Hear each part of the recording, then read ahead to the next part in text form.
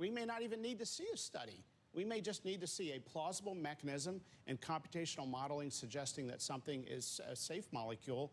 And so you kind of saw that with the baby KJ example at University of Pennsylvania. Order filled. In newborn. That was just earlier this year, a few months ago. Yeah, so I think that was a great moment for the FDA. Doctor, let's say that we see another a powerful variant of COVID, or even, hopefully, God forbid, a novel pathogen. Messenger RNA technology can be upgraded. You can do it very quickly, and you can come out with something that it could probably, in my view, I think it saved our bacon to some extent last time. Are you comfortable with that technology if there's another pathogen that needs to be dealt with in the future? Would we use it? You know, I think our job at the FDA and our charge by Congress is to review an application and then determine whether or not the data allows the. Or do you think the technology is safe? I think it can be. And look, safe is a relative term, right? Because there are risks, and there are risks of the disease. Right. A lot of people say they've been vaccine injured. That's not been appropriately studied. We did approve an mRNA vaccine in high-risk populations for COVID just recently. Just recently, okay. And we do have a traditional vaccine with Novavax that we also approved for COVID. It's a different usage for cancer vaccines, but messenger RNA is a powerful technology. It's not monolithic, obviously. Yeah, it can be. Look, in my entire medical career, we've heard this is going to be the future. It's going to be this or this, or you know, and so there are a lot of different ideas. Can I ask you, is anybody doing what you would describe as reasonable studies with reasonable, or that you would accept order filled vaccine damage reports? You just described this idea of vaccine damage. Vaccine injury. Vaccine injury. Yeah. And I guess my question is anybody doing any meaningful studies that you've seen on that actual topic? Yeah. So the HHS and Order the submitted. NIH are starting to look at that because hundreds of thousands of Americans have described vaccine injury. I personally know of some cases. I know of one friend who lost a parent from the COVID vaccine. I'm not saying that's a contraindication. I'm just saying there were some complications. Right. And when you blow them off entirely and say, look, it's 100% safe and effective, you alienate part of the public. But you can rule out certain things. I mean, spike proteins don't last forever. Messenger RNA doesn't. Can we say definitively it isn't reverse transcribed into your genome? It doesn't last. The half-life is very quick. It's not around for a long time. These spike proteins, can't we do a study to rule out some of the conspiracy theories about it? Yeah, and I think the bigger question is, what is the clinical outcome? You can find trace amounts of things of almost anything. Newborn today will have almost 200 synthetic molecules in their umbilical cord, right? These are from the environment. They call them forever molecules. And by the way, we're very interested in environmental health and chemicals and the food supply. It's a big priority in this administration. But yeah, we could benefit from some better studies. I think people think that we at the FDA commission our own studies. We don't. We review applications and we try to make determinations to the best of our ability. And we're trying to get rid of the idle time. Why do we do these studies where we sit around and wait for the clinical endpoints and then submit a gigantic application with manufacturing information? We can use that idle time to review the manufacturing application data before we get the final endpoints, and then get the final endpoints as a supplement and make a decision in a month instead of a year. But for example, what do you make of like the measles outbreak that's taking place in this country? Yeah, so I think you were on vacation when I came on last time. We talked about measles for maybe a long time. For a long time. I'll leave it alone. He gets a lot of time off. I don't know, but your agent is like a god. The best way to prevent measles is through vaccination. There you go. That's a square answer. Yeah. Right. That's a great answer. You didn't need to be here for that. Yeah. Marty, something else you've been focused on is what's happening with kratom and opioids. And what is it that you're cracking down on? You just announced this yesterday. You're going after a synthetic version of it? Yeah, so look, public health is slow to respond with tobacco and cigarettes, with heroin, cocaine, opioids. We don't want to get caught flat-footed again. There's a product that's a synthetic product in the vape stores that are popping up on every corner in America.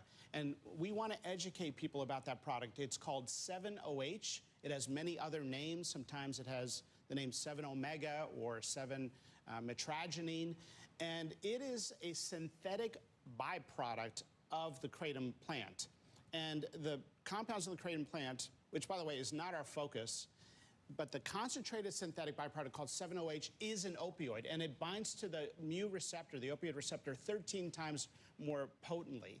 And so you can actually walk down to some vape stores in America and buy an opioid, and we are concerned. We're hearing stories of addiction since our announcement yesterday. I got a flood of communications about, gosh, we lost our son to this 7-OH product, so we don't want to get caught flat-footed.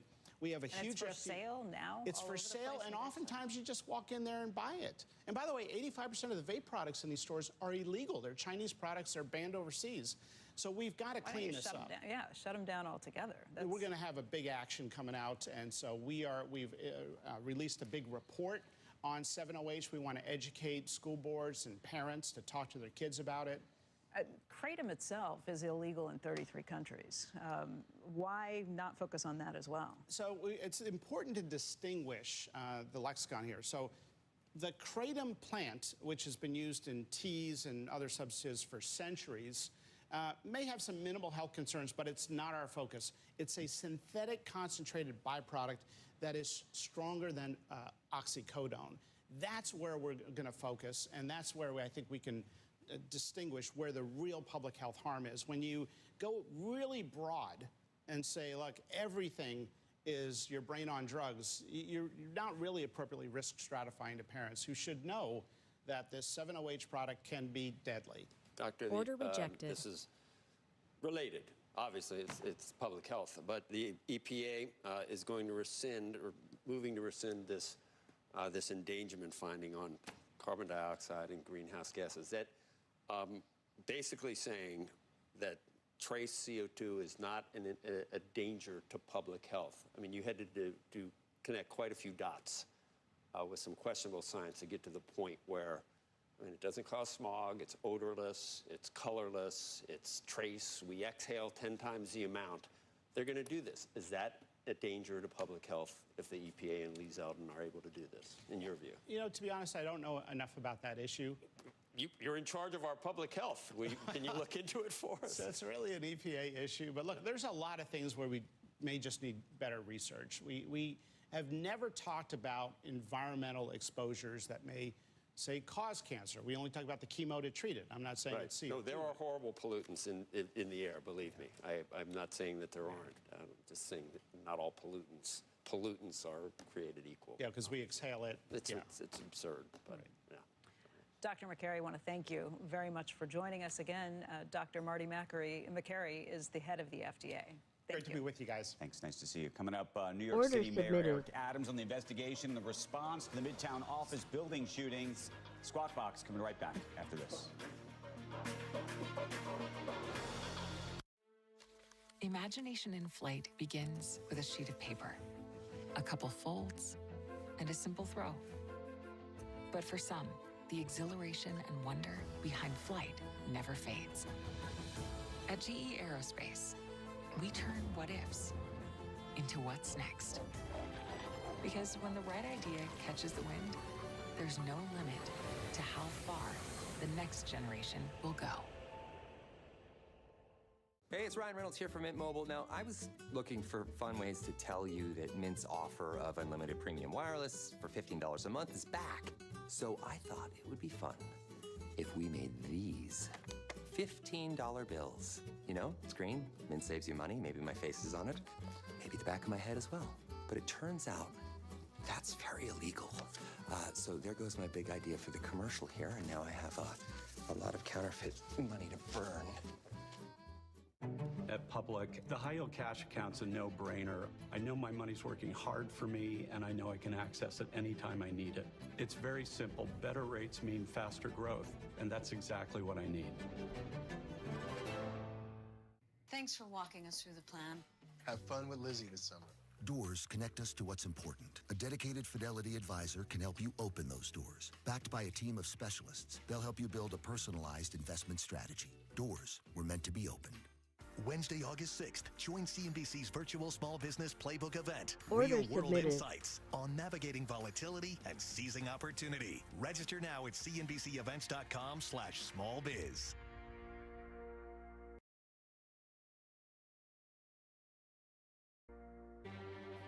Own a design studio. Win a really big design contract. Realize you're more of a creative type than a finance type. Realize you got this. Use QuickBooks to get your cash flow flowing. Get live expert assistance to maximize your tax savings. I can help with that. Get back to doing what you love. Manage and grow your business all in one place. Intuit QuickBooks, your way to money.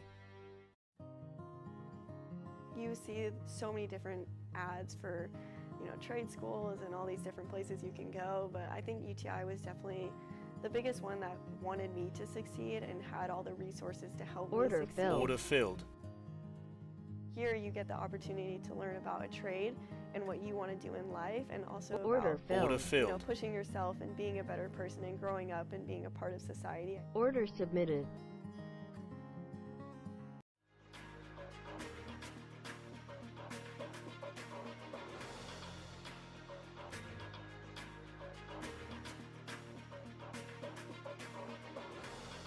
Coming up, New York City Mayor Eric Adams is going to join us to talk about the investigation and the response to the Midtown Manhattan office shooting. Squawk Box coming back after this.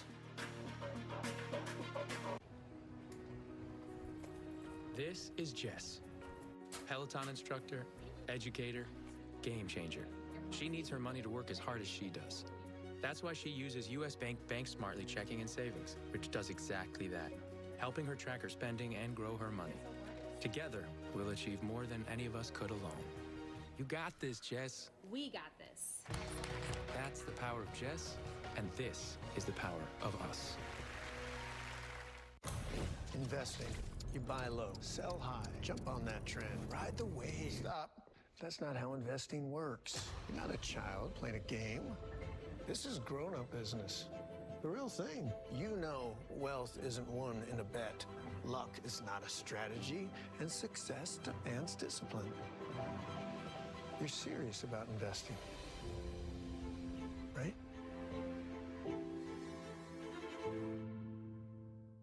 New projects means new project managers. You need to hire. I need Indeed. Indeed you do. When you sponsor a job on Indeed, it's easier for talented candidates to find it, which makes it easier for you to hire them. Visit Indeed.com/hire.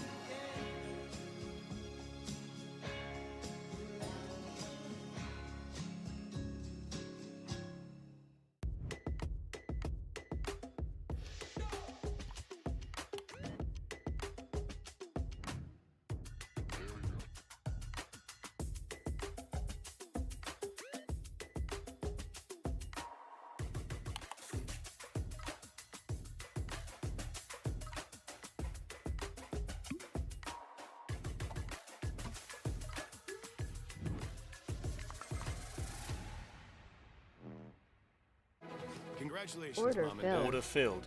Your life now revolves around sports. Order filled. Order filled. Well, you wouldn't trade it for anything. Order submitted. DSG, only at Dick's. Introducing CNBC Plus, the new streaming platform from the #1 source in business news. Watch live or on demand. Access any market, anytime, anywhere. Start streaming. Go to cnbc.com/plus now.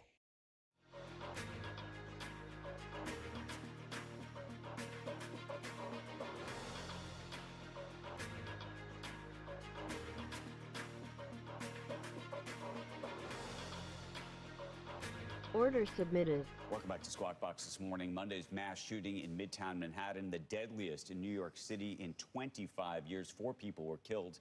Joining us right now from City Hall is New York City Mayor Eric Adams. Mr. Mayor, good morning to you. Before we even just get into this, and there's about 100 questions we have for you, what can you tell us in terms of just the latest, in terms of what you actually know was the motive, if we know the motive, and you think how New Yorkers should be thinking about this? Order submitted. It is still unfolding, and these investigations are thorough. and the investigators are highly qualified in getting to the facts.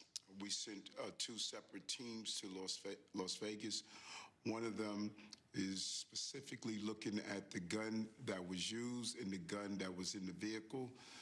And the second team is conducting a search warrant of the home of the perpetrator. We do know that the gun that was used in the shooting, a part of the gun, the lower part, was given to the perpetrator that carried out the shooting. And so there's many layers and many pieces to the puzzle that these investigators are going to put together. And we want to do timely and accurate information to make sure New Yorkers know what's taking place. Mr. Mayor, the early indication is that this individual was targeting the NFL, which raises the question, given what we saw last year with the murder of the United Health executive, whether we're coming into this sort of, I don't want to call it a new normal, I hope it is not a new normal, but this idea that people are targeting either companies or executives or the like. And I think what you are saying is extremely important, and we cannot ignore the role that social media appears to be playing in this. When you start deifying those who commit these violent acts, we saw what happened after the shooting of the healthcare executive. We almost treated the shooter as some form of hero. You don't use violence to address your corporate concerns. There are ways to do that. And we're not 100% sure if the target was the NFL, but we do know, based on the note, the complaints about CTE and other aspects of this investigation, that it appears that it has something to do with football. He never played professional football. He never played college football. So if we allow individuals to use their hatred for a particular corporation to turn into violence, that is not acceptable. What is your sense of whether office buildings in New York City need to be, quote unquote, hardened in ways that they are not today? Well, I think they are, and I really must take my hat off to Rudin Management. When I did a walkthrough of the crime scene the night of the shooting, they had several aspects of active shooter training that was put in place. You saw some of the pictures of putting office furniture against the door. They had a safe room on each floor that doubled as bathrooms where you could lock yourself in, bulletproof doors. There were various aspects of stopping elevators from going up to the entire floor. That was really harmed when the security personnel was killed at the desk. But they took various steps to be prepared for moments like this. And I think, based on what they've done, they saved lives. And we meet with corporate security leaders monthly. We have a council roundtable. Order filled. Best practices. They have implemented them.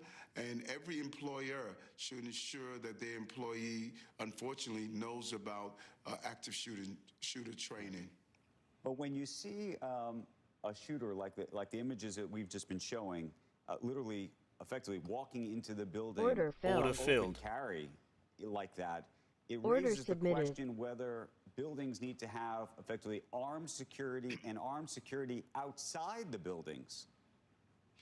Anytime you have a shooting of this magnitude, you should do a reflection and find out what are the lessons learned. When you have an individual that has the weaponry and the desire to take the lives of innocent people, that is extremely difficult to prevent. You want to terminate the threat as much as possible, and that's what our law enforcement officers did when they did their floor-by-floor search. But when you have a person who traveled across the country with the desire of walking into a building and started shooting the first individuals that he saw. So if you had armed security in front of the building, he would have likely shot them as well. His desire was to kill. And our officers responded and ensured to minimize the harm. The training that took place of active shooter minimized the harm.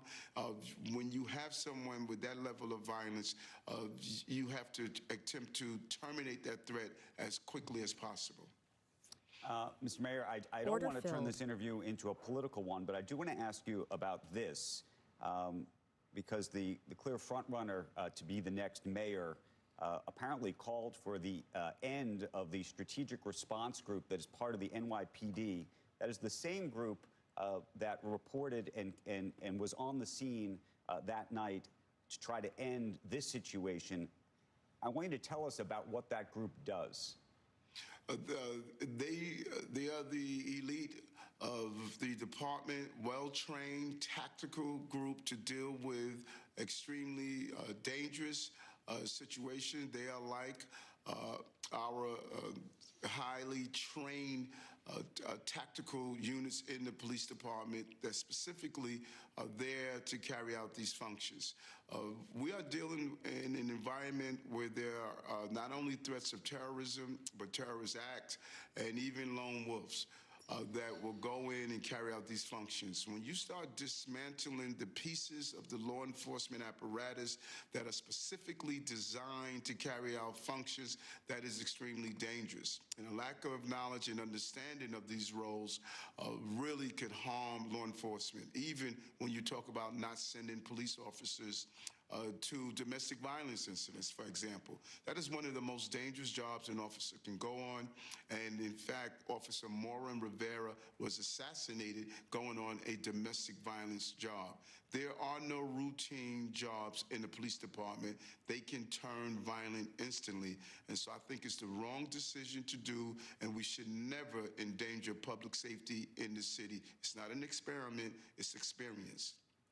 Mr. Mayor, we want to thank you for joining us. We want to thank the NYPD and the officer that was lost that evening for his service.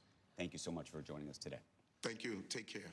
You bet. Coming up, trade talks, merger deals, and more, all with former House Majority Leader and Mullis Vice Chairman Eric Cantor. Squawk Box coming right back.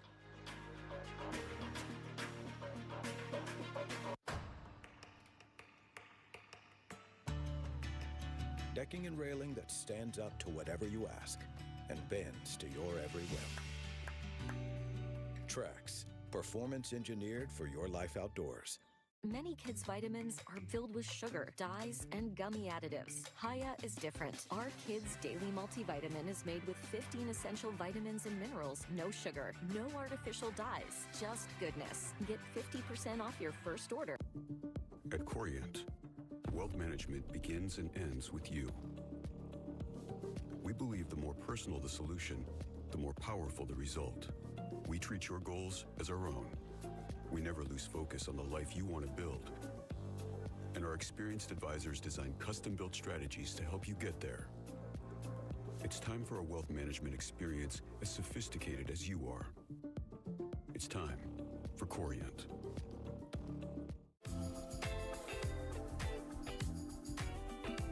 I'm notoriously a pretty big Hamptons guy, so if I'm staying in the city for a weekend, I've got a few non-negotiables. A strong cup of coffee, nice pool, some vitamin C, beach access, and most importantly, a weekender bag full of sharp, breathable clothing from my friends at Mack Weldon. Because summer should be fun, no matter where the season takes you. You buy low, sell high, jump on that trend, ride the wave. Stop. That's not how investing works. Wealth isn't won in a bet. Luck is not a strategy, and success demands discipline. You're serious about investing, right? Hey, get away. 10 years ago, I invented the Ring video doorbell for moments like that, and Ring security cameras for moments like this. We got you on video. Protect your home the way I do. Learn more at ring.com. Want to glow up? For your phone? With Verizon, everyone gets a free phone on any plan. And now I have Google Gemini. Here's another beauty tip. Shh, let's keep this between us. Get in on this. Are you ready for a great offer on an amazing mattress? Actually, make that your choice of 3 top-of-the-line mattress brands from Rooms To Go. Now easy to buy thanks to 72-month interest-free financing. Choose from the latest Beauty Rest Black, Stearns & Foster, or Tempur-Pedic mattresses. Premium choices, the ultimate in comfort and support. Yours with special interest-free financing for 6 years. That will put your mind at rest only at Rooms To Go.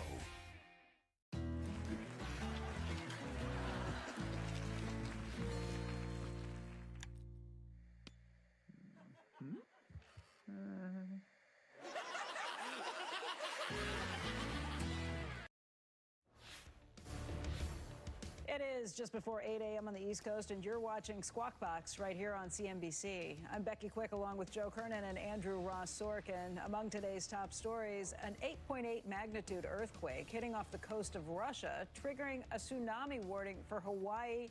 That warning has since been downgraded to an advisory. However, the agency warns the strong currents may still occur.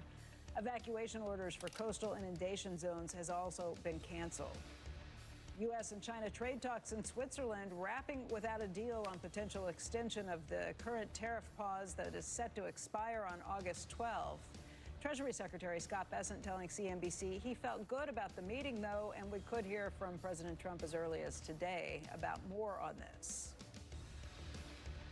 I think our Chinese counterparts have jumped the gun a little and said that we do have an extension. I can say that the meetings were very far-reaching, robust, and highly satisfactory. Secretary Bessent is pushing for another meeting, possibly in Portugal, and says that the matter falls to President Trump. President Trump just posting on Truth Social about the deadlines other than China. Here's what he has to say. The August 1st deadline is the August 1st deadline. It stands strong and will not be extended. A big day for America. Also, check out shares of Humana. That company reporting earnings of $6.27 a share. That beat estimates of $5.92. Revenue came in at $32.4 billion. That was also above expectations. And Humana is raising its full-year earnings and revenue guidance. It now sees a smaller drop in Medicare Advantage membership. The Street is looking at that right now as potentially the worst that we've seen over the last year. As a result, that stock is up by about 7%. Our next guest will weigh in on the deal environment, the Fed, and more. Joining us now, Moelis & Company Vice Chairman Eric Cantor. He, of course, a former congressman of Virginia, served as House Majority Leader. You're like a Renaissance man. I could ask you anything. I know that. From D.C. to the halls of Wall Street. Let's start with deals. Andrew loves talking about deals, whether they're happening or not. In the Gilded Age, George Russell, and it's like Julian Fellows, it's like Downton Abbey, New York style. He wanted to build a railroad that went from coast to coast and could handle all this. It's happening right now. Will it go through? Is it a sign that things are loosening up in terms of regulatory, in terms of what CEOs think about deals? You know, Joe, I think what we see at Moelis is so much more active dialogue now. Active dialogue. Because, listen. Talk is cheap. You think about this, though. You think about where we were April 2nd, Liberation Day. Right. I mean, strategics really took a step back. And not only strategic, portfolio companies as sponsors, too, because tariffs meant impact on their operations. So after we experienced that 4 or 5 week sort of Order lull, filled. we have seen an increase every week in optimism about this deal market. And I think a lot of it does have to do with the absence of Lina Khan and the whole regime in Washington that just took the view that we're going to just end deals. Like, we think bigger is bad, so we're not going to have any. And I think you don't have that now, and you certainly have seen now that the Trump administration, the FTC, DOJ have been much more willing to go and just engage in discussions to mitigate negative impact on competition and let deals go through. But it also, as Andrew's point, Andrew, is that jibe with what you're hearing from all your friends in that business? Is it finally loosening up? And it's not just regulatory. All of a sudden, you hear that everybody is working. You do. 24/7. Because it wasn't just regulatory, it was uncertainty from the tariffs. From policy. Well, well, they're right. And then over time, we got a little bit more certainty. Now with the trade deals, there's a little bit more certainty as to what that's going to look like. But let's not discount, though, that the sort of signals coming from Washington. Right. And if you're willing to pony up a little with PSAs or bribes, you probably can get a deal done. No, I'm doing that for you. In a foreign country. No, that's not allowed, by the way. No, you're saying here too. Well, that's not allowed as well. The one you asked about Paramount yesterday. Oh, yes. No, I just think you have didn't follow what I was saying when I was tossing you a bone the size of a the Foreign Corrupt Practices Act is over, but it's also a domestic Corrupt Practices Act as well. It does appear that personal relationships or playing ball, if you will, with the... Look, now, I'm not saying this is the first time in history that's the way it's been done. Right. I was just going to say, you just got to figure out what it is that, the regulators want, what the administration wants. But is it a bad thing, to Andrew's point? Well, listen, I mean, is human nature bad? I mean, I yes. don't know. Well, no, but here's a question, and I ask it completely seriously. So clearly this last administration was against deals, right? So, and they had a very clear political view about deal-making writ large, Lina Khan, all of that, right? So we saw a deal stop because of a political perspective. Definitionally, yes. Right, but that was a philosophical view that could be applied to everybody, right? And we can agree whether that was good or bad. I didn't see them necessarily letting deals through because they knew that the folks who either ran the companies were friends with the president or were a particular former Democrat or a particular benefactor or things like that. And so the question is whether this time is a little different. Let's not think there wasn't favor given to, if it wasn't company or interest. No, that's what I'm asking. Of interest groups and lobbies and other organizations that were on the receiving end of largesse on the back of these deals. Well, but that's the question, and that's what I'm so curious about. When you think about, so for example, unions were a huge beneficiary of, and were big backers spending money. So I see that. I don't want to dismiss that. I'm not dismissing that at all. My question to you is, do you see what's happening today as the same thing? He's asking, is the swamp alive and well?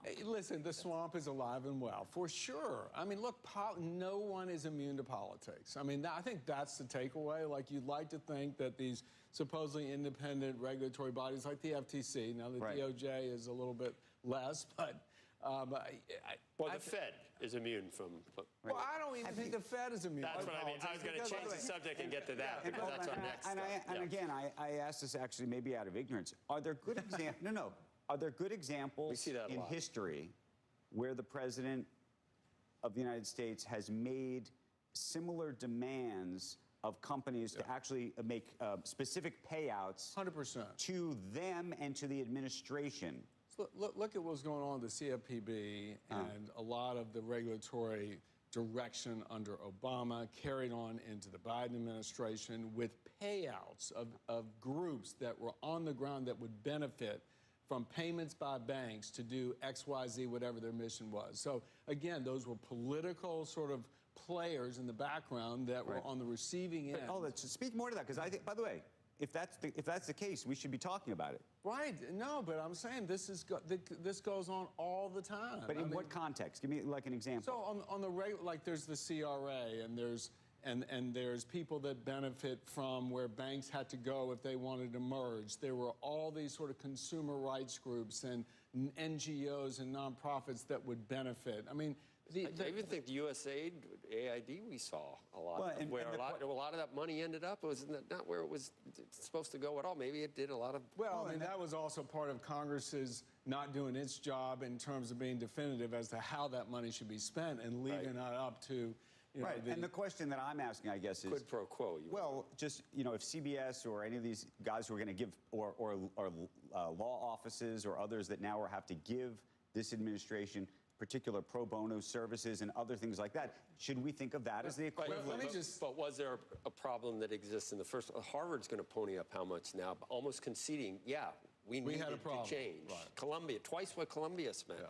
Not just picking on Harvard, But because of and I'd say the same thing about CBS. They had to reckon with what they had become. Right, and this well, no, goes but I back think to... had they gone to court, they would have won that Maybe. case. Yeah, well, that's if my grandmother had, she'd be my grandfather. By the way, Harvard probably would win its case too, but the cost of going through the case. Yeah, but okay, these are hypotheticals. Well, you yes, don't but know. then sometimes. Good morning. Kind of early, but I'm gonna do the spin the wheel for the $100. Give me 1 second. Transparency on that, on all of what's going on, then people can make their decision. There's an election. There was an election that occurred. There were certain things that were going on at colleges and universities. Certain things going on at the borders. Certain things going on in a lot of different places. That was behind what happened in the election. And as long as this is transparent, I think that's what our country can serve up versus the rest of the world. Is the president right that rates should be lower, and is the Fed not cutting because of the pressure on the president? You talk about politics in the Federal Reserve. I mean, I think when the dual mandate occurs, you basically put the Federal Reserve a lot closer to politics. Because you think if they were... Because you got to err on one side or the other. Well, I mean, you think about it, and you just had Mayor Adams on, right? Like, look at the discussion going on in this city as to how to best go about full employment and grow the economy. Mamdani thinks we got to freeze rents in this city to go and have full employment, right? Well, we free market conservatives, we would say something else, that you absolutely shouldn't do that because that's going to go end up hurting the people you want. So naturally, if you're going to have a Fed in this discussion, it's going to... Well, what do you think? Look, I think if you look at where the labor market is right now, it's full employment, right? So, Alright, I got the NAM set up, and we are gonna do the spin. They say we should be at. Now, people Spin think the because wheel. of tariffs or something else, and Trump has proven a lot of these naysayers wrong. You have to say it on tariffs. And are they going to be anti-growth? Is this tax of a tariff going to cause... Oh damn, Enkyo is dropping. And you ought to get the only reason why you should go ahead and lower rates right now. Look at the... Do we need to lower rates? So, You think that was a good deal with the EU? Wow. Look, I think there's a lot of sort of reporting that's going on now as to what the deal really was. And all I know is that if you look at the car situation and our domestic here, there needs to be some work done with Canada and Mexico because if EU and Japan now can get into this country with 15% that's not USMCA. Yeah, I got out way too early. I was short of 508. 510. Alright, let me spin the wheel.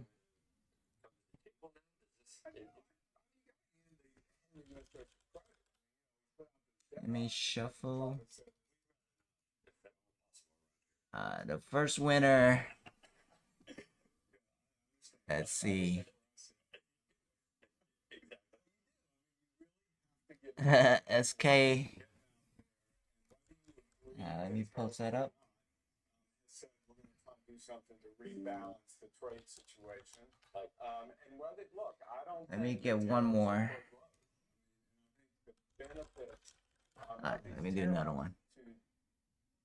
Good morning, Allie. Morning, me. Second winners. Steve. Right on, Steve. Nice. Alright, we'll do the Twitter later, next week. But these guys gonna get $50 each.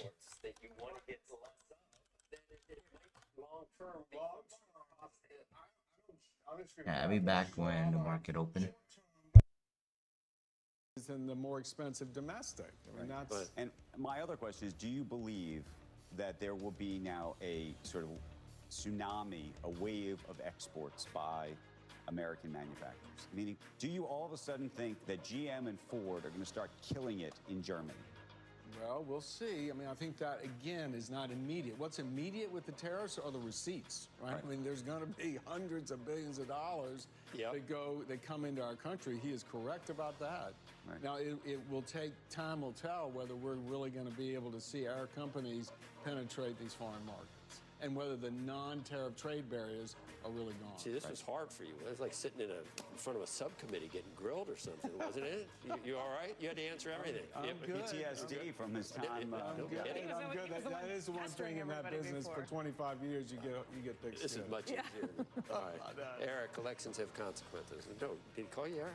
Yeah. Okay. Thanks. What does it mean to live a rich life? It means brave first leaps, tearful goodbyes, and everything in between.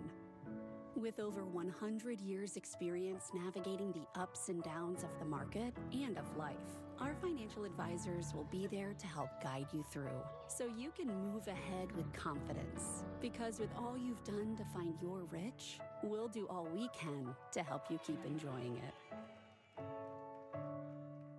Hi, I'm Jay Jackson. For almost 20 years, Abacus Life has been purchasing life insurance policies from seniors. And in just seconds, you can use the free calculator at abacuspays.com to learn what your policy might be worth. The premiums were getting unreasonable. We just didn't need the coverage anymore. Don't sell or lapse your policy without going to abacuspays.com first. There are no fees and no obligations. Get the real value from your life insurance when you need it with Abacus. Here on the internet, you can pretend to be anything. Like a medical professional. Or a skilled electrician. Don't trust the unfiltered internet. Angie has 30 years of experience finding the best pros. Angie, job's done well.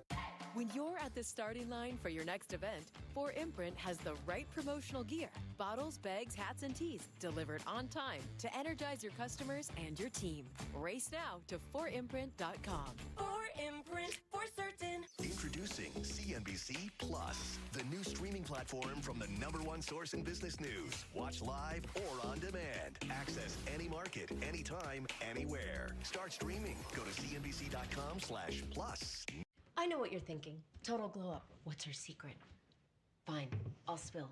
I totally upgraded with Verizon. Everyone gets a free phone with any plan, even if you're already a customer, like me. Now I have Google Gemini. It's like a little glam squad in my pocket. Gemini, what eye makeup goes with this lipstick? I'd suggest a classic cat eye. Wow, setting the bar high for daycare pickup.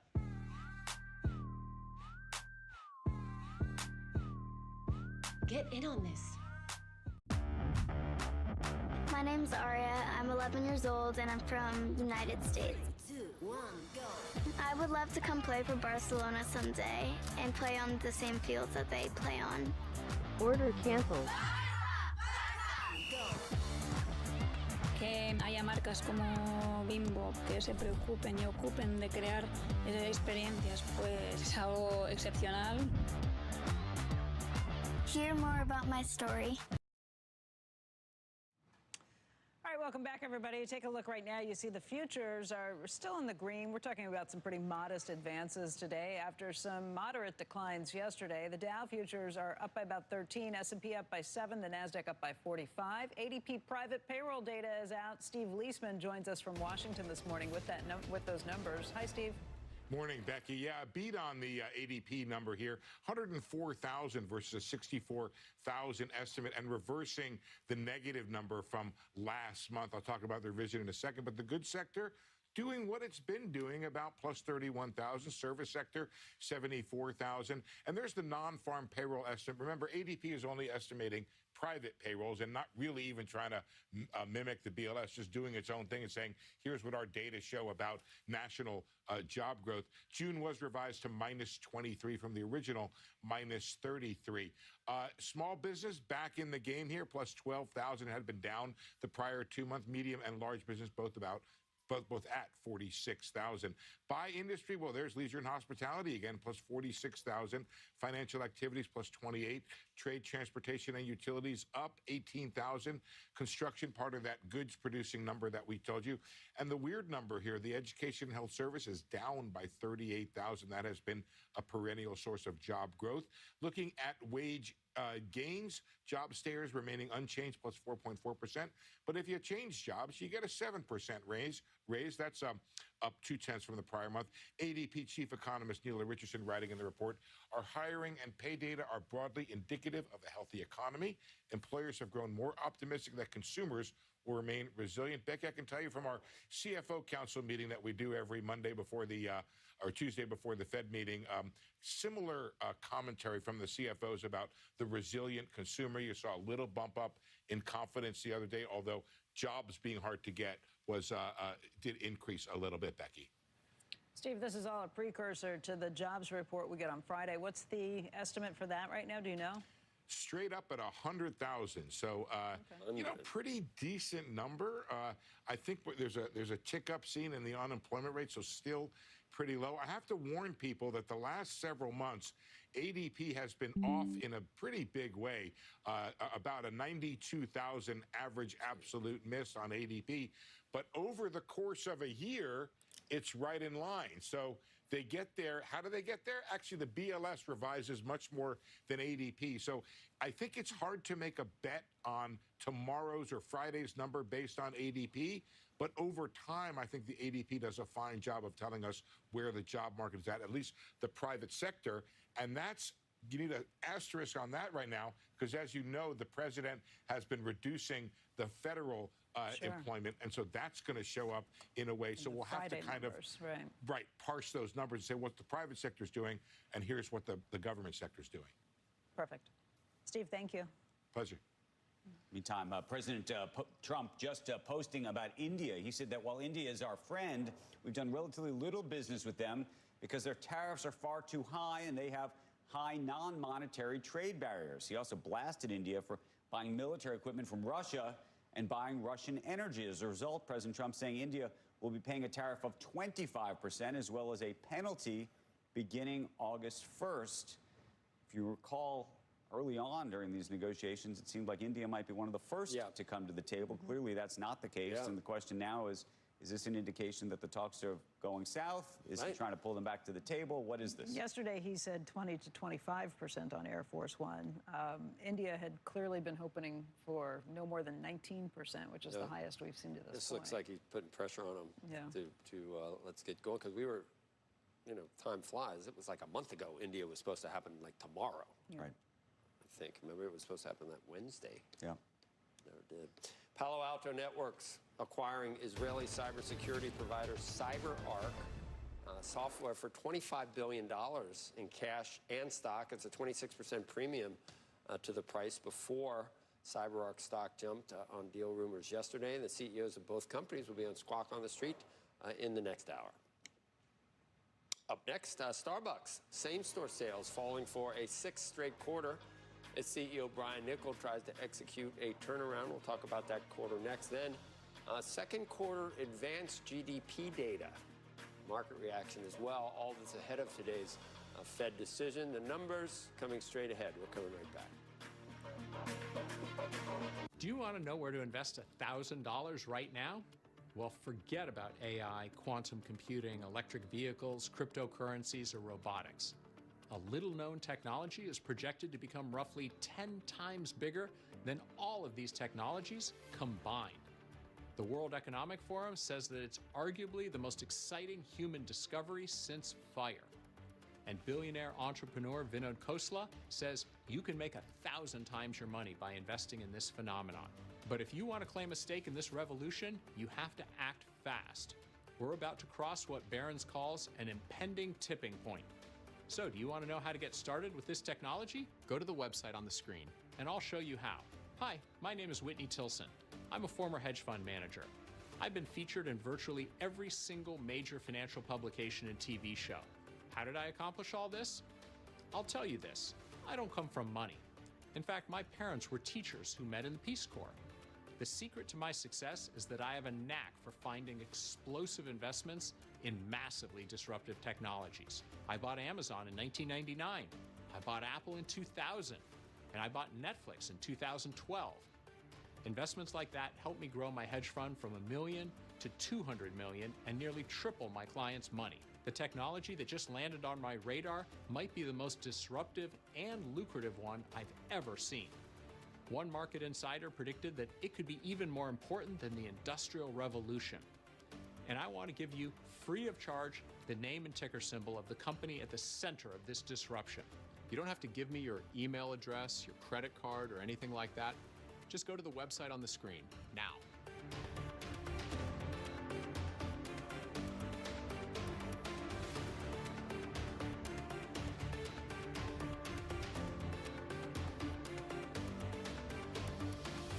won't be hard to find someone to fix this. But before I started Angie's List, different story. A lot has changed for us at Angie since then, but the issues facing homeowners are the same. And the solution too, skilled local pros. Get started at Angie.com. Humankind. That's what we are. Giving of our kindness and mercy. Like the thousands of life-changing surgeries and trainings provided by Mercy Ships. Because we're all in the same boat called humankind. Worldwide Exchange, weekdays 5 a.m. Eastern and streaming on CNBC+. When I was in college, I was a bank teller at a community bank in Kansas, and I had no idea that I would one day be covering the banking system. I opted to go to night school to get my MBA in finance to really dig in. When I approach a story, I always come into it over-prepared. Ambition is fueled by curiosity. You have to be curious, you have to ask questions. It's that constant quest. CNBC is the network for ambitious people.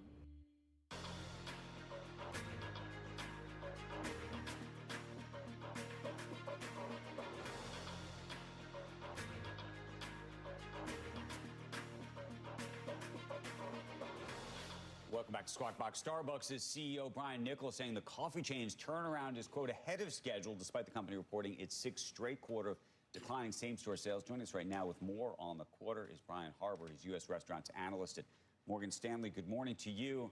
We're looking at the stock now, about 98 bucks. Is this ahead of schedule in your mind?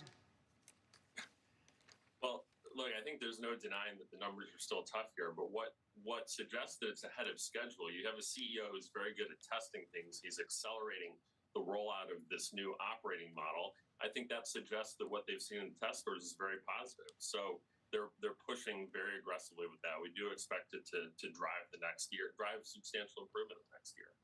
One of the things that they do plan to do is effectively shutter the mobile-only operations that they had created around the country.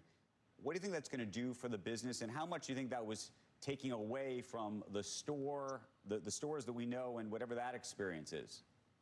That's a very small cohort of stores, but what they're telling you is that the in-store experience at Starbucks is still very important. Brian Nichols certainly has the view that that's what differentiated Starbucks, and they got away from it. So he's saying that's sort of inconsistent with what makes them unique, and so that's not going to be the model going forward. You're going to focus on that in-store experience alongside of course, mobile order and drive-through are very important for them, right? What do you think this stock should be worth 12 months out? Well, look, we have a price target of $103, right? I would point to our bull case, which is up in the 130s, and I think that if things really work out over the next year on the top line, I think this is a business that certainly has a history of very good profit flow through. I would point to that as perhaps the more optimistic case if things get going. Also, the company is being very heavily incentivized to reduce costs. I think the cost base has gotten too bloated in the past, and so if they deliver on that over the next year or two, I think that does represent quite a bit of upside to earnings. How should we think about the emergence of Luckin and its emergence here in the U.S.? Well, what's interesting about Luckin, you only have a couple of stores open so far in New York, right? What's interesting about it is that is primarily a mobile pickup-based concept, right? It's distinct from Starbucks, which is telling you sort of coming into stores that employee connection is still important. Luckin doesn't necessarily have that, right? So I think our view would be that that isn't a broader threat to Starbucks. Do they establish somewhat of a foothold in major cities? But I don't view that as a broader threat the way it has been in China, for example. I think that's certainly been the case, right? Which then brings us to the China piece. Long term, what do you think the answer is? What's the unlock for Starbucks in China? Most restaurants do run a franchise or a license model in China with local ownership, sort of people who know the local market very well. I think the brand is still very well respected in China, but the company is suggesting that they bring in a new majority partner. I think that is the most likely outcome. And I think you'll have someone that very much believes in the future of the brand, as do we. But that model, I think, is just preferred. That's what Yum Brands does. That's what McDonald's does. That's what all of the others do. Brian, I want to thank you, and we should tell you another Brian, this one, the guy who runs the place, Brian Nichols, is going to join the gang on Squawk on the Street. You can hear more about his own answers to these questions then. Up next, a read on U.S. economic growth. Second quarter advanced GDP data will be released. Ahead of that, you can see the futures are a little higher this morning. Dow futures up by 40. Same story with the NASDAQ. S&P futures up by close to 10. Squawk Box will be right back. So handsome. I can't buy this. What's wrong? Hang on there. Actually, you can. Your Empower investment accounts are designed for the long haul. And this whole off-whitish cantaloupe thingy is really working for you. So...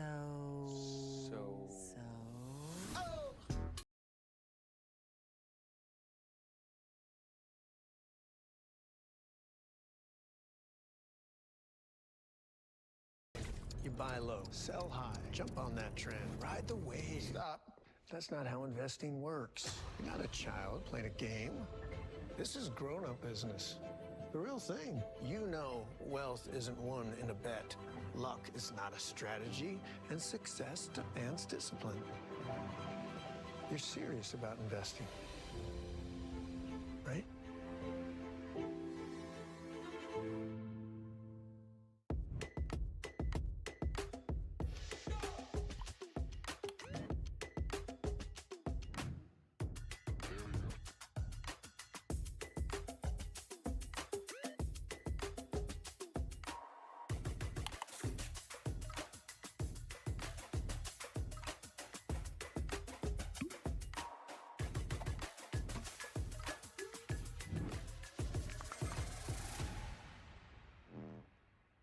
Today, with Chairman Powell under ongoing pressure to cut rates, what will the Fed signal regarding policy later this year? Powell's message to investors. Power Lunch, today 2 Eastern, and streaming on CNBC+.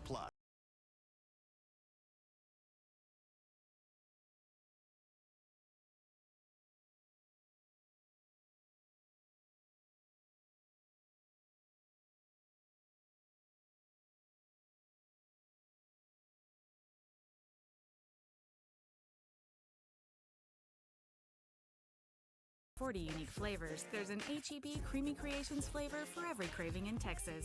Just one more reason. Here, everything's better. Are you ready for a great offer on an amazing mattress? Actually, make that your choice of 3 top-of-the-line mattress brands from Rooms to Go.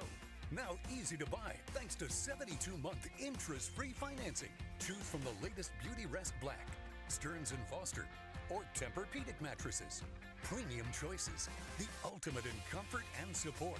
Yours with special interest-free financing for 6 years. That will put your mind at rest only at Rooms to Go. All right, we're just a few seconds away from that advanced second quarter GDP number. Futures are higher ahead of that, with the Dow futures up by about 25 points. S&P futures up by 7. The NASDAQ indicated up by just over 40 points. Rick Santelli is standing by at the CME in Chicago. And Rick, take it away.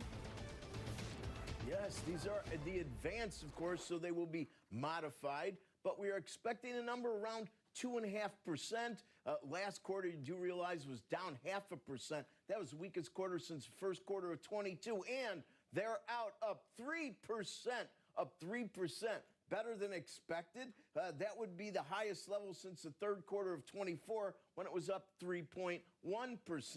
On the consumption side, up 1.4, very close to estimates. Up 1.4 would be the best since the last quarter of 24. And I do want to point out, if you look at the consumption numbers for last quarter, up 0.5%, that is really weak. As a matter of fact, that goes in comps to the worst, darkest days of COVID when it was down 30%. However, I wanted to know, outside of COVID, when was the last time we saw consumption that low? You're going back to June of 2011.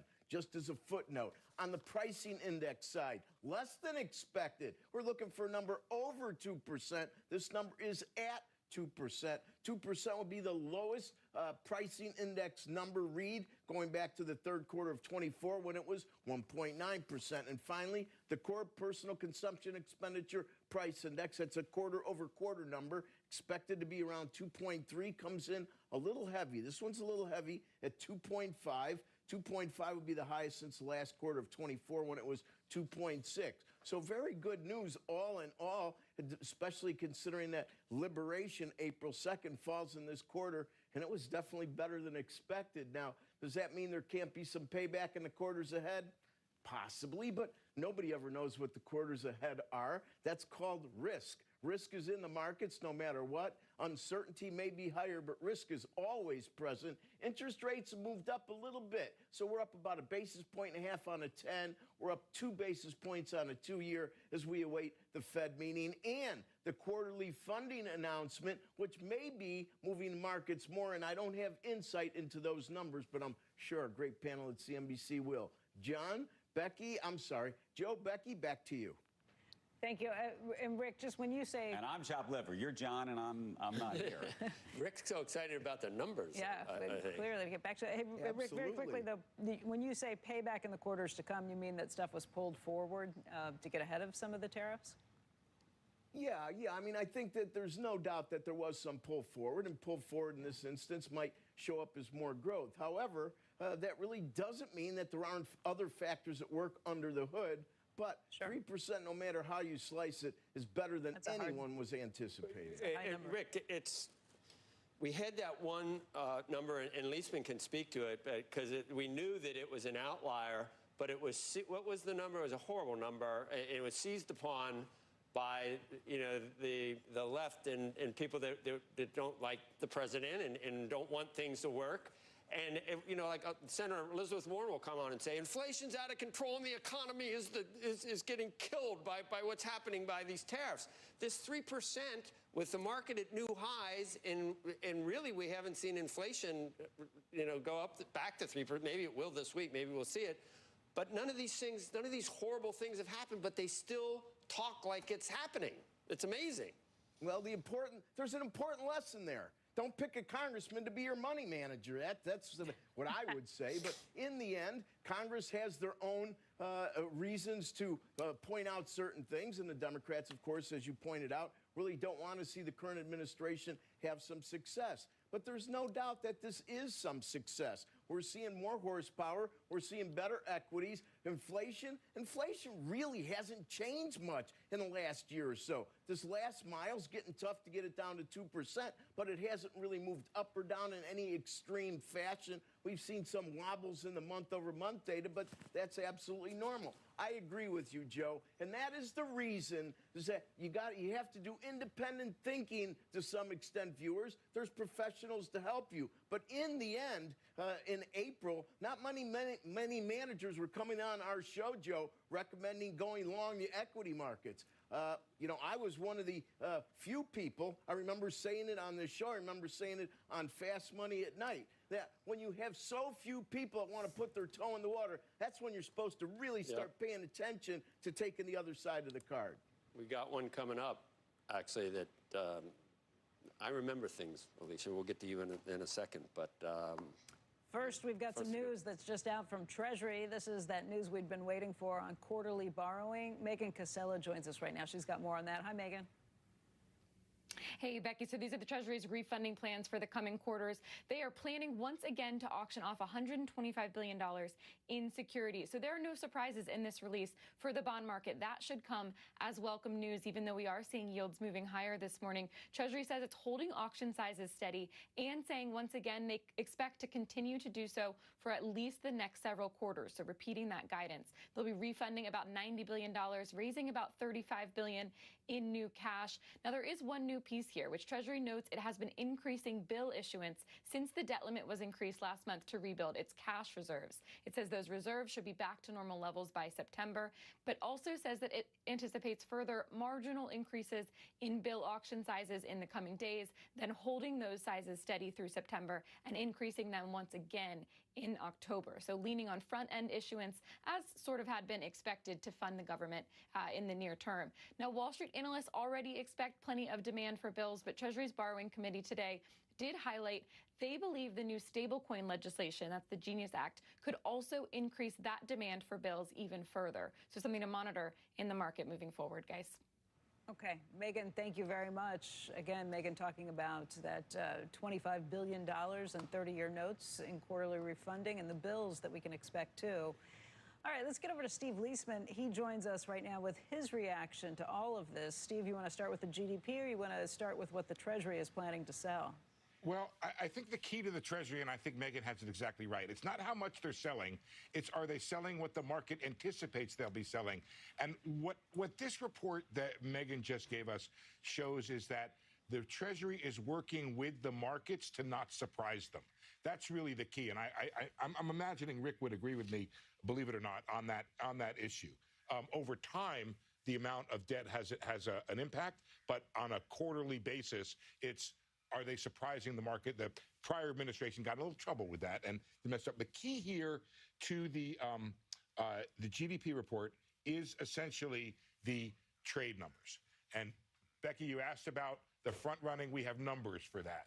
So in the first quarter, the front running created a surge in imports, which took off, I'm not making this number up, 4.6 percentage points from GDP.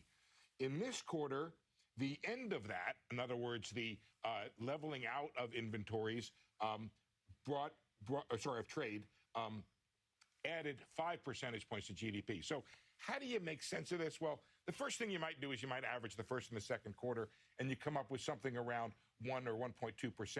The other thing to look at is to look at private domestic demand, and I'm just going to give you that in a second here.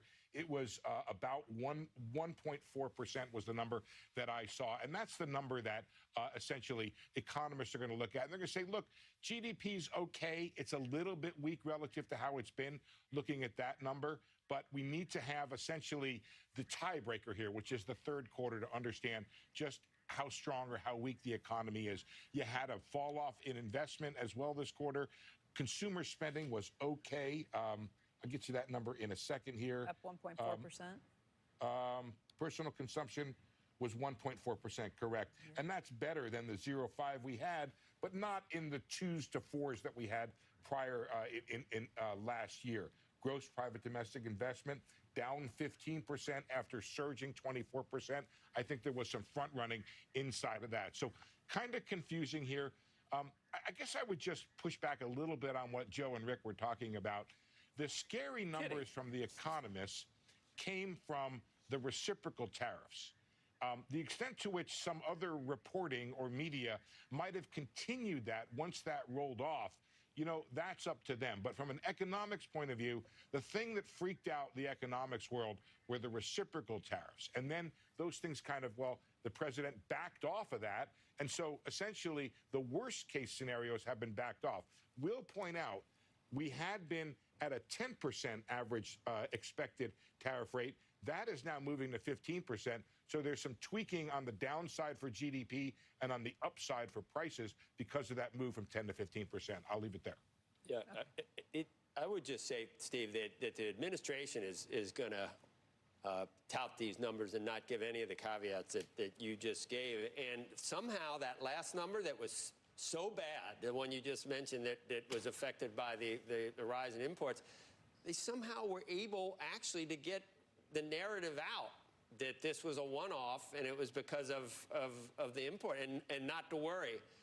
Perhaps, Joe, that's because of good economics reporters who have been saying those things. Partially. You know what, though, guys? The issue here isn't about reciprocal tariffs. The issue is assimilating all of that new information into a market strategy. And in that, many money managers failed miserably. I'm sorry. Well, so Rick, you're saying, can I push back a little bit on that? I just said I agree. But that's his negotiating issue. I agree. He was negotiating, and so there was a misunderstanding there that cost many people a lot of money. So, Rick, here's the thing. What you're talking about here is that the average investor had to make not only an economic conclusion, but a political conclusion about President Trump. Some of us, I probably am one of them, failed to understand the politics of it. But if you sit there and you say... Those are the bad money managers. We got one sitting here saying you're totally wrong. I agree. Every day. But let me ask you this question. What happens to these reciprocal tariffs if the market doesn't tank the way it did? We got a good one here. That's what the bad one said. But the market tanked, and that's what caused the president to change his policies. So without that tanking, I don't know where we are. Or he was always negotiating. Or he was always negotiating. The point is that historically, the president does do that. He does do a beeline to an area that the market respects. That's the history of how he relates to the market. Okay, so is that seriously or literally? Money managers weren't good there. What? Is that seriously or literally? Nitpick this all you want. The issue is wrong is wrong, okay? And when the dark days of April were showing 1,200 point down in the Dow, that's when people were supposed to buy. So and I came on the show and I said, if you have a long runway, you need to be a buyer here. Becky will remember, and that's right, not the wrong advice that was given by most money managers. You can justify why you were wrong. You can justify why you were wrong, but you're still sitting there down with other people got 30% return, and you got nothing. You're holding something else in your hand. Yeah, Alicia Levine is here. She's the head of investment strategy and equities at BNY. And she was right. By the way, she was right. Joe rarely hands out props, and he has props to hand out to Alicia. I'm just going to take a moment for a second. Thank you. Look, this is not so much about economics, but what do markets do? Like, what do we know about markets? And for us, we're just looking at what happens if the market drops about 20%. What are your forward returns, regardless of the reason? Because the market has actually dropped 20% or more 5 times going back to 2016.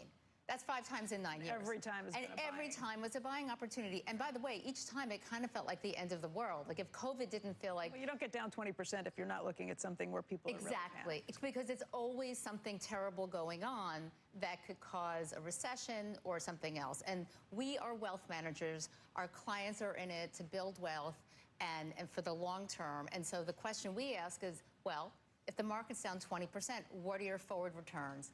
And it turns out 18% over the forward 12 months, because you don't know if it's going down 30 or 40. Right. So we do the forward 12 month, and then 36% over the forward 24 months over history. And we were pounding the table, and the VIX is over 40. It's almost always a buying opportunity. And when sentiment is so terrible, it's also a buying opportunity. So all the indicators were rock bottom. Everybody's pulling their hair out of the head, the worst policies. But the market is always an opportunity when you get to that place where everyone is hiding under the bed. The reason that kudos are so far and few between is because we have 9 guests that are wrong that come on, and I remember they're wrong, and we have someone who's right. And you want to hand it out. It's going to be 10% of the time. Okay, well, here's the next step, though. You now say nobody trusts this market as we head into the weakest part of the year, and we have come back an awfully long way. Right, it's remarkable. And then some. We're up about 26% since April 8th, and we were just talking off air that essentially the market priced out the worst case scenario starting April 9th. That's when the market stopped caring about tariffs, because it understood that the tariff level is going lower, that it's negotiating, that all these deadlines are artificial, and it will get to a point that's going to be better, whatever it is. So where are we today? We're at a place where tariffs are about $370 billion.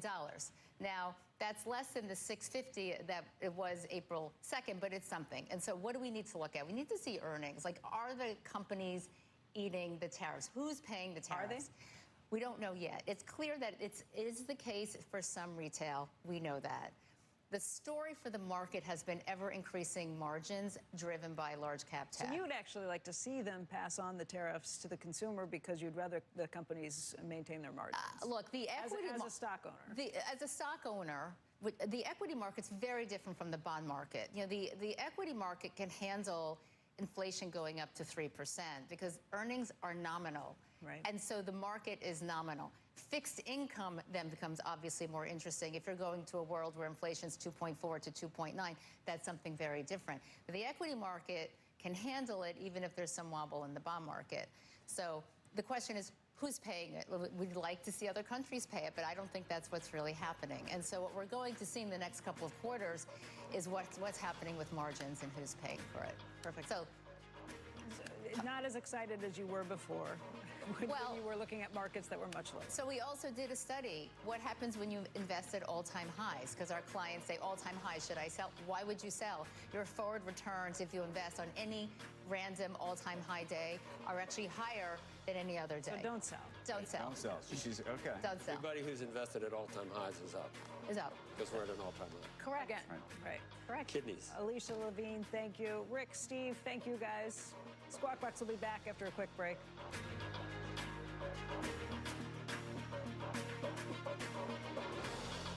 Trading at Schwab is now powered by Ameritrade, unlocking the power of Thinkorswim, the award-winning trading platforms. Bring your trades into focus on Thinkorswim Desktop with robust charting and analysis tools, including over 400 technical studies. Tailor the platforms to your unique needs with nearly endless customization, and track market trends with up-to-the-minute news and insights. Trade brilliantly with Schwab. CIDP is no walk in the park. That's true. But I take Vivgard Hytrulo self-injection. Same. It's the first major innovation in CIDP treatment in over 30 years. And while I still have CIDP, I have a chance to live vividly. Vivgard Hytrulo has been proven to significantly reduce the risk of symptoms getting worse. And I can treat my CIDP with a once-weekly injection in about 30 seconds. Do not use Vivgard Hytrulo if you're allergic to its ingredients. It may increase infection risk and cause serious allergic or infusion or injection-related reactions. Tell your doctor if you have an infection, fever, recent or planned vaccinations, allergy history, or kidney problems. The most common side effects include respiratory and urinary tract infections, headache, and injection site reactions. I'm hitting fairways with the fellas. I'm hitting the road with my number one. That's how we live vividly with Vivgard Hytrulo. Ask your neurologist about Vivgard Hytrulo for self-injection. Leo, he's there when we wake up, he's there when we leave, he's there whenever we come back home from school. He's just there always. Mash it up, doofus. Ever since we introduced him to the farmer's dog, his quality of life has been forever changed. He prefers real, human-grade food. It's like real food. It is. He's a happy dog now. He's a happy dog. He's a happy dog.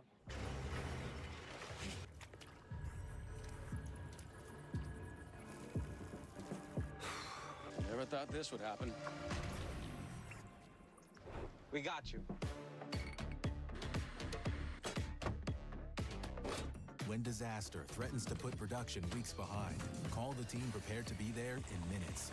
The scale and expertise to get you back up to speed is ready to go with Order ServPro. canceled. ServPro, like it never even happened.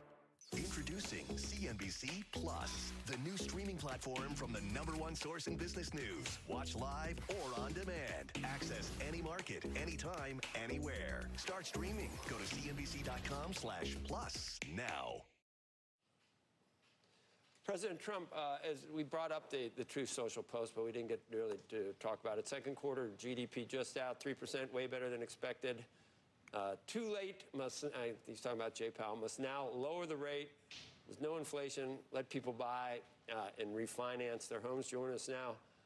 Another real estate guy, in addition to President Trump, Richard Lefrak of the Lefrak Organization and CEO. Sometimes we said, Richard, it's good to see you. It's been a while. Thanks for joining us. Well, thanks for having me. We Nice said, to be back. not only do all presidents like lower interest rates, and they're always job-owning, the Fed, but you put a real estate guy in as president, and what you're going to... We all love it.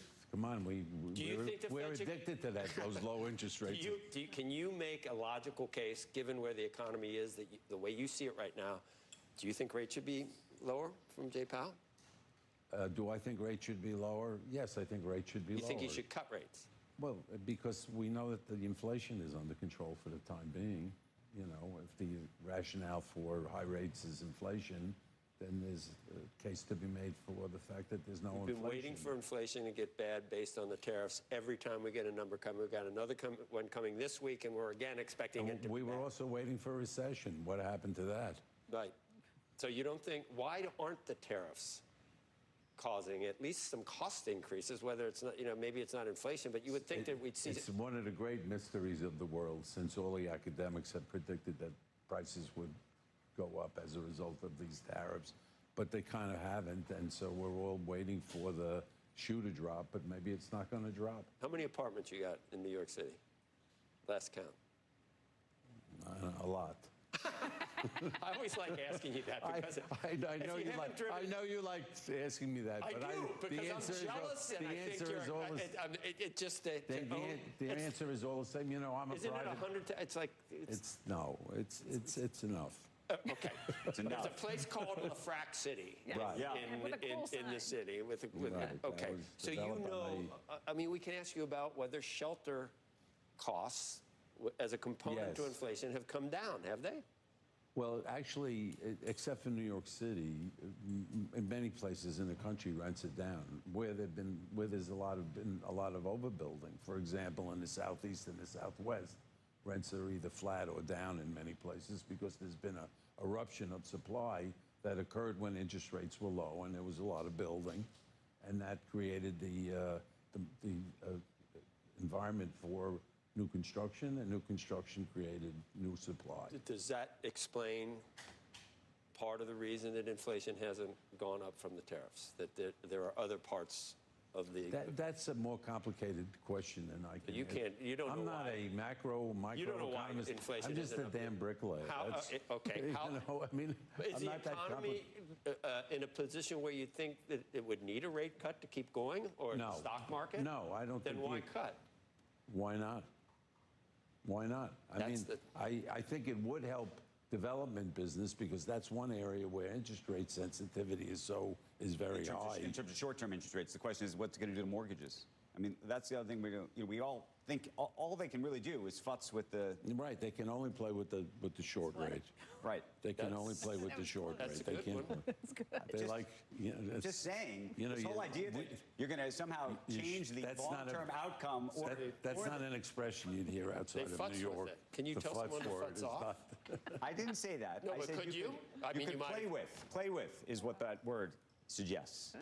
Anyway, it would be helpful to increase the supply of housing for interest rates to go down, because that's a cost of a consumer that's very sensitive, that the consumer is sensitive to. It's like gasoline. They pay their mortgage every day. They pay their rent every month. But fair to say it's still a questionable call. You could come down on either side of that line. You could come down on either side, and I guess that's what's happening with the Fed, that they're just kind of hanging out.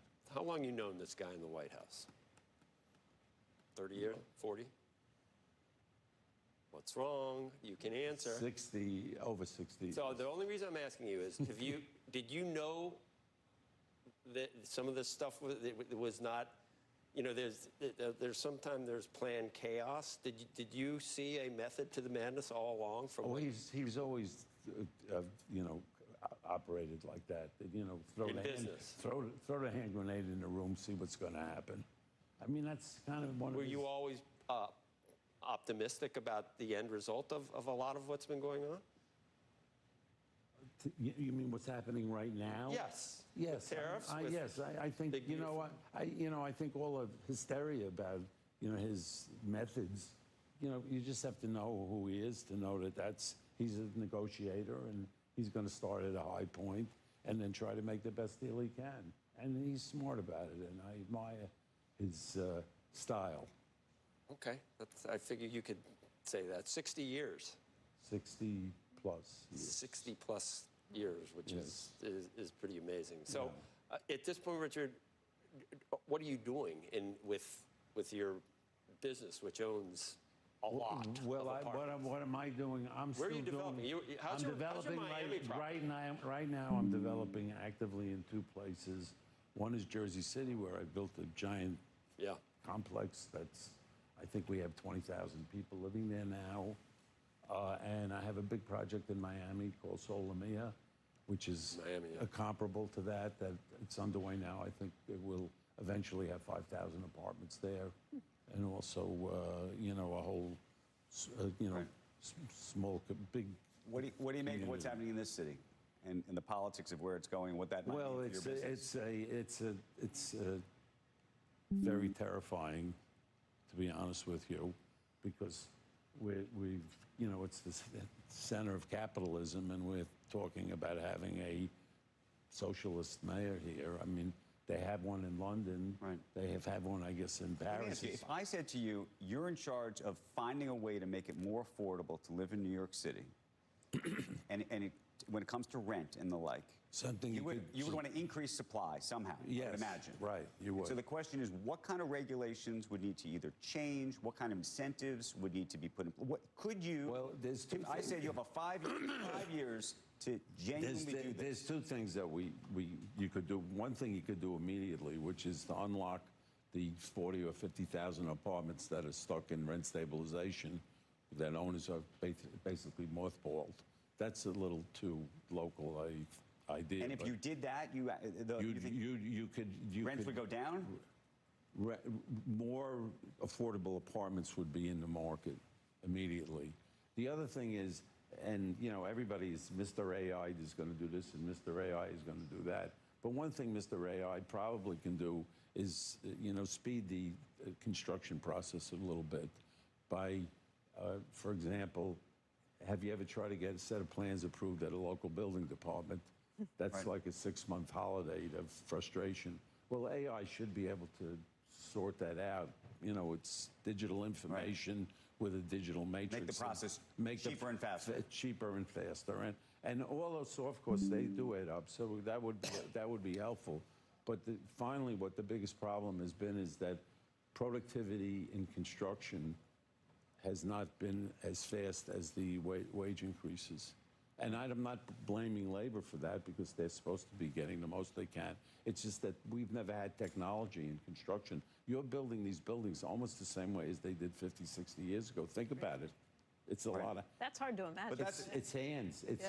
It's a lot of hands that build these buildings. That's a broader problem than the city. That's the whole country. That's the whole country. That's the country in the world. So why has not technology invaded that space when it's invaded almost every other space? Is there any way someone other than Mamdani becomes mayor of New York City, in your view? Oh, I'm not a political scientist, but you've got to, one of these guys has to drop out. Which one?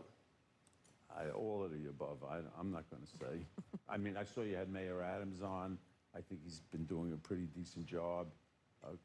Cuomo has some, experiences in government. I'm not going to say which one should drop out. That would be, a mistake. I know, but we've seen this. But I guess the word politician starts with the letter I. Right. There is an I in there. Yes, but it's the first letter for many of these people because they're not. Do you think the end result is that one of them does drop out and that the other one could win, or do you think that we are? Remember Johnny Carson had Karnak? Yeah, Karnak. I can't. But you wouldn't bet your life that Mamdani is not mayor, would you? No, I would not. I would. So right now, I'd say it's a better than 50% chance that he is. And I hope that he uses some common sense. I mean, it doesn't seem like a silly man. Given the shooting that happened earlier this week, what do you think about security in the city? What do you think about security of Well, there's going to be a lot of the commercial tenants are going to demand more, hardening of the lobby. I heard now they're going to want to put up, between the concierge or the doorman and the bulletproof glass and, to try to keep people out. There'll be a protocol that people follow. It'll emerge. All right. But it's of course, it's a tragic thing. And by the way, I'd like to send my condolences and sympathies to the NYPD, the family, the people at Rudin, people at Blackstone. They're all friends of ours.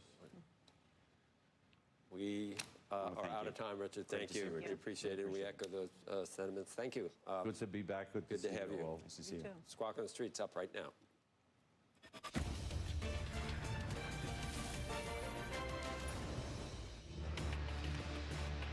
Good morning. Welcome to Squawk on the Street. I'm David Faber. He is Jim Cramer. At Post 9 here, we are both, of course, the New York Stock Exchange. Carl is the morning off. Take a look at stock futures. They are up ahead of the Fed's decision later in this afternoon, actually, early afternoon. GDP, by the way, returns to 3% growth in the second quarter after it contracted in the first quarter of the year. We got a lot of big guests on tap for you this morning with the CEOs of Palo Alto and CyberArk joining us, talking about their just announced $25 billion cash and stock deal in which Palo Alto is buying CyberArk. And up first, we're going to have the CEO of Starbucks. And Jim, let's just get right to it. Yeah, right to it, because the stock was down bad when it was reported. And then the man worked his magic on the conference call, Brian Nichol. Brian, it is so great to have you on the show, and I want to start. I'm a student of yours. And the one thing I know is you never say something's ahead of expectations unless it is. So I'm going to ask you how'd that happen? Yeah, hey guys, good morning. Yeah, look, we had a really great couple months as we worked hard on the foundational elements of the business, specifically the operating side of it. And you heard us talk about how we're really excited to be rolling out the Green Apron service model. And, you know, we really picked up momentum in our pilot across our 1,500 stores right around the time we had our leadership experience, where we brought in all 14,000 store managers. And I think as we better explained what the program was going to look like, I got to tell you, our partners really left there energized, believing in the mission and values of Starbucks again, and then also really excited about getting back to being a great customer service company. And that's really what the Green Apron service model is all about. And that's what we saw kind of kick into gear in our pilots, and which gave us the confidence to say, you know, we're not just going to roll this out to another 1,000 or 2,000 stores. We're going to put it across the entire system. And we're really excited to get that going in the middle of August. And as we roll this out, we think customers are going to love it. We know our partners are energized to bring that experience forward. All right, so Brian, it's obvious Green Apron is working. What kind of lift do you think it could give you, and what exactly is driving the lift? Yeah, so, you know, you've heard us talk about this right as I started in this job about 10 months ago. We wanted to get back to winning the morning day part, and then we wanted to make sure we were staffed correctly throughout the balance of the day. So what you'll see with the Green Apron service model is we're reducing the number of hours where we have minimum staffing, and then we're making sure that we have the right number of partners in the right position at the right times. So specifically during peak, that means you're going to see more Green Apron partners. You're going to see, in the case of a drive-through, you're going to see a dedicated person at the drive-through window. If it's a cafe with a big mobile order business, you might see a person that is, we're calling a play caller, standing in position, being almost like a digital host so that we can keep order to our mobile order business. And then behind the scenes, what's happening is we've got technology that we're calling the Smart Queue, which ensures we sequence the orders correctly so that we can deliver on cafe orders in less than 4 minutes, the drive-through under 4 minutes, and then obviously we want mobile orders to be on time and accurate. So I think what you'll see is nice improvements in the morning day part, and then the balance of the day, what we've seen is we've also seen transaction gains there. Yeah, Brian, when you took over, there were a lot of people who felt that China was some sort of like gaping chest wound or something, that China was going to hurt you, bring it down. I don't know, from what I can see right now, it looks like the China may be actually additive and positive. Yeah, look, I'm really proud of the work that team has done. You know, I've had the opportunity to get over there, have a couple visits with the team, and, you know, I think one of the things we've learned how to much better do is compete in a market with new competitors. And the team's done a great job of figuring out how to do more innovation, bring more cultural relevance through our marketing, and then also be smart about the pricing architecture that we need to use to be competitive. You know, we're always going to be a premium coffee company, but the good news is we've got diversity in our menu that allows us to compete on different beverages and different food. And then obviously we have a cafe experience that a lot of people just do not have. Brian, if I could follow up on that, it's David. You know, Luckin Coffee obviously opened a couple of stores here in New York City, but they are a real competitor in China. And how do you view that then? It's still a growth market for you, given the competition you're facing from, as you just mentioned, some of the domestic companies? Yeah, look, I think what we've seen is there's an opportunity to have tens of thousands more stores. And one thing that's been interesting as we've gone through this process of finding the right partner potentially for our China business is there are a lot of people that share our point of view. It's a great brand, high regard in China, with tremendous opportunity to grow new stores and then also grow organically within the existing stores that we have. And so you saw that in the most recent quarter with comps up 2%, driven by 6 points of transaction growth. So tremendous opportunity. Obviously, we've had to learn how to compete differently. You know, we pretty much created the coffee category in China, and now we have to figure out how we compete and continue to grow that category. As I think about the U.S. business, our big point of difference in the U.S. business is that cafe experience.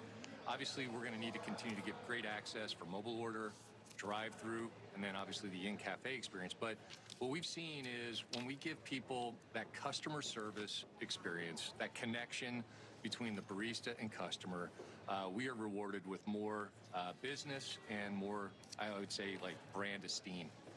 Yeah. In fiscal 19, this company, obviously you were nowhere near it at that point, had a total company operating margin. I think it was roughly 17%.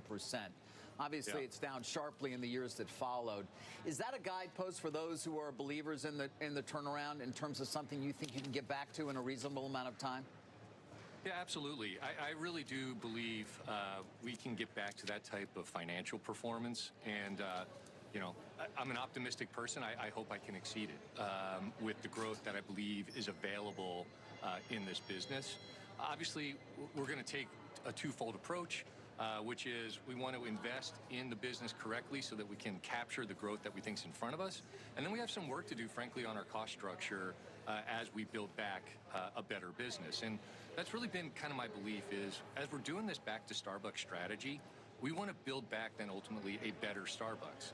And what I mean by a better Starbucks is financially, and then obviously for the customer and our partner, the experiences that they both have with the Starbucks business. I think if we do that, I think those 19 financial numbers you mentioned are well within our reach and hopefully something we can exceed. All right, so Brian, the numbers come out last night, and they're part of the turnaround, and people look at them, they sell the stock, then they don't know what's going on. You got an analyst meeting coming up early in next year. Are we going to start seeing the kind of numbers that I'm used to, which is numbers that blow away these moronic street expectations? Well, you know, look, Jim, here's what I would tell you is I do believe in our strategy. I do believe in the innovation that we've got coming.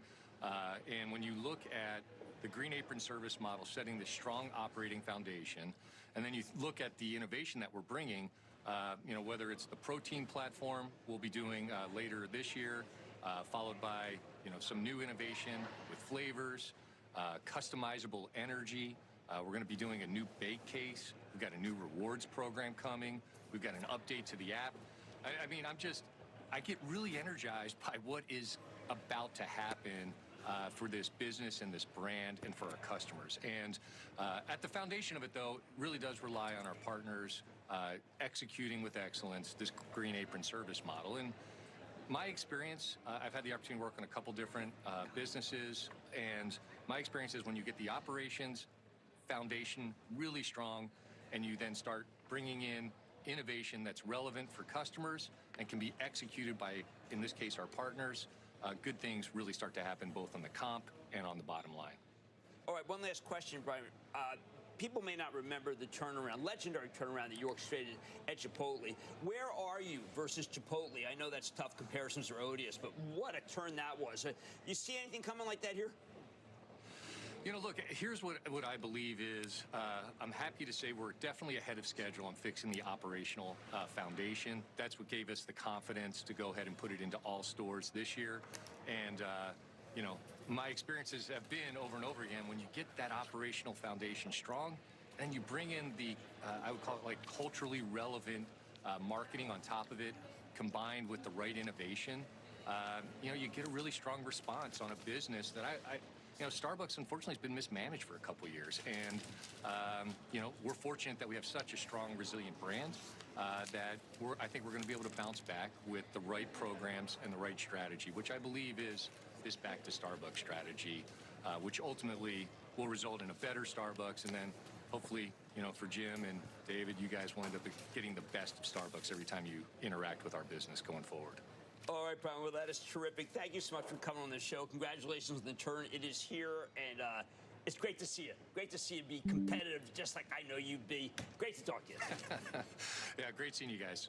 Thank you. All right, fantastic. All right, let's get to today's big deal news. Palo Alto Networks buying CyberArk, a deal worth about $25 billion. Joining us first on CNBC is Palo Alto CEO Nikesh Arora and an old friend of mine, CyberArk software founder and executive chairman Udi Mokady. Wow, I can't believe, Udi, you're back. It's been a long time. I'm going to let Nikesh have the first. Yeah, you look good. I'm going to go to Nikesh first, and then we'll go to you. Nikesh, you didn't have a lot of identity theft, which is something that we care tremendously about, because once you get into the keys of the kingdom, then everybody is vulnerable. Why did you need to do this deal? Because you got really good platformization going on right now. Well, Jim, you know, in the last 7 years, every time I've been asked the question, what is your point of view on identity? And I said, I've always paid attention to markets when they inflect, because inflection points create the opportunity for us to enter markets and provide our customers differentiated service. And I believe with the AI wave we're seeing all around us, with agentic AI, with 88% of all ransomware attacks driven by credential theft, identity is an unsolved problem. In that context, we looked at every player in the market, obviously, and I don't believe identity inflection is going to happen with a new player.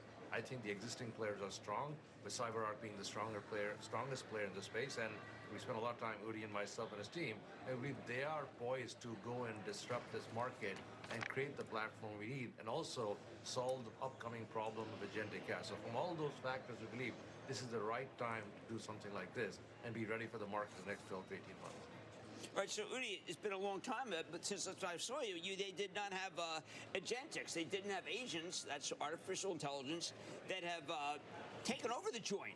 It used to be 45 to 1. Now you guys are talking about 80 to 1 in terms of rapidly rising. Tell us what you're going to do to be able to stop the AI theft that we're seeing, even at the top of the chain. Exactly, Jim. First of all, good to be back, and to be back with Nikesh here together. It is an inflection point. We always talked about the proliferation of privilege, not just from the privileged users, but to all types of users in the organization, and add to that machines and agents. And these agents are behaving like a machine, and they're proliferating, and they're going to do tasks, and they won't stop until they get the right answer. So this is the time to put a holistic identity security solution in place to also manage those agents and agentic AI. And we're excited to partner with Palo Alto. We've always respected Palo Alto's on the team and their execution to bring this to thousands of customers around the world. Udi, it's David Faber. You are partnering, but you're also just selling. You took this company public in 2014. I got to get used to my verbs. Yeah.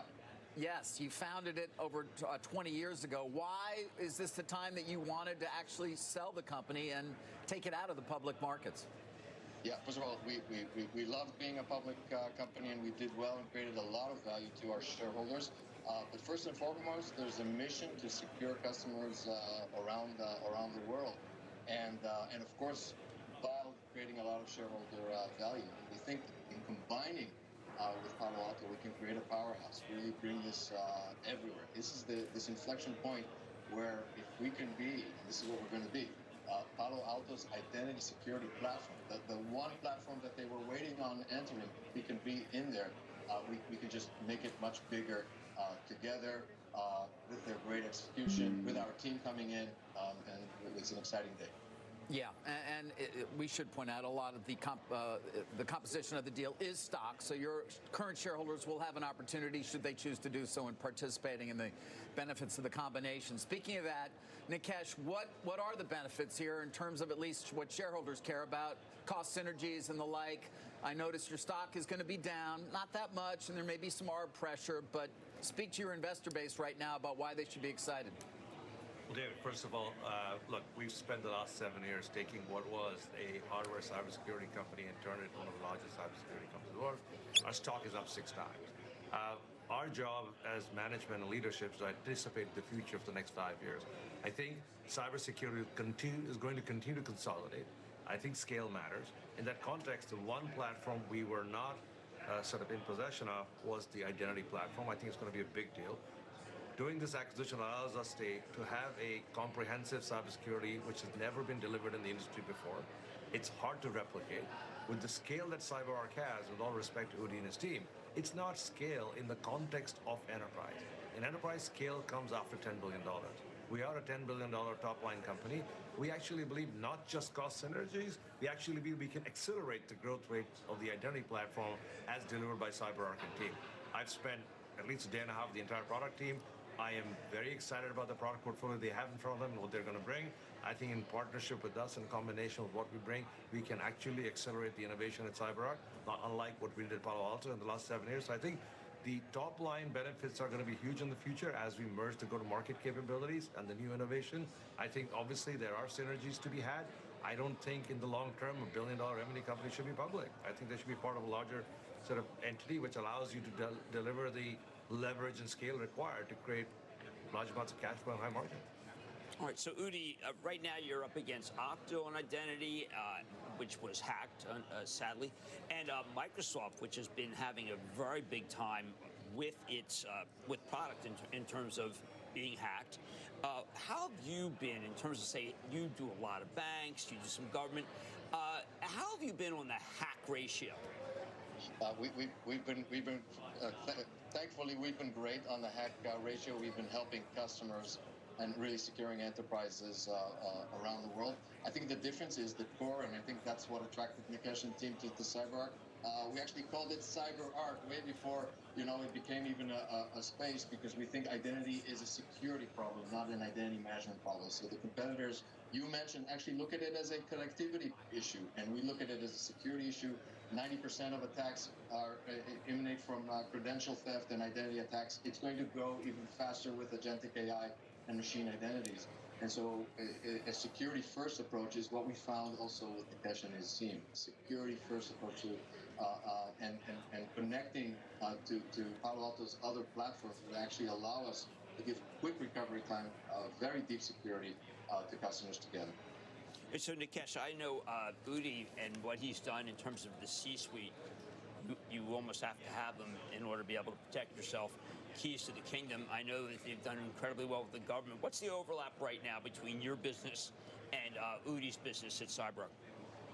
Well, the good news is that we have many overlapping customers, but no overlapping products. So from an integration perspective on the product side... Good morning. We got 10 minutes.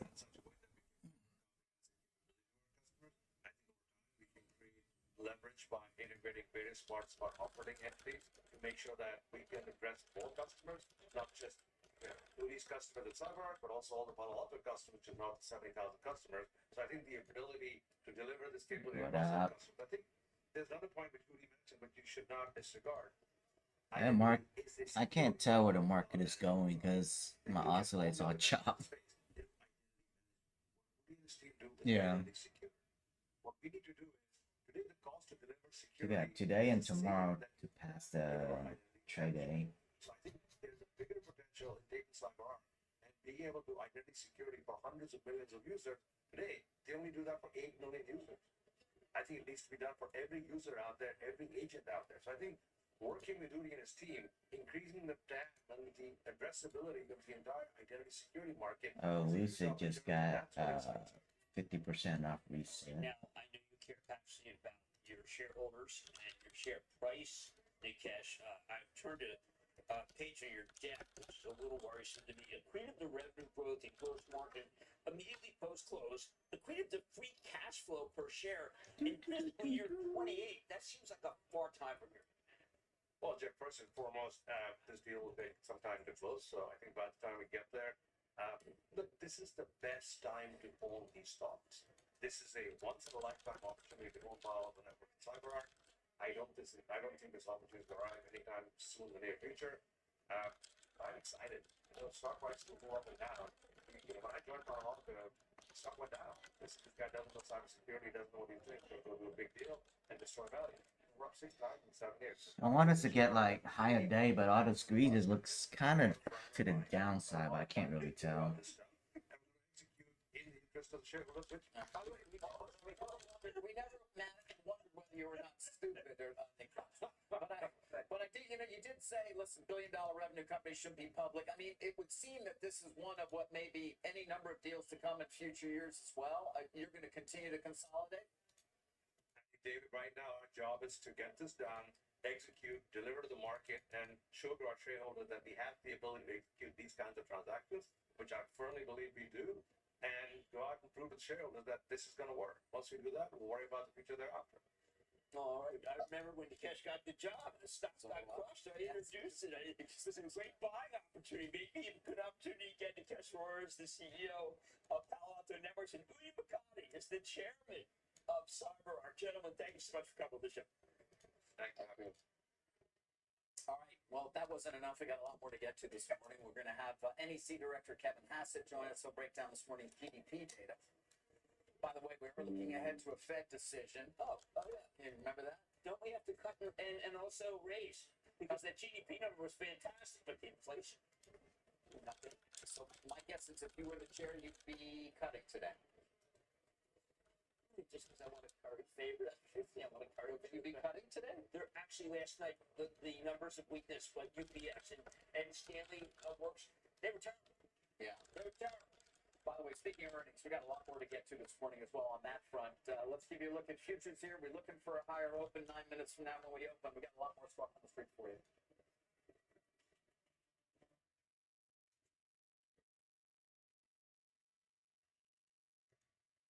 At Capital Group, we believe in the potential energy of fixed income. Fueled by 50 years of experience, our distinctive approach to fixed income investing has delivered strong long-term results and could power portfolios to reach investor goals. All you have to do to activate this potential energy is activate us. Capital Group Fixed Income. Actively We got different. 8 minutes. Thank you on a 3 minutes. Looks like you want to go up. But I can't really tell. I don't want a long. So hard. Charlotte AI is the future of cybersecurity. What's now, what's next? Built on the intelligence of every breach we stop and refined by human expertise, Charlotte AI gets smarter so your business stays safer. So you can build for tomorrow with confidence and efficiency and protect what matters most. That's why the businesses you trust CrowdStrike. CrowdStrike. We stop breaches.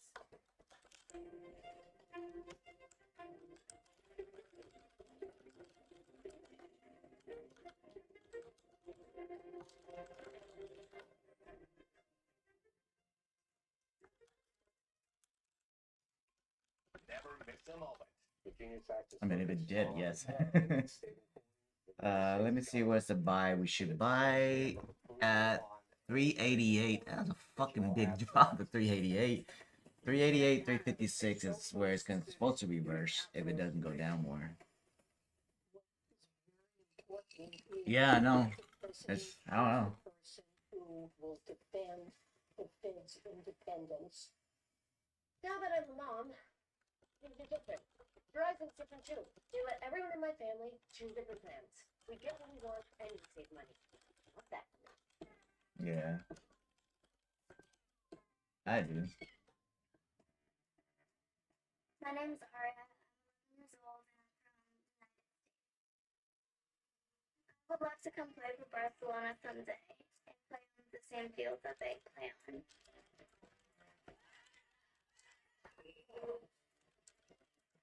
Haya marcas como Bimbo que se preocupen y ocupen de crear experiencias, pues algo excepcional.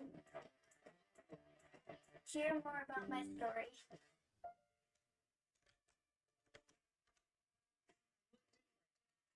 Different. They become the lifestyle.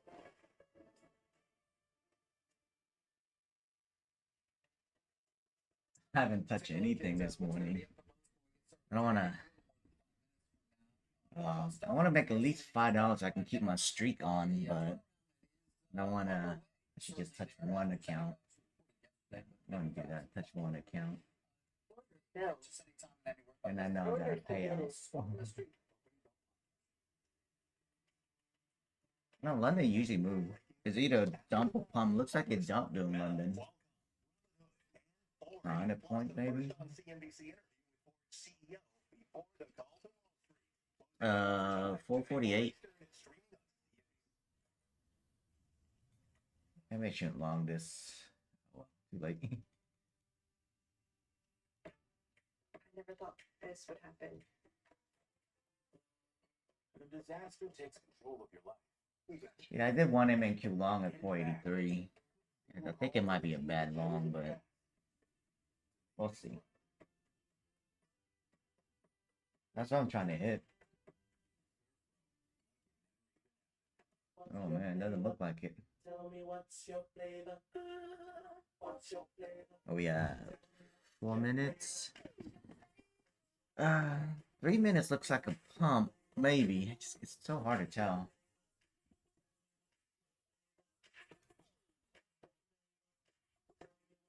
Still getting payout on Elite Trader ETF. Yeah. Creamy creations flavor for every craving in Texas. Opportunities don't stop when the market day ends. So neither do we. Schwab gives you round-the-clock access to a What was on low yesterday? I think it's 4 something too. I think it's like 420 or something. Or 407. trading specialists who understand the ins and outs of 24-hour trading.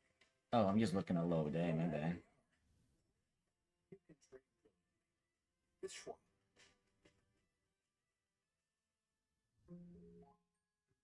Something amazing is happening here. Oh, cool. So Take Profit just replied back, say I'll get the 20 free accounts on Friday. Let's go. With EcoCare remote monitoring services. That's what I'm talking about. I love those guys hooking me up.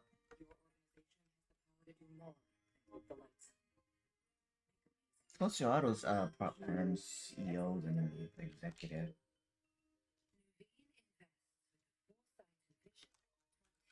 The needs of future generations.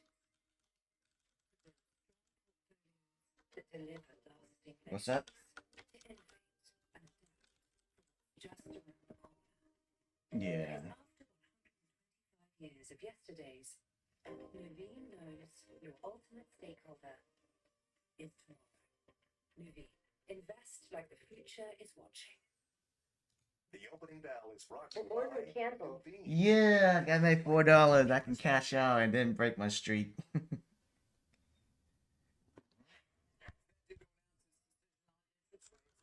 p.m. Eastern, policymakers are expected to do nothing. Investors focusing on what they may say in their statement about the path forward, and of course whether there may be some dissenting members who agree with the president, for example, that there needs to be a rate cut now.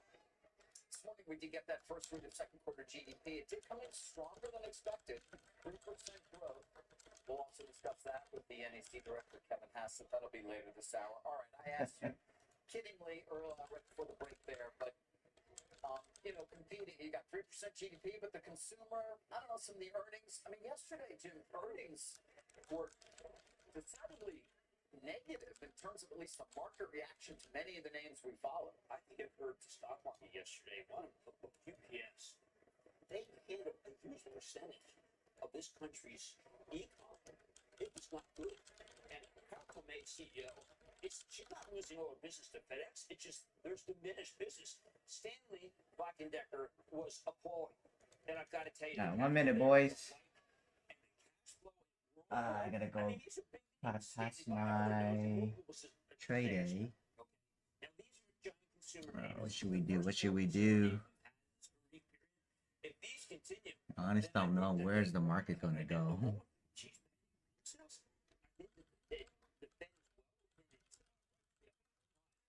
Because the consumer is as weak as the AI and industrial strong, and we should worry about that.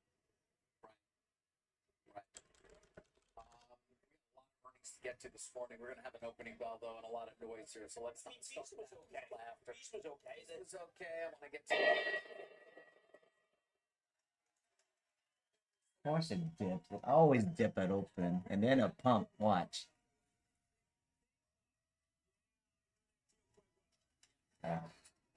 My bot's still short all night since yesterday at 12. Damn.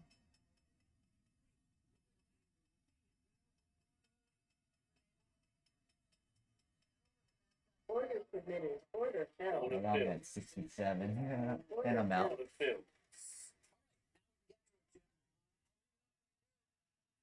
I'm just trying to pass this trade, eh? Order submitted.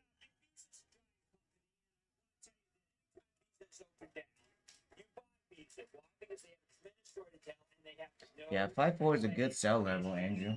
That's always been why they are there because it's up. It was down 5 earlier. I love that comment by Nikesh Rohr. Looks like it wants to dump. The people who have sold Visa tend to be really stupid. I might cancel my long at 67 again. I don't know what to do yet. Gonna wait. I'm Kevin Hassett with the Spark Book, by the way, which I know is a hotbed of leftism. But I do think that this is another mark. Of course, Visa's very quietly almost $700 billion market value, one of the largest companies out there. That said, there had been, for a brief period at least, there was some concern around the stable coins and the circles of the world that they may disintermediate. Now, we did have the CEO join us from Visa, sort of rebutting much of that. True, their own product portfolio. Is it a longer-term threat, though? No, I think that they can coexist. By the way, Secretary Bessent comes out and plays his hand. He is really. I think we might get new lower day, so careful longing. I still can't tell, but the 15 minutes is curving down. So we might get a drop. Yeah, 3 minutes trying to get down. Just I can't tell.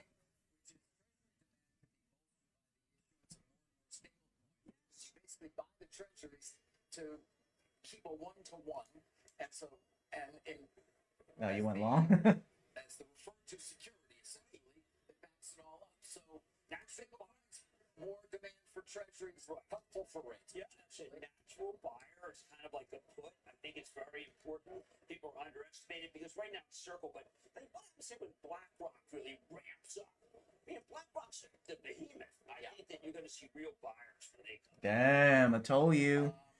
So those screens are bearish. Look at my radar screen on YouTube. You see it's gone away on those drop. We had 7, now there's only 3. May recall a number of years ago when Adobe had a deal to buy them. Of course, they were Yeah. Just let it drop. Adobe shareholders didn't love it at the time. They should, because Adobe got this Lamborghini. These guys are the, Dude. let's call it the GM.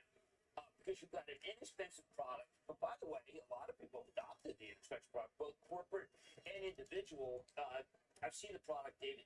The product is electric. It's really fun. What do we do? What do we do? 30 and 32, Butts. 25 to 28. Good luck in your long. I'm just gonna wait. First 15-minute candle.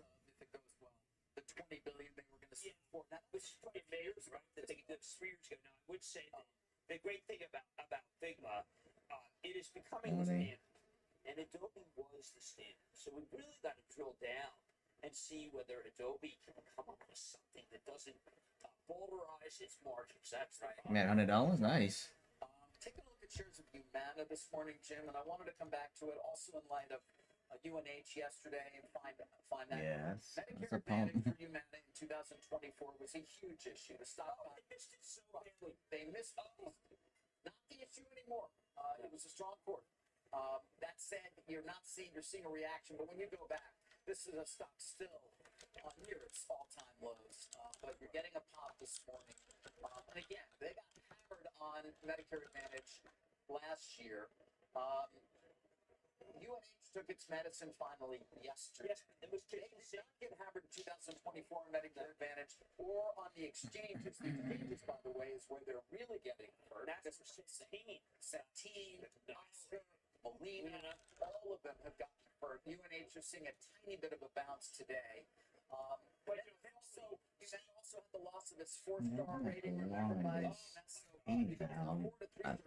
440 if we hit. 180.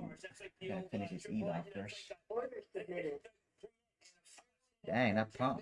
That 5% bonus can be everything to you. So they suffered from that last year. There is some concern about UNH and what's going to happen to its stars. And then you've got Optum. But I did want to Wow.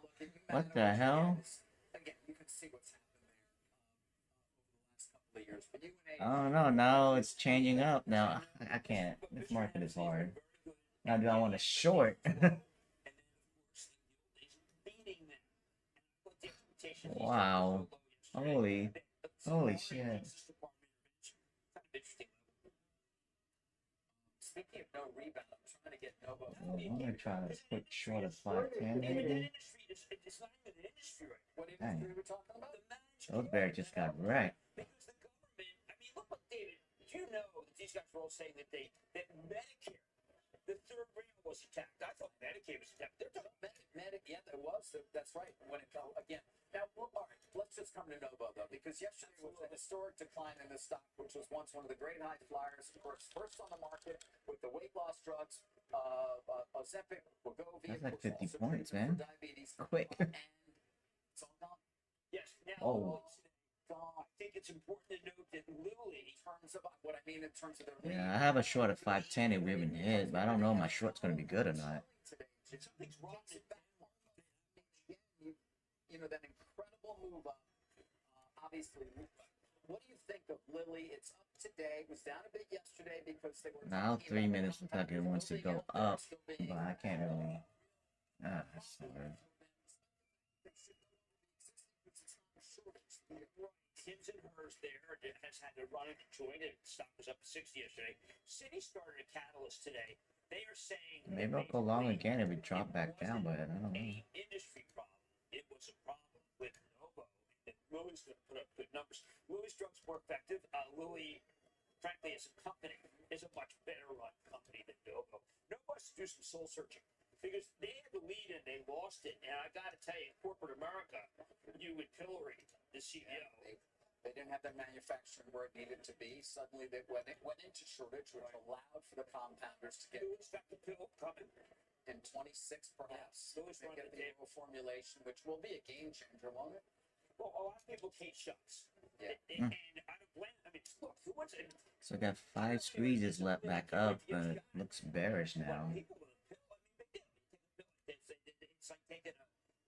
Well, the radar screen, it looks like it's a bear squeeze again, but who knows? Your cholesterol pill every day. Take a shot for that. You know? Yeah, because Repatha has been, one day you're going to find out that Amgen's Repatha reduces plaque in the brain, and therefore to us. And Bob Bradway should, for dementia. Bob Bradway should talk a little bit about that. He's the So you went long? Because everyone might take Repatha, which, by the way, I will say, hurts. It hurts. It hurts. It hurts. And I'm talking about the quarterback that hits. No, it hurts. And you're not talking about the round car company. No, I'm not. And by the way, let me just say, yes, Mondelez had the single best numbers explanation. I think my friend Dirk Vandervoort is coming on your 11 on my show. Okay, I'm not hurt by that. It's Herbie. Frank Holland. Let's talk about Mondelez. And that drop. Cocoa pricey in America. I thought. Yeah. I'm saying that GOP did some analysis and showed you how Let me try 450 and long. See if that works or not. Oh, 455. I'll do 455. It's like they don't chase along. Execution. Some people say that he just didn't deliver. No, I think he did okay. Some people say. Yeah, some people say. Some people say. Yes, I am. I know some people call me Maurice partner. Yes, they do. All right, Mondelez, see Dirk Vandervoort. I wanted a short 510, but it didn't hit. Where else you want to go, Jim, in terms of earnings this morning? I mean, I can give you GE Healthcare. I can give you, I don't know, GSK. We can GSK is on the number, but be careful GSK because we know that's vaccine, and the vaccine is anything goes. GE Healthcare, David, I will point out. I'm glad you mentioned vaccine. That reminds me of something I wanted to get to this morning. GE Healthcare, go ahead. I want to mention GE Healthcare once again is doing exactly what it does when it reports. Which is it goes down? Yes.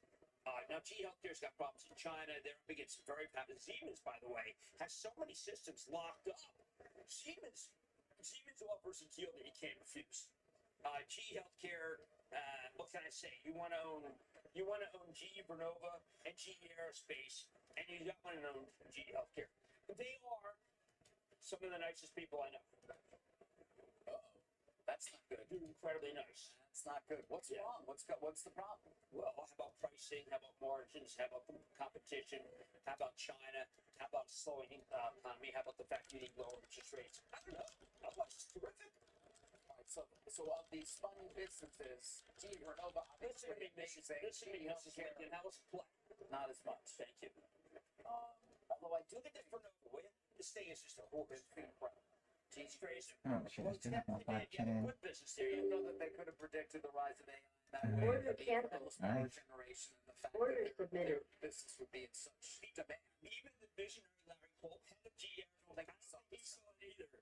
That said, when you add up the market caps of healthcare, of Vernova, of aerospace, you get to a pretty good number. Not quite back to where you were. Some people would use it, but not bad. Yeah, not bad. Yeah.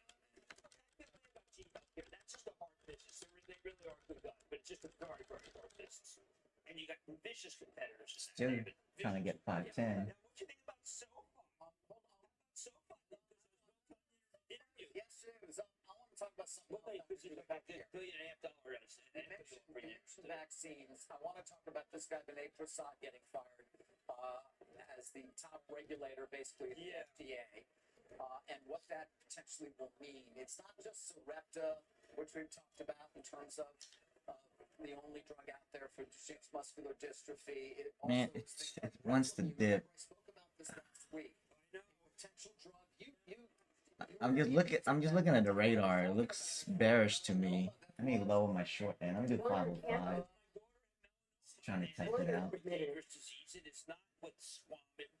Come on, give me 505. Don't drop yet. Ignite trial. So he's gone. 3 months. He's out. Really?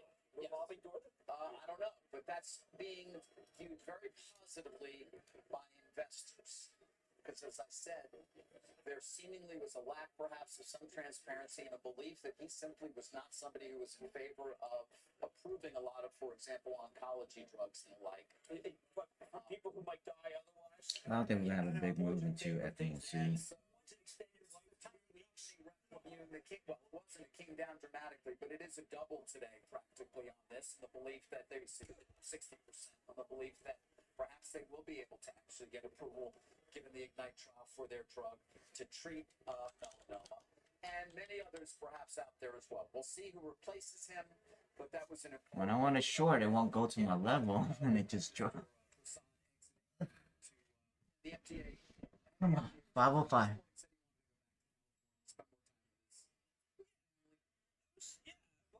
Spending time with your family is incredibly important. Oh, finally, Apex approved my payout. Sweet works. Fuck you, Apex. Ah, shit, I'm on fucking YouTube. I shouldn't say that.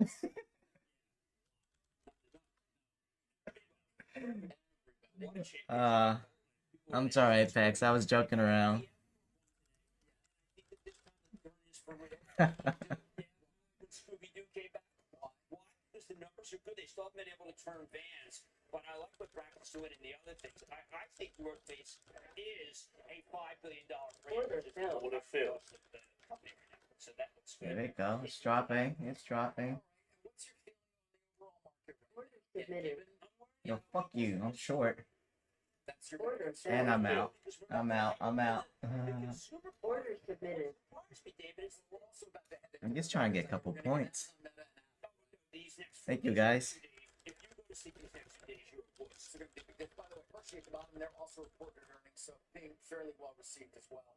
Oh, so you're telling me that the chocolate Mondelez wasn't liked, but they liked the Hershey's? Order filled. Order filled. Yeah, they're still eating the Hershey's. Yeah, there you go. It's like on a wine punch. I'm shorty. Give up. I think you're one of us gonna win, at least. Order submitted. I don't know. Yeah. All I can tell you is I love you. Thank you. You were quite well. I appreciate that. All right, that's a good place for us to move on, I think. No, all I'm saying is that we're going to head in. The banks made me feel great about the consumer. Yes. Ever since then. Yeah. Like PayPal, David. What the heck was that? I don't know. That was missed. It's not really pushing anything. That was consumer weakness. It requires more investigation by us. And you know what? Also, Okay. our next guest can perhaps comment on it as well. Go ahead. Did grow at a much stronger than expected pace in the second quarter, powered by a turnaround in damn. trade balance. My short. Consumer strength. That from the first read of Q2 GDP. Joining us now. Oh, for your ETF? Nice. Oh, you got stopped out. Kevin, good to have you this morning. Nice GDP number. I'm curious as to get your thoughts in terms of what it means and what it says about our economy right now. You know, I think if there were a beauty contest for GDP releases, that this July would probably be very close to the top of the list of the early betting because it got everything. Oh shit, my 21's going to hit. Really strong income growth. We've got a huge reduction in government spending, 5% drop. Yeah, I got short at 21. I'm out of account. And we've got 127 billion in tariffs, and so the story, the anti-Trump story, has been that we're going to have a recession or a depression because of the tariffs, which are going to jack up prices and cause consumers to run for the exits. And in fact, every single thing about this GDP release has shown strength. And then the final thing that I like to see in the release, and this is why I'm 540. level release, is if you look at it, if you then say, oh, well, next quarter is going to even be better than this, are there reasons to think that? And there are, because if you look at one of the weird little blips in the data, and there was a big decline in, say, factory spending, and that was ahead of the big beautiful bill because people were waiting for that to pass so they could expense. And so there's going to be a huge pent-up demand for factory spending in the third quarter, and so you got to be starting to pencil in a 4% number for that quarter. Bonus depreciation potentially. Yeah, that's my drop. Come on. Well, listen, my colleague Jim, I'm sure he's got questions on it though. Seems to be somewhat concerned about the consumer. You know, we focus a lot here at CNBC on earnings, and we Crazy market, huh? It's good movement though. At least to feel some impact from the tariffs, so not much. I mean, I am curious as to whether you find that a concern at all. Right. Well, what we're seeing right now is that the price of imported goods has dropped a lot, which is exactly what has to happen if we think that foreign producers and foreign governments are bearing the cost of the tariffs. And so it's not showing up in the data that we're seeing. And the bottom line is that we highly, highly are confident, as we saw this release, where personal income grew, real income grew by 3%. Or target, Ooh, what? Prices It went long. After my short, it went long. That's what I hate about this copy trading shit. So, of course, you know, it's a thing to be Orders submitted. the prices, but we're really, really excited about what's going on with It's short. wages will be higher. Damn, I exit too early. So, Kevin, I do agree that with the president that the numbers went better than expected, but I point out that yesterday, Stanley Black & Decker, terrible number. Whirlpool, terrible number. PayPal, not a good number. These are consumer, all three of them, but particularly Stanley and, particularly Stanley and Whirlpool, they are housing. And then we got the... Actually, I haven't touched my ETF yet. How are we going to get housing going here? Well, you're right to point to the one thing. If you look in the numbers, one of the points of weakness of the numbers was construction spending. It was construction pretty much all around. And I think that a huge amount of it was related to people waiting for the passage of the big beautiful bill. The bottom line is that if you're building multifamily housing, then you're going to get much better depreciation. If you're building a factory, you're going to get 100% I gotta expensive. put a short in for my ETF. What's high day? 526? We'll do 525. Orders submitted. If you're not really running out to build the homes, then you're not buying Stanley products where they, like, that's pretty much everything you need to build a house. And so we expect all that stuff is going to lift off. Now, the big beautiful bill, in fact, it's lifting off already. Shocking, the bot hasn't gone long yet. Nope. We were able to get a teaser rate right now because of where the rates are. You can't get that teaser rate. Is there any way to make it so that we get a teaser rate to get people, get this housing market moving without cutting rates? Well, you know, as you know, the Fed is meeting this week. I think they're very data dependent. We at the White House 100% respect their independence, but we also like to respect their analysis. If you look at the numbers, that absolutely we're at core today is at 2.1, and we've got supply side stuff which drives down prices. And so we expect that the Fed will pick up the data soon, and that's going to be a really big positive story for homeowners. And it's your belief ultimately in the Fed today is probably going to not lower rates, in part because of the continued concern that over time we will start to see the impact of these tariffs in terms of what the consumer is paying. We don't believe that will be the case. I mean, you know, Kevin, there's a belief that once we see things settle out and companies have a sense in terms of their margins and everything else, that prices will rise, if not already are rising. You don't believe that? Well, prices have been falling month after month, and the CPI has surprised on the downside 5 months in a row, while everybody is, you know, wailing or squawking about what's going to happen to prices. The bottom line is that if you have an inelastic supply, then the supplier's got to sell his stuff, and the way he sells his stuff is that he eats a lot of the tariff, and that's what we're clearly seeing in the data. Again, think about this really blockbuster GDP release with massive income growth and $127 billion in tariffs, and we got 70,000 federal workers. logistics. And so everything that Donald Trump is saying about how you make America great again is proven true in the data. I think it's a really exciting day for America to see this. Is the revenue coming in? Is the revenue coming in from tariffs important in terms of deficit reduction, given the courts? We had independent agencies that said the big beautiful bill was going to be a huge deficit producer. Yeah, absolutely. It's going to. You know, the CBO put out an estimate of the stuff before we started to make these incredible deals, the best trade deals anybody's ever seen. That even before they came out, the CBO told us that we were looking at about $3 trillion more revenue from tariffs than they included in their score for the big beautiful bill. And actually, that number's going to have to go up quite a bit, depending on the final deals that we're making. But if we see, we've taken what about 40% of our imports and put a 10 to 15% tariff on it, and everybody's lining up to take a deal like the European deal and the Japanese deal. And be mindful of the fact that this is the kind of thing that Jim is so aware of. That they've also agreed to spend between those. Man, that dropped. Oh, I wish I held my short. Which is exactly the sweet spot for really high growth. Now do I long at 55? I'm gonna put 55 long. I see the president just slapped the tariff in 25% on Indian exports. I'm not a free trader. I don't believe it. I'm a fair trader. Can I say to you, does India buy anything from us? Their tariffs have been so high on us that there's not a heck of a lot of trade. That's right. No, It's a very asymmetric situation. I think that we're hopeful that India will open up its markets to us. That's the really big headline, I think, of the EU deal, as the Japan deal, and the other deals in Asia, is that they're opening their markets up to our farmers, to our producers, to our small businessmen, who can now sell their stuff there without lots of red tape. And if we could do that in India, that would be an absolute game changer for the global economy, because it's such a large and growing economy. Absolutely. All right, Kevin, we got to leave it there for this morning. Appreciate it. Thank you. Great to see you. Well, Kevin Hassan. Before we head to break, let's give you a quick look at the bond market. Check out how treasuries are faring this morning, obviously. We're going to get a better meeting. Don't expect any move on rates. But we did get that GDP number, and you can see the 10-year at 4.376%. 2-year still below the 4% threshold at 3.916. We'll be right back. I haven't touched any of my funding yet.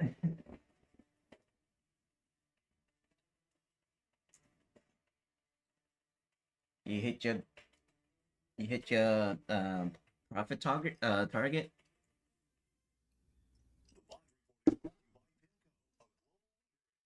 Fixed income. Going about retirement fund, Oh right? man, am I down? Oh, yeah, wouldn't miss it. Bob's been here since forever. Never took a sick day. But let's be real. Lately, I gotta Bob's been protect my performing funding sadly. today. Still, total legend. Well,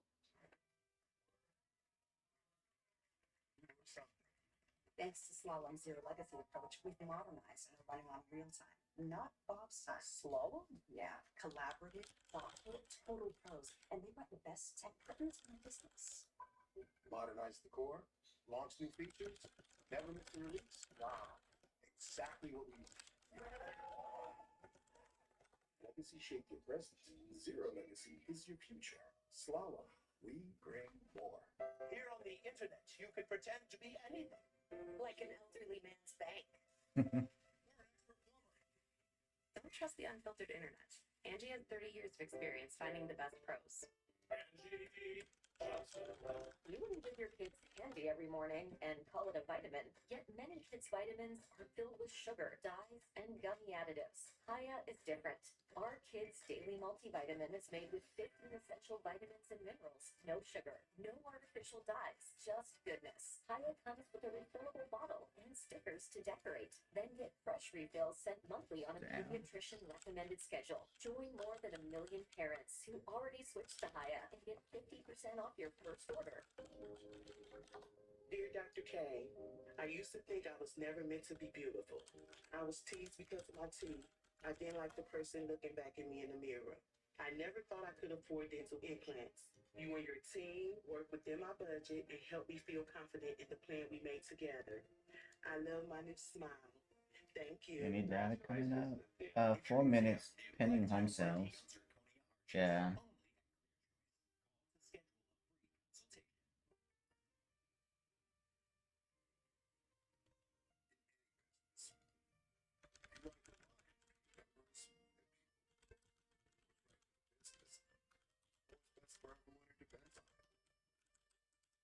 Today's challenges, takes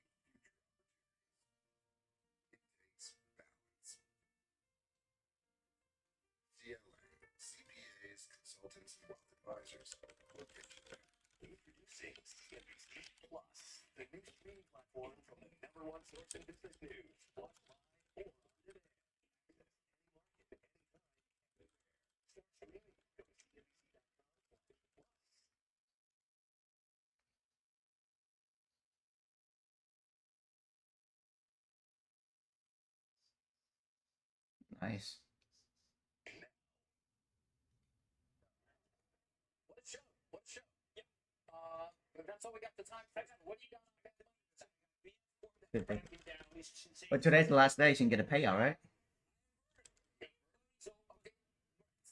Oh, so you You lost your stop. Go, David. I'm really jammed here.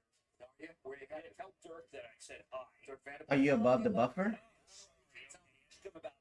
Okay, so how much? What is right now? What's your total right now? Oh no, you need to be. You had to get over 250. Yeah, yeah.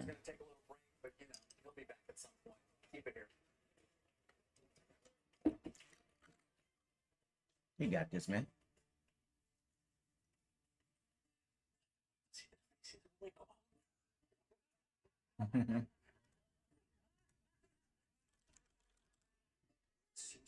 Guys, I'm just waiting on the short, and then we dump more out long. Just nothing to do right now.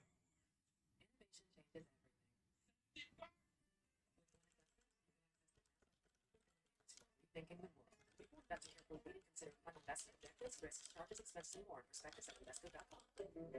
Rather than get rich quick, I believe in get rich slow. The high yield cash account at Public actually had higher rates than anything else I was able to find online. I don't want to be losing sleep over having made risky investments. I need something stable that could really give me long-term financial benefits. I know my money's working hard for me, and I know I can access it anytime I need it.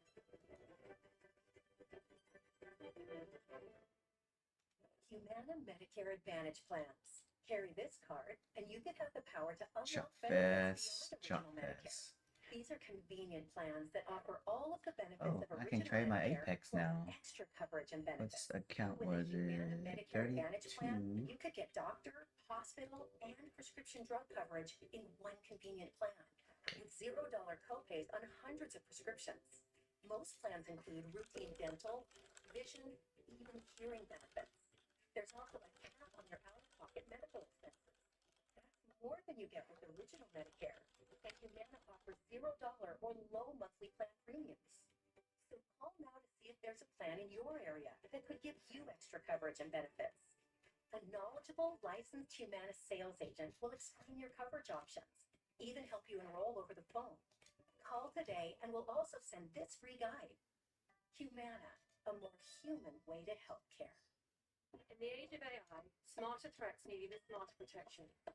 CrowdStrike Charlotte AI is delivering the future of cybersecurity in what's now and what's next. Built on the intelligence of every breach we stop and refined by human expertise, Charlotte AI gets smarter so your business stays safer. So you can build for tomorrow with confidence and efficiency and protect what matters most. That's why the businesses you trust CrowdStrike. CrowdStrike. We stop breaches. Earnings, unemployment, the Fed meeting, and you know what? Dead last? Tariffs. Nobody in Wall Street is going to care about trade policy until the week is full of bad money. Weeknight 6 Eastern and streaming on CNBC Plus. A key July jobs report is great uncertainty impacting the economy and the labor market. What the data could mean for future rate cuts, employment numbers, and analysis. Squawk Box, Friday 8:30 Eastern and streaming on CNBC Plus. If I get this to pay out next Apex, I can actually take out 3,500. Yep, we pay out number 5. GDP number, a lot of data to talk through. That's going to be up a 1/10%, but it is. Give us new low day. Let's go. Go, baby. Technology is up. That's why the Nasdaq is up 0.2%. We got energy, materials, industrials bringing up the rear. As for treasuries, after all this data, take a look. We are selling higher yields. 10-year yield 4.37, nothing extreme, still in the range. The 2-year yield 3.9%. Ahead of the Fed this afternoon. We've got a big hour coming your way. Hershey CEO Michelle Buck joined us on the back of earnings, her last interview in the role, with a look at consumer demand, inflation, and more. Plus, we will talk to the CEO of British pharma giant GSK. GlaxoSmithKline also out with earnings about the potential impact of pharma tariffs and much more. And as mentioned, it's Fed decision day, and today's decision could come with a number of dissents. Former Kansas Okay, State you see the radar screen. Everything is bearish, close to being bearish. It's like 6, 7 of them. So a big move is coming. I just don't know if it's going to be to the downside. It looks like it. We're down 2.8% from June of Very last hard year. to tell. That's basically in line with expectations, just a teensy bit lower. These counts are based on signed contracts for existing homes. So people out shopping in June when the average rate on the 30-year fix dipped slightly and briefly. The home builders noted that in recent earnings, that this brought in more buyers. Of course, the builders also buy down rates. Home sellers do not, and rates backed up again in July. Now, sales were down despite a nearly 29% gain in active listings, according to Realtor.com. Some of that gain is because homes are just sitting and not selling. There was actually a pullback in new listings in June. Regionally, sales dropped everywhere except in the Northeast. Strange, because home price growth has been strongest in the Northeast. And just a note, mortgage applications to buy a home dropped last week and are down 5% over the past 4 weeks. Sarah? Okay, Diana, thank you very much. It's gonna drop. Big story today is the Fed this afternoon after the economic data that we got today. So GDP comes out better than expected, 3%. Complete reversal of the first quarter, where it's all trade distorted, and this one too. You know, exports subtract from GDP. There was everyone was loading up in the first quarter, and they fell this quarter, and that's why GDP was better. Overall consumption at 1.4, good. That's the strength of the consumer, but tamer than what we're used to. What I really pulled out of this statement, because I think this is going to be the debate inside the It's a Fed damn 10 right points range. You really can't trade this. how are the tariffs impacting inflation? So we got a core PCE number inside this GDP print. Yeah, I have a short at 520 again, so he hits that. Expected, but it's still, as you can see, And a long at 455, but that long might be bad. the quarter before. And we'll get a more precise reading tomorrow with the June PCE number, so the monthly data. This was the quarterly data. But we're watching it because this is the debate inside the Fed. This is why we might see two dissenters with Bowman and with Waller, who have said they've been in favor of a cut as soon as today, because they feel, first of all, that inflation is not as bad as expected, and if we do see it, it's going to be a one-off, where I think more people on the committee, including the Fed chair, are worried about tariffs being more inflationary, and jury's still out. I mean, so far so good, but we don't know. We're starting. We don't know. We have a similar conversation and have had it for quite some time now. When are we going to know, Sarah? Well, when do we think a sufficient amount of time has passed that the risk has gone down? Yeah. The prices will. Unless Trump tweets What we've something. heard from the Fed chair is that we'll know more in August, I think, as we get to September, because the market is pricing in a September cut. So by August, if inflation numbers still look tame, it would be a much higher likelihood that they will go in September. But we're starting to learn. Look, Adidas was out today, for instance. Yes, German company, but footwear very exposed to tariffs, because we know that footwear and apparel, they're made in Vietnam and China. So what they say is the latest indications of tariffs will directly increase the cost of our products for the U.S. with up to 200 million euros in cost for the rest of the year. We also do not know what the indirect impact on consumer demand will be should all these tariffs cause major inflation. They did talk about price increases. Did they? Because again, the question is, will they just take the hit in their own margin, or will they pass it along? They talk about, are Adidas sneakers going to become more expensive? Probably. We just don't know how much, and it'll probably be some combination of them eating it and also passing it along. Interestingly, they maintain guidance, so they're not looking at anything. They said that they would have raised guidance given this. I mean, they saw double-digit growth. Right. So the prudent thing to do was to keep guidance. Mondelez, we're going to talk to the CEO next hour, the company that makes Nabisco crackers and Oreos. We've announced incremental pricing that is going to take effect in a few weeks in North America. I won't elaborate much, but we are clearly at a point in time where we see inflation That's not related to tariffs. I mean, incremental pricing, yeah. I mean, isn't it input costs? Inflation, Yeah. input costs. Yes, food is more local. Okay.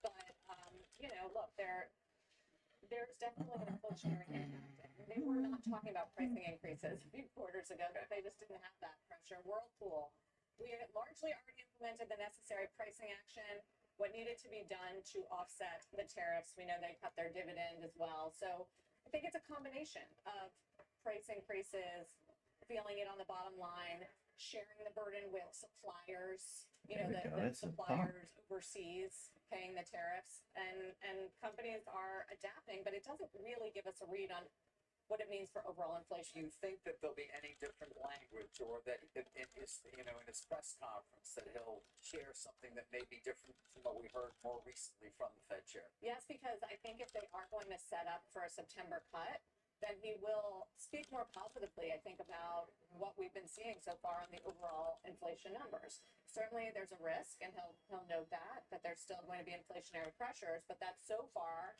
the economy has absorbed the tariffs well on inflation. It's a nod to any dissenters we might get, and a potential nod to a rate cut that we might get as soon as September. You know, ironically, the president has been saying we need rate cut, too late Powell. Yeah. What we should be pointing to is actually signs of weakness in the economy that would propel the Fed to So you don't want to do that. You could point to the 1.4% personal consumption and say that was the tamest we've seen. You could point to, you know, the business spending, which actually came down in the GDP numbers, and some of the signs of softness around the labor market, which actually does help the Fed's case. And so the other thing I would be on the lookout today is any language around softening in consumer demand or in the employment situation, which would lead them further to a cut. Okay.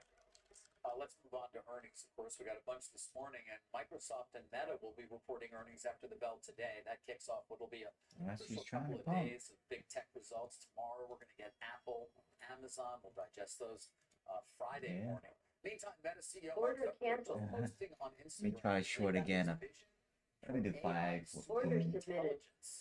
Said some interesting things about the future. Let's bring in RBC's tech analyst Brad Erickson. He does cover Meta and Amazon. I guess first let's just get to the Meta print this evening and what your expectations are in terms of what we may see there. Yeah, I think you're going to see really good numbers. Our checks were generally positive through the quarter, so we're talking like high teens growth, probably something in the 16, 17, 18% range. And then guidance probably the high end, right around where the street is estimating for Q3, maybe even a little bit above. Good operating margins.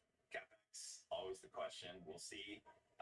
You know, our view there is that to the degree that they can continue to outperform on the revenue front, they probably have room to move CapEx up. Google did it last week. We'll see what they say tonight. Yeah, obviously those Google numbers as well, I would think, paint a good, potentially good picture for Meta. Yeah, absolutely.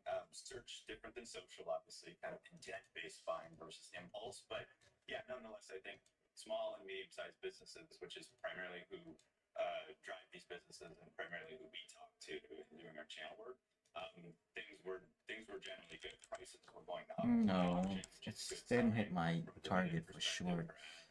So yeah, I do want a short though. I do want a short. I just need to suck it up and just man up and short at 500. To this Instagram post I just mentioned. Yeah, I'm not gonna be a bitch anymore. I'm gonna put 502. Get to this question about CapEx. You know, he said AI keeps accelerating. In fact, over the past few months, we've begun to see glimpses of AI systems. How's your son doing? Is he feeling better after blowing up? Super intelligence is now in sight. And then, you know, he thinks it's going to have a more meaningful impact on our lives. It's going to come from everyone having personal super intelligence that helps you achieve your goals. He talks about things like having the glasses to help you basically interpret the entire world. I don't know. Your take on it, whether it means that we may get something unexpected this evening as well? I like your take. I don't know. The most interesting thing to me that stuck out was he kind of had this kind of altruistically positioning Meta as being really about people and productivity and personal nature of AI. And that kind of threw a little stone in terms of the competitors by saying, hey, a lot of these other things are based at enterprise, workforce productivity. And, you know, we're seeing growing evidence of jobs being impacted potentially by Yeah. AI. It's kind of Are you making good money, Gambit? it's hard to directly attribute it. That's good. I'm trying not to touch my pro today. And let's just see something good. Gotta protect this account. Leader when it comes to super intelligence and AI in general. We've seen the competition for talent with OpenAI. Who else is he competing with? And is it a world where it's winner take all? Yeah, I think all of the model companies, right? So that's everyone from certainly from Google to Anthropic to OpenAI to Perplexity and a number of others. I think those are kind of the primary competitors where you're just trying to add utility in people's lives, right? Like set aside whether it's for work or personal or whatever, you're trying to add utility to people's lives, effectively take out more of people's lives, right? If you're involved, engaged, you can sell more ads, you can drive more revenue by adding more value in people's lives. So I think that's how he thinks about the competitive landscape. Brad, appreciate it. We'll keep an eye, obviously, for the numbers this evening. Thank you. Thanks. Here's our roadmap for you for the rest of the hour. After the break, the CEO of British pharma giant GSK joins us on the back of earnings with a look at the It wants to flush. I mean, it wants to flush big time. I do not want too long. Let me cancel my long. I don't know. Just the way I'm looking at the radar screen, it just wants to flush. About tariffs, inflation, her read on the Let me cancel all this all the long. results this morning. Big show still ahead. Yeah, I don't know when, but I'd rather short than long because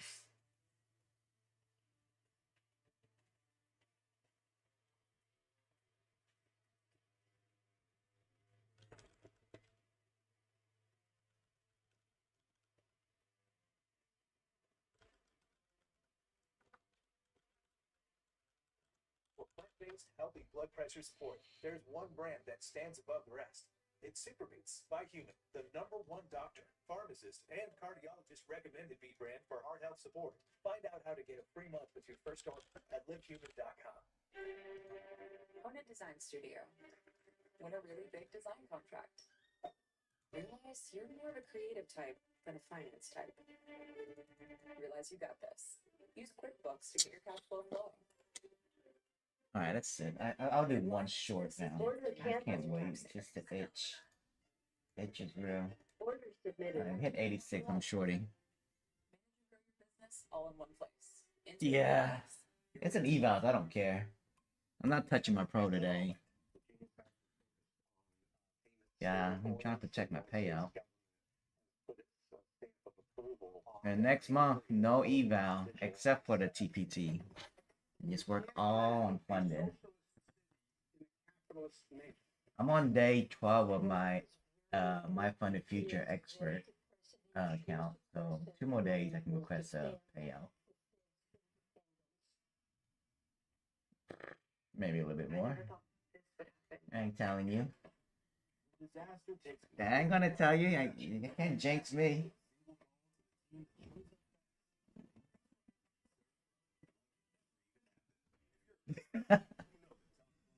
Nah, gotta take my little nephew to eat next week. Gotta save all my money. Little fuckers are coming back. Get both Bear and Kills products delivered same day, next day, or whatever day you need, free of charge. Bear Paint, Kills product. Available exclusively at the Home Depot. Why? So you can long and get caught? What's your flavor? Tell me what's your flavor. Here's a taste of HEB Cream Creations Yeah. Mexican hot chocolate. Give me 86 and I'll short you. I'll join you. Come on. Get it. There we go. What? I just got in. I'll get out. 80. Drop it, ho. I'll keep adding in, and I'm gonna hold for FOMC. Yesterday, that day in 87 was the crash, of course. Lower again today after the maker of Wegovy and Ozempic replaced There we the go, CEO. baby. They actually announced the new CEO. We knew there was going to be a replacement a while back. They cut their full year guidance due to a weaker outlook for the weight loss drugs and the diabetes drugs, citing compounders, citing competition. Oh, you still touching your ETF? You gotta protect that, dude. funny, like they I had think BMT or BRMT just got $5,000 payout from ETF. Potentially an oral formulation as soon as next Man, I year. should have taken profit. Oh well. Yeah, and it was downhill ever since. Well, let's stick with pharma. GSK is a winner today, posting an increase in sales and profit in the second quarter, driven by strength in its specialty medicine business. The company is confident it will reach the top end of its full-year guidance. And GSK CEO Emma Walmsley joins us exclusively now. It's great to have you, Emma. Welcome. Great to see you. There you go. Let me get 2 this time. 1 is not enough. 88. 2 at 88. Oh, baby. It's obviously great to be reporting another strong quarter. That's 3 years of consistent uptick in operating performance for GSK since the demerger with Haleon, and of course on top of Yeah, because I need just $120. I only start out with 1 so I can average down in case it goes up. Because I really want to short at 5.15 or 5.10, but you know, gotta go in early. and in HIV, so all of our core therapy areas, and we're up in the US up 17%, and critically the US is 2/3 of our global specialty business, so all of that's going well. The most important thing, I'm so bored. I'm just gonna fuck around on Twitter. Who should I troll? new innovation, i.e. what's to come next. We are on track for a record of 5. Give me 88. Give me 88 so I can short. Hold on, let me get in. COPD is the 3rd leading cause of death in the world. A breakthrough new drug, the world's first 6-monthly treatment, a step change in overall survival. What's Go? How's Go doing? Also, alongside that, new meningitis vaccine and the first. Yeah, Go's not too bad. It's dumping. 30 years, and we're hoping to add to that another 14, well, including those, but 14 new scale medicines and vaccines in just the next few years. It's all about the pipeline of innovation in our industry. That is the secret to bringing down the cost of overall healthcare, and we're definitely making good progress, which we want to add to. Don't stop out. Further BD. But you wouldn't know it. I got 2 short now. And the industry, and I know you. I know that you're not, understating the excitement here. I can sense it in your voice about some of the innovation and what you have in the pipeline. So, what do you think the street is underestimating? Well, I've made a habit of not trying to comment too much on the share. Now it's gonna go up to freaking 5.10 where I wanted. And in our operating performance. I was short at 88. I got 2 MNQ. The demerger, we had of £33 billion for 2031. We upgraded it to 38, then again to 40, and I think the market is steadily moving up behind that. Obviously, what matters, not only in operating performance, is the data that comes through in our pipeline, and we're expecting, we had a record. Bless you. Phase 3 Bless you. 15 by the end of 2026. So hopefully, as that data comes through, we'll see the market follow. One of the overhangs I think on the sector I has need been a some drop. of the changes we've seen at the FDA. Dump it, ho. Certainly at the NIH, and what that means for funding. How do you process what this will mean, and do you know yet on your business? Well, as I said, we're going for 5 new FDA approvals this year. We've already had 3. I think one answer to one of your questions is also, although it's the smallest of our 3 businesses, obviously we have a vaccine business and we're a bit more cautious about the outlook there. Damn it, where's your YOLO tag? I don't see a YOLO tag. An approval for this new meningitis vaccine. You do YOLO. Don't be a hoe. You get meningitis, sadly, within 24 hours, you've got 1 in 10 of our teenagers that will die from that infection if they get it, and 1 in 5 will live with, life-changing. Where's Chicken? I haven't seen Chicken chat in a long time. RSV vaccine to the 50 to 59-year-olds. Yeah, he just does options We only. continue to engage constructively. Oh yeah, we do have Microsoft and Facebook today. Facebook. There's a gentleman named Microsoft's too high. powerful role at the FDA for a short amount of time. He's already and there was a belief that he potentially is a gatekeeper to things like. Let me do Microsoft puts, and then tomorrow do Apple puts. Let me see the price on the it. industry perhaps to see his exit? Well, try not to comment on other people's personnel changes. August What we 1st. seek to do is engage Damn, this is expensive. constructively with the agency, sharing our data, answering questions. Okay, 480. You think we'll hit 480? I want to do 480 puts for $80. Wish me luck. In December, we are really excited about this new I only got one just for fun. asthma treatment. For sure, I'm doing a couple Apple puts tomorrow. Oh, fucking thank you. Piece of shit. That's a pretty terrifying experience. That's not good for me. Is often what happens in terms of the cost of hospitalization rather than the cost of medicines. I'm gonna average down at 525. Order submitted. Not really doing good. It's really nothing. It's hard to trade. Across Europe, Japan, Canada, the UK, Switzerland, and we're really working hard, hopefully, to bring that to American patients. You what? Global company, as you just laid Oh, out. what? The one for that's close to payout? Fuck. Drugs manufactured that are sold to the U.S. I know you have Oh my god, manufacturing. I'm sorry. Yeah, this is Man, that sucks. Yeah. Can't be greedy. We updated our guidance for this year to the top end of the range, and we included in that, obviously, tariffs that have already been enacted, but also those indicated. Oh my, you had $1,000 payout?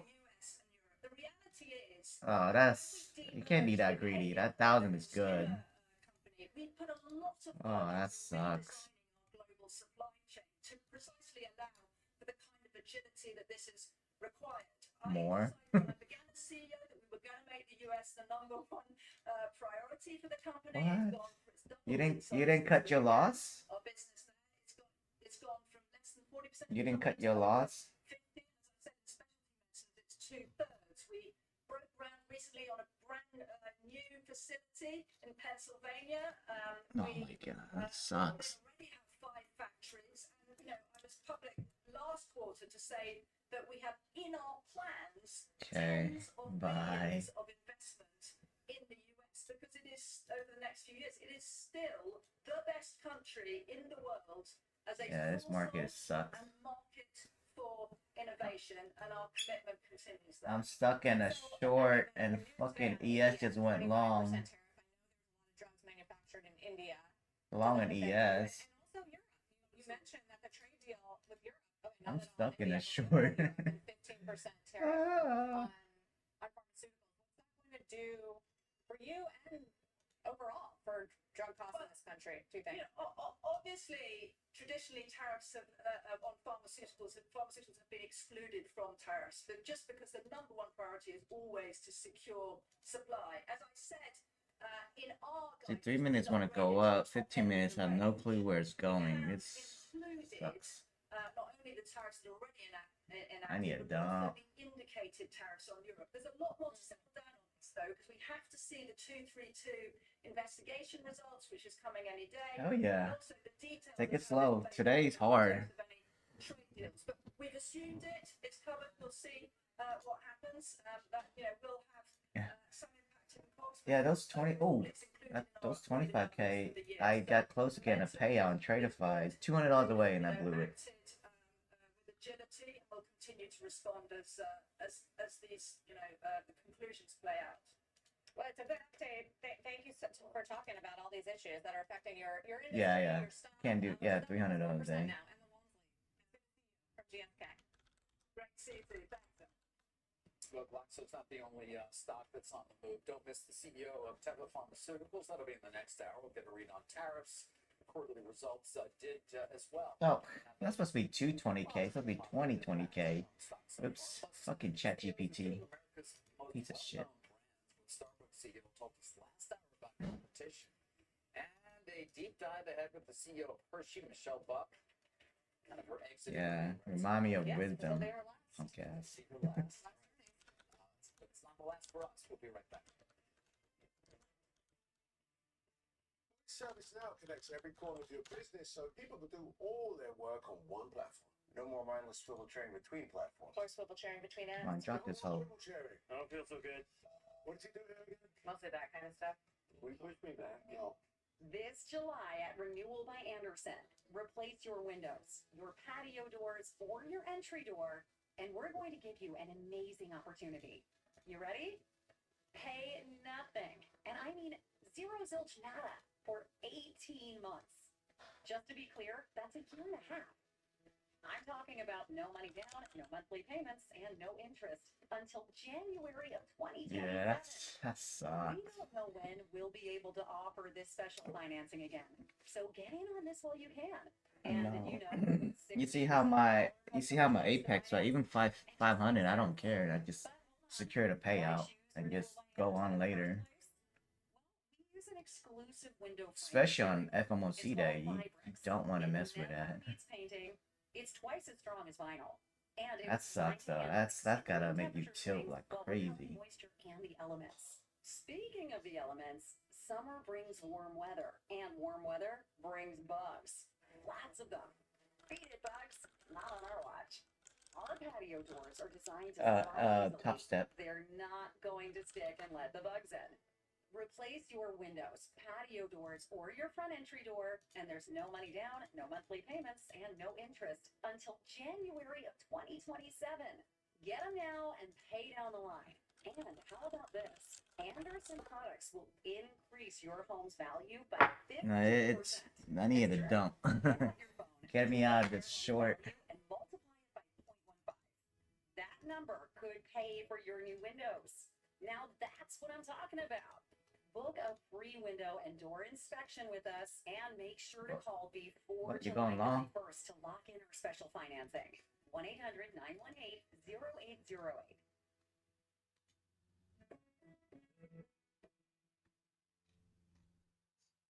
Hello to Zane. He's king of the day. I have a short already at 507. I just need a dump.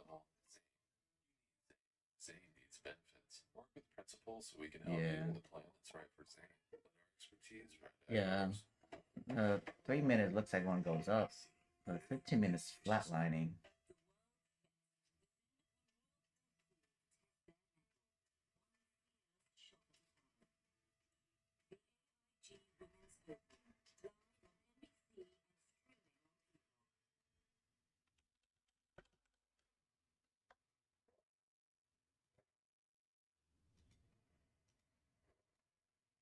Almost 30 minutes into the hour here, 3:50 for keeping it. You can see Harley Davidson percent after the company said KKR. Woohoo! Got out my short.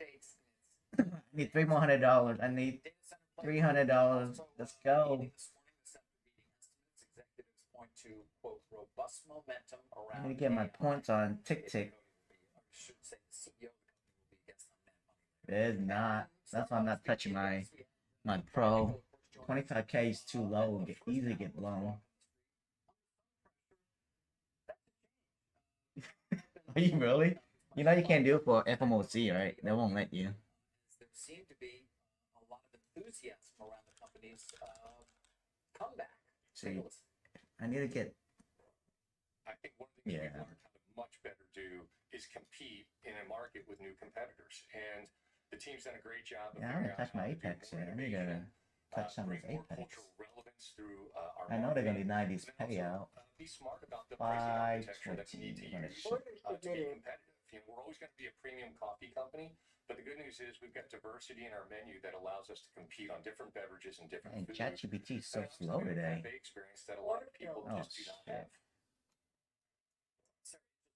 Stock now down because there did seem to be generally positive reviews for the quarter. Certainly Jim Cramer was quite enthusiastic. I shorted 515. Come on, give me a dump. Fiscal third quarter. U.S. sales, same-store sales, negative 2%. I guess that was in line, but the analyst says with low visibility ahead and underappreciated downside risk, we reiterate our underperform rating Yeah, and that's one of the $76 negative target. pieces. Orders submitted. Oh shit, my Apex just shorted too. Uh-oh. Stock perhaps a bit. Oh no, it's going for high day. Expectation and hope is they're going to get back to the 17% operating margins they had in fiscal year 19. Not going to happen overnight. There we go. You're talking about taking Order roughly filled. 10% up Out of to Apex. confident being able to accomplish that. I guess it's a show me story at this point. I'm gonna increase my short to 525. There we go. Come on. CBC News update. Silvana Hanan has it for us. Silvana. Saturday morning, federal regulators began 3 days of investigative hearings this morning on that deadly mid-air collision between a passenger plane and Army helicopter near I haven't touched mine yet. National Airport. 67 people died in the January crash, the nation's deadliest since November 2001. The National Transportation Safety Board will probe how the FAA, air traffic controllers, and the Army may have contributed to the disaster. Senate Democrats are invoking a rarely used law to request the release of all files related to the probe into Jeffrey Epstein. Minority Leader Chuck Schumer and all 7 Democrats on the Homeland Security Committee. Oh shit, everything went short now. Called the Rule of 5, which requires government agencies to provide got on information that if 5 one. members of the committee ask for it. Yeah. And an 8.8 magnitude earthquake in Russia's Far East, one of the strongest ever recorded, sent tsunami waves into Japan, Hawaii, and the U.S. West Coast overnight. The danger appears to be passing in some places, with Hawaii calling off its evacuation order. But Chile has now upgraded its tsunami warning to its highest level, Sarah. Okay. We'll watch that. Thank you, Silvana. Scary. Still ahead, 2 consumer bellwethers on results. Don't miss the CEO of Hershey this hour and the CEO of Mondelez in the next. We've got the whole snacking business covered. Reads on consumer demand, tariffs, and much more. Plus, stocks trading right around record highs in today's Fed decision on rates. Former Kansas City Fed President Esther George here with her predictions on what Chair Powell will say. Stay with us. Order submitted. Going to Bob's retirement party, right? Oh, yeah. Wouldn't miss it. Bob's been here since forever. Never took a sick day. But let's be real. Lately, Bob's been slowing us down. Oh man, Ash just blew up again. Damn. Ass. Tiny ass. Slalom Zero Legacy. Not slow? Yeah. Collaborative, thoughtful, total pros. And they want the best tech partners in the business. Modernize the core, launch new features, never missed a release. Wow. Exactly what we needed. Legacy shaped your present. Zero. That's too much. Slalom. We bring more. A secret hoard of 1932 $10 gold Indian coins have been found. These gorgeous 1932 gold coins are as bright and shiny as the day they were struck, and less than 400 of these gold coins are available. Coin I'll be back. I gotta go pee. U.S. gold coin discovery, once in a lifetime opportunity, and you can own a piece of the hoard. When you call, you are guaranteed a 1932 dated gold coin featuring Lady Liberty with an Indian boar headdress and a majestic eagle. With limited availability, you must call now. These 1932 dated gold coins are still in uncirculated condition with brilliant luster. That is 92 years of history you can hold in your hand. Call 1-888-870-6353. Call now when you receive a free bonus over a $55 value, free with every order. Call 1-888-870-6353 to secure your 1932 $10 gold Indian coins before they sell out. Don't wait. You must act fast. Call now. I love Rise Mustang Top. And not just because I look at drinking it. You know that. The all-day energy I get is good too. And it's easy on the stomach. Here we go. Drop that hoe. Yeah. Yeah, I'm short. In hand, and that slot punch, get out of here. Take it from a real firefighter. You gotta try these subs. Same old phone? Nah. It's me in 3 time zones. One eye on an edit, 1 foot on a trip, and 1 on this guy. Why settle for glass buttons? This is a real flex. Can your phone do that? Water. Just water. Lots and lots of water. Order filled. I'm out. I gotta redo this. I'll do 525 now. And go from doom to bloom. What's your flavor? Tell me what's your flavor? Here's a taste of H-E-B Cream Creations Mexican Hot Chocolate. One of over 40 unique ice cream flavors created to satisfy Texans' cravings.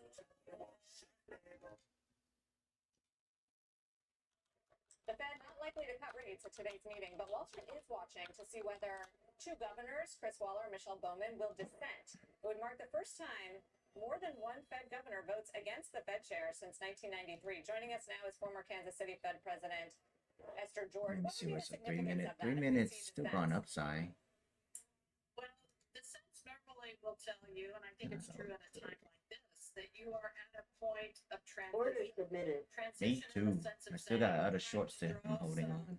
clear conclusions about the outlook for the economy, trying to decide timing as it relates to how the data is likely to unfold. And so times of dissent, particularly with governors, I think is meaningful in that sense to reflect that this committee is wrestling with some very important issues. I also sort of posited that if we get the dissents and we continue to get this benign inflation data, I mean, today, even in core PCE was 2.5%. Yes, a little hotter, but still pretty tame. That we'll hear a tone shift from Fed Chair Powell today, more open toward cutting rates, more open to the idea that the economy is managing these tariffs well. Do you agree? Do you expect to hear that? So Wow. I do expect him to be very careful about his tone for that very reason. Some of the data is coming in soft. We saw that in GDP data. Order submitted. Are you waiting for the 550? We are looking at the inflation data. But I think he will also, Sarah, have to be a bit cautious in this sense. Remember, since the last meeting, you have seen an easing in financial conditions. You now have the framework around deficit spending at the government level and ongoing promises of deregulation in this economy, which have the potential to be really a tailwind. And inflation has been hanging in there a long time. And this is a Fed that is really going to adhere to, I think, their conviction that the 2% target has to be in their line of sight. So I think he will straddle both the acknowledgement of the data as well as keeping options open depending on how the economy falls. I mean, doesn't that put them in a harder position to explain the 50 basis point cut last year into the election? And I know it wasn't political because I know this Fed chair and this Fed, but cutting then and not cutting now, where inflation has gotten under control? Yeah, and I think that's the real key, Sarah. Do we have inflation? Dang, my short didn't hit. I had a 524. It didn't hit. Tariffs, whether you believe it to be a price level adjustment on a one-time basis, or somehow could begin to fuel the spark that inflation dynamics may Yeah. shift. No, on MNQ. MNQ. It is really in his interest, and I think the committee will be Yeah, I talking didn't hit on about mine. this. On my Its MNQ. timing will be very important. Notwithstanding what happened last year, a different environment, year over year different, but acknowledging there are tremendous changes in the policies that are coming at this economy. But there's also AI, and a lot of people see that as being deflationary, which could be starting to have an impact, and also good for productivity. Yeah, no, I think this is the promise of this technology, and I think something that will accrue positively to our economy to have the kind of productivity that can arrest some of this inflationary dynamic or concerns about stagflation. But again, like the tariffs, these things take time to reach sort of the scale and the level of adoption that lets you see that kind of productivity come through. So, clearly promising signs there, but I think you have to wait and see for more evidence. Well, one thing's for sure, we're going to get a Truth Social post after they do nothing in today's meeting. I think we can all bank on that. Thank you, Esther George. We appreciate it. It's good to see you. Thank you, Sarah. Kansas City Fed President. I think so. Let me see. I have it pinned in the channel. Let me look at Tradify real quick. With a look at consumer demand, inflation, and more. And a quick programming note, do not miss JP Morgan Chase CEO Jamie Dimon, Money Movers, tomorrow, 11 a.m. Eastern. He'll join us live from his firm's annual book Oh, I don't tour have that he it on. does Let me find as it he because I don't visits have it clients on across the country. the straight to find it. Are you living with dry AMD? If so, you could be on the road to I believe so, but let me make sure though. GA can be And unpredictable. Irreversible vision loss. But with I think that's normal for 25K though. Let me see. Dude, I do not like the new website help center. FDA-approved treatment for new GA patients. Izervay is an eye injection. Don't take it if you have an infection or active swelling in or around your eye. Izervay can cause eye infection, Oh, there we retinal go. detachment, or increased risk of wet AMD. Yeah, TikTok is way better with the daily. Do not drive or use machinery until vision has recovered after an eye injection or exam. Yeah, you're right. So it is 1,000 payout profit goal. Yeah. Slow your GA. Don't delay. So you can go under 500 on the buffer. So you make 1,500, take out 1,000, and you have $500 buffer. I need to post that on the Trader 5K channel. Yeah. But just one payout, it makes it better. So, you know what I mean? Yeah. I would have get some, but I'm stuck with 5 already. With Clear Choice Dental Implants, I got the 150 when it was 50% off. you get the security of our lifetime warranty on premium arches. There we go. Man, it's freaking For life. ChatGPT is so bad. And it's so popular, we're doing it again. It's like a sequel that's actually as good as the original. Maybe better. Definitely not worse. Okay, it's exactly the same.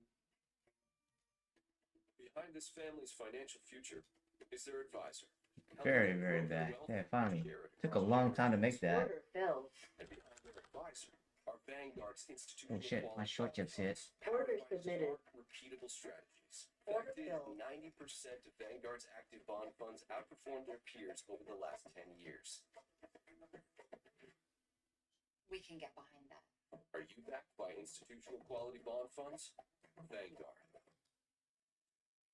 Chairman Powell under ongoing pressure to cut rates. What will the Fed signal regarding policy later this year? Powell's message to investors. Power Lunch, today 2 Eastern, and streaming on CNBC+. Nice. Are you set for payout though? Plus, the new streaming platform from the #1 source in business news. Watch live or on demand. Access any market, anytime, anywhere. Yeah, that's not bad. Streaming, go to CNBC.com/plus. Order now. Hershey beating on the top and bottom lines despite raising estimated full year costs of tariffs to between 170 and 180 from between 15 and 20 million dollars. A bittersweet earnings call for CEO Michelle Buck, planning to step down very soon, August 18th, joining us exclusively on CNBC for a final broadcast interview as Hershey CEO Michelle Buck. Welcome. It's good to have you. It's been good to have you throughout, your tenure as CEO, Michelle. But just on this current quarter, I'm curious how you characterize the consumer environment right now. Yeah, so thanks, Sarah. It's great to be here. So first of all, we are thrilled with our strong quarter. Yeah, that's all we did. Because that's the cheapest one. As we look at the consumer, we're seeing a pretty steady consumer from where the consumer. Oh, yeah. Consumers are needing to make choices and trade-offs. And we're delighted that as they're doing so, they have really placed a lot of value on the emotional well-being. I think me and Cat Daddy are doing the 100K fast track. Because that's the best deal. It's $25 each YOLO on data and just pass one. Yeah, 1 month free. So you just got to hurry up and get a payout. One payout would be great. $25 and get $2,000 payout. People demanding, protein and all these social media trends and also health concerns and what the perceptions are right now around how they want to be snacking. So I think we have continued to see what's driving our category has been innovation. Consumers respond to innovation. Yep. Excitement in flavors and moods. Certainly the emotional well-being that our category delivers. We've heard from consumers as we've seen some of the one payout, all it takes. An increased level of stress. We've seen our category fare even better. And we So with Apex, I've been just getting $500 payout until I get my 5th payout, which is this one coming up. I can take out the whole buffer, 3,500, and after that, it's uncapped. And I'm gonna YOLO that shit when it's uncapped with 300K. 'Cause I didn't know there's no consistency when it's uncapped. So once I get the uncap on the 300K PA, I'm just gonna just fucking go all long, all short at open. Bigger tariff impact. Where are you feeling that? Yeah, that's what I'm trying to get to. I need one more slow payout. Order governmental officials understand the issue with cocoa and the fact that we cannot grow cocoa in the U.S. And I was pleased to hear Secretary. I have 3 short of 500 still on my trade day. Cocoa and the understanding of some of those natural resources. So I'm optimistic about what might be to come relative to cocoa and a potential exemption. Well, also cocoa futures have just, I mean, they've gone parabolic in the last 2 years, up, I think, 120, 130%. So add it all up, Michelle, and what's happening with consumer prices on Hershey products? How much more will we have to pay? So we've taken a long-term view as we look at cocoa inflation and rising prices. Certainly over the long term, we are committed to covering cocoa inflation with pricing and with productivity, aggressive productivity initiatives. So we're pulling every lever possible. We did a big transformation of cost transformation project, a smart complexity initiative to really improve productivity in our SKUs. Okay, now the 15-minute looks like it's going to curve up. Oh my gosh, my short's going to be bad. Yeah. We'll see. Offer the products that consumers are looking for that really fulfill. Yeah, well, I'm still going to hold for. It doesn't eval, so I don't really care. Then you think tariff exemptions on cocoa? I should not. Consumers won't have to pay higher inflation on cocoa on tariffs. So as we I just need one more dip so I can get out. We disconnect pricing and tariffs. We are not pricing to cover tariffs. We are strictly taking a strategy on pricing at this moment in time that is really about covering cocoa inflation, which we have not done in our P&L. We've absorbed a lot of cocoa inflation over the past couple of years to really protect the long-term health of the category and the consumer. Tariffs, we believe, are too volatile at this point in time to make any decisions. I need to post those winners for Lucid 150K later today. I won't give out the codes until after FOMC. I don't want them to blow it up. Because those 150K is a lot, and it's free, so I don't want them to blow up on it. I can remember at least a couple of times, I think, during your tenure where Mondelez, I believe, tried to buy the company. You have a unique voting structure that gives the Hershey Trust the ability to stop. Not yet. No, I haven't done it yet. It's gonna be on Twitter, so let's see what the bot picks. Do you believe in the future of the Hershey Company? There will ever be a day in which there will be a potential sale, or one could be entertained, or is the Hershey Trust determined to make sure the company remains independent? He's been quiet. All he does is post his freaking promotion shit and doesn't say anything else. I think he was on crack that day. And then look at opportunities where we can access new consumers. I don't give a shit what he's in. These are strategies we've employed to expand the portfolio into permissible salty snacking and also protein. Oh, data in 20 minutes. Never mind. That we are really focused on going forward in the future. I think Chris is green now. The trust has a long-term view in the outlook of our company. Comes to the potential sale of the company, and again, there may be still some speculation in your shares. Is it fair to assume that will never happen because the Hershey Trust wants Hershey to remain independent? Oh yeah, get Chris out of here. Give him his first screen. Let's go. I need to get out too. I need under 500 to get out. To continue to delight consumers with the breadth of our portfolio, and that's where we'll be focused over the months and years to come. So why now, Michelle? I know you've been at this company for a very long There you time. go, Chris. You've led it successfully. If you look at the share price and the performance overall, the growth. Chris want more. He always leave a runner, so he should be good. Is the time to step down? You know, I've been here 20 years. This is my 9th year as CEO. I'm tremendously proud of Damn. what we've been able to And right back up. During my tenure, we've delivered Wow. industry-leading the #1 total shareholder return amongst large cap food. Holy shit. All my shit is short now. Fuck. Company from a chocolate leader to a multi-category snacking leader. Oh, you went. opportunity that that has created, estimated roughly $7 billion market cap. It's certainly evolving our Let's see culture my to be ET. even more risk-taking and courageous in taking the bold moves that we need to set us up for the future. Why As my I look at where we are now, ETF is not I think correct? we're incredibly well positioned for the future. We have a robust portfolio. I should have made more. I shown I was up $100 now. It's only $30. That's weird. And we have an incredibly well-equipped leadership team Yeah, and I gotta redo this. Orders submitted. Can't do limit sell anymore. I gotta do candle market sell. Orders submitted. Almost 200. Now, what you mentioned the future. What do you think Kirk Tanner, Yeah. we know from Wendy's, is going to take over for you in a few weeks? What do you think will be his biggest challenge in maintaining that outperformance? Usually it's not like this. So what I love about Kirk is his 3 decades of track record at Pepsi is very relevant snacking and beverage experience, which is so relevant to our business, and his continued focus on the consumer, customers, and Elite. culture. And, you know, if I was advising him, I would say continue to focus on capturing incremental consumers and occasions, continue to focus on business resilience and building that durable financial P&L as we're recovering from cocoa, and then just continue. Is it 3 minutes overbought yet? 3 minutes now. It's getting there, but not to yet. continue taking us forward in achieving our goal of being a true snacking powerhouse. Ah. I think your most important legacy will be the Reese's and Oreo iconic collaboration that was just announced. People, I was going to ask you or Jerk about it because he does Oreo, you do Reese's, but I think people are very excited about this. Mom, I'm a flush. We're thrilled. I mean, what could be better than Can you trade FMOC on trade day?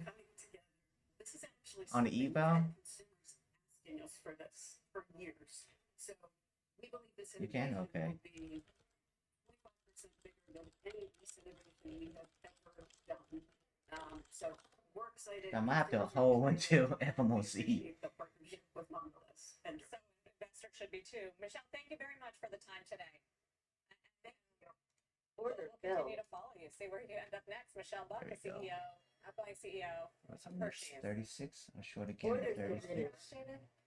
I believe I may have seen it. That was the first, like, dipping Oreo in peanut butter. Oh, they don't? I believe at least they got Fuck. that. I may not have been able to buy the company, but now they at least got the collab. through those. Yeah, maybe sign of more to come. By the way, Let me look that up. That sucks if you can't. on the consumer inflation and that new Reese's Oreo mashup. We're back into They were all over that.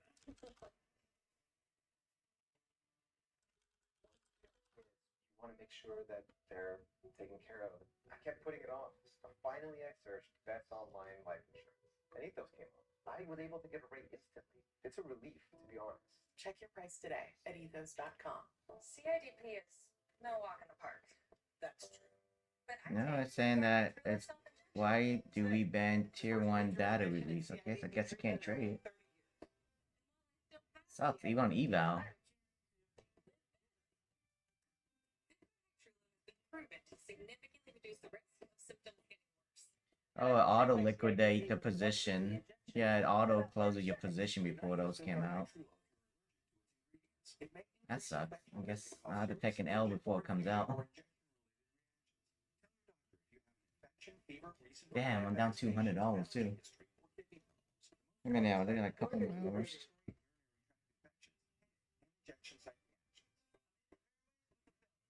Order submitted.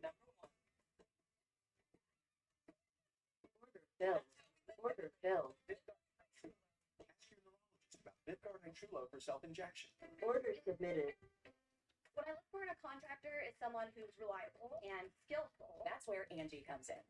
With top-rated pros in over 500 categories, Angie can connect you with the right pro for Damn, you still waiting for 550? Find top-rated pros in your area at Angie.com. Wednesday, August 6th, join CNBC's virtual small business playbook event, Real World Insights, on navigating volatility and seizing opportunity. Register now It at might hit. CNBCevents.com/smallbiz.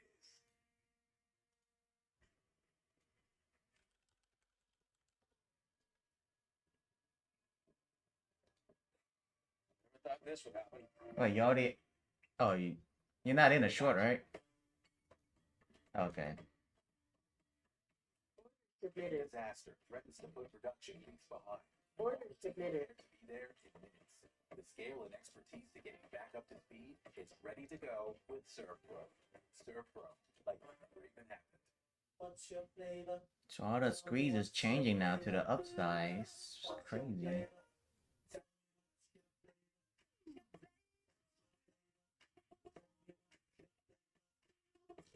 Order filled. Order submitted. With over 40 unique flavors, there's an HEB Creamy Creations flavor for every craving in Texas. Just one more reason. Here, everything's better. We looked at every player in the market, obviously, and I don't believe identity inflection is going to happen with a new player. I think the existing players are strong, with CyberArk being the strongest player in the space, and we spent a lot of time, Udi and myself and his team, and they are poised to go and disrupt this market and create the platform we need. All right, that was Palo Alto Network CEO Nikesh Arora. Talked with us the last hour about the deal to acquire the cybersecurity company CyberArk. It's worth about $25 billion in cash and stock, perhaps a bit less given the decline in Palo Alto's Order stock filled. price. All right. But That's gives them $10. in identity theft. Order Not filled. for the consumer as much, but within the enterprise. I'm up $100 now on ETF. I need one more 100. Keep shorting new high day. It's working. Order submitted.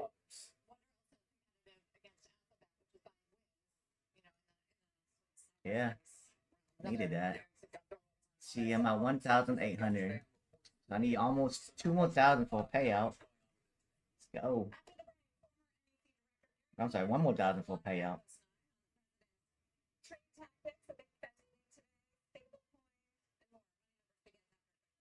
Let me see the econ bot.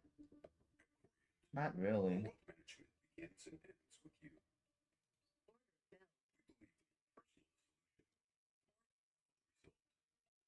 Your goals as our own. We never lose focus on the life you want to build. And our experienced advisors design custom-built strategies to help you get there. It's time for a management experience as sophisticated as you are. It's time for Corient. The first day back of maternity leave is so weird. That's what my short was. Find a caregiver who does too. Yeah, but I got out after 4 points. A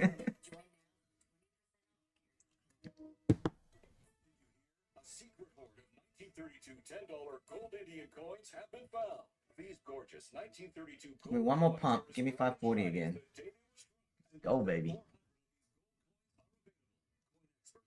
Secret U.S. gold coin discovery, a once-in-a-lifetime opportunity, and you can own a piece of the hoard. When you call, you are guaranteed a 1932 dated gold coin featuring Lady Liberty with an Indian boar headdress and a majestic eagle. With limited availability, you must call now. These 1932 dated gold coins are still in uncirculated condition with brilliant luster. That is 92 years of history you can hold in your hand.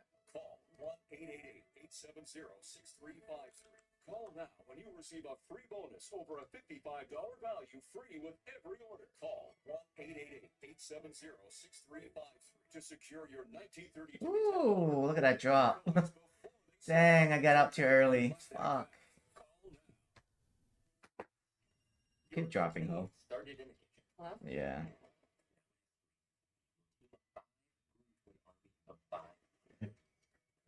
Right there. It's big. To grow your business from big to bigger, you need an advisor built for the middle market.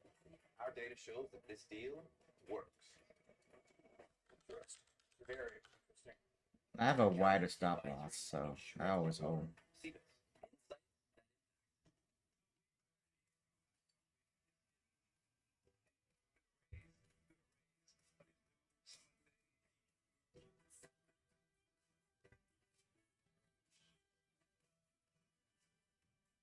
Earnings, unemployment, the Fed meeting, and you know what? Dead last, tariffs. Nobody in Wall Street is going to care about trade policy until the week is over. Bad Money, weeknight 6 Eastern, and streaming on CNBC Plus.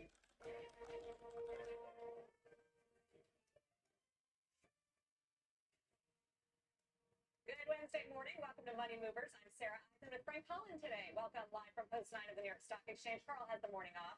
A look at the state of It the is. consumer with the CEO snacking It is. Average down.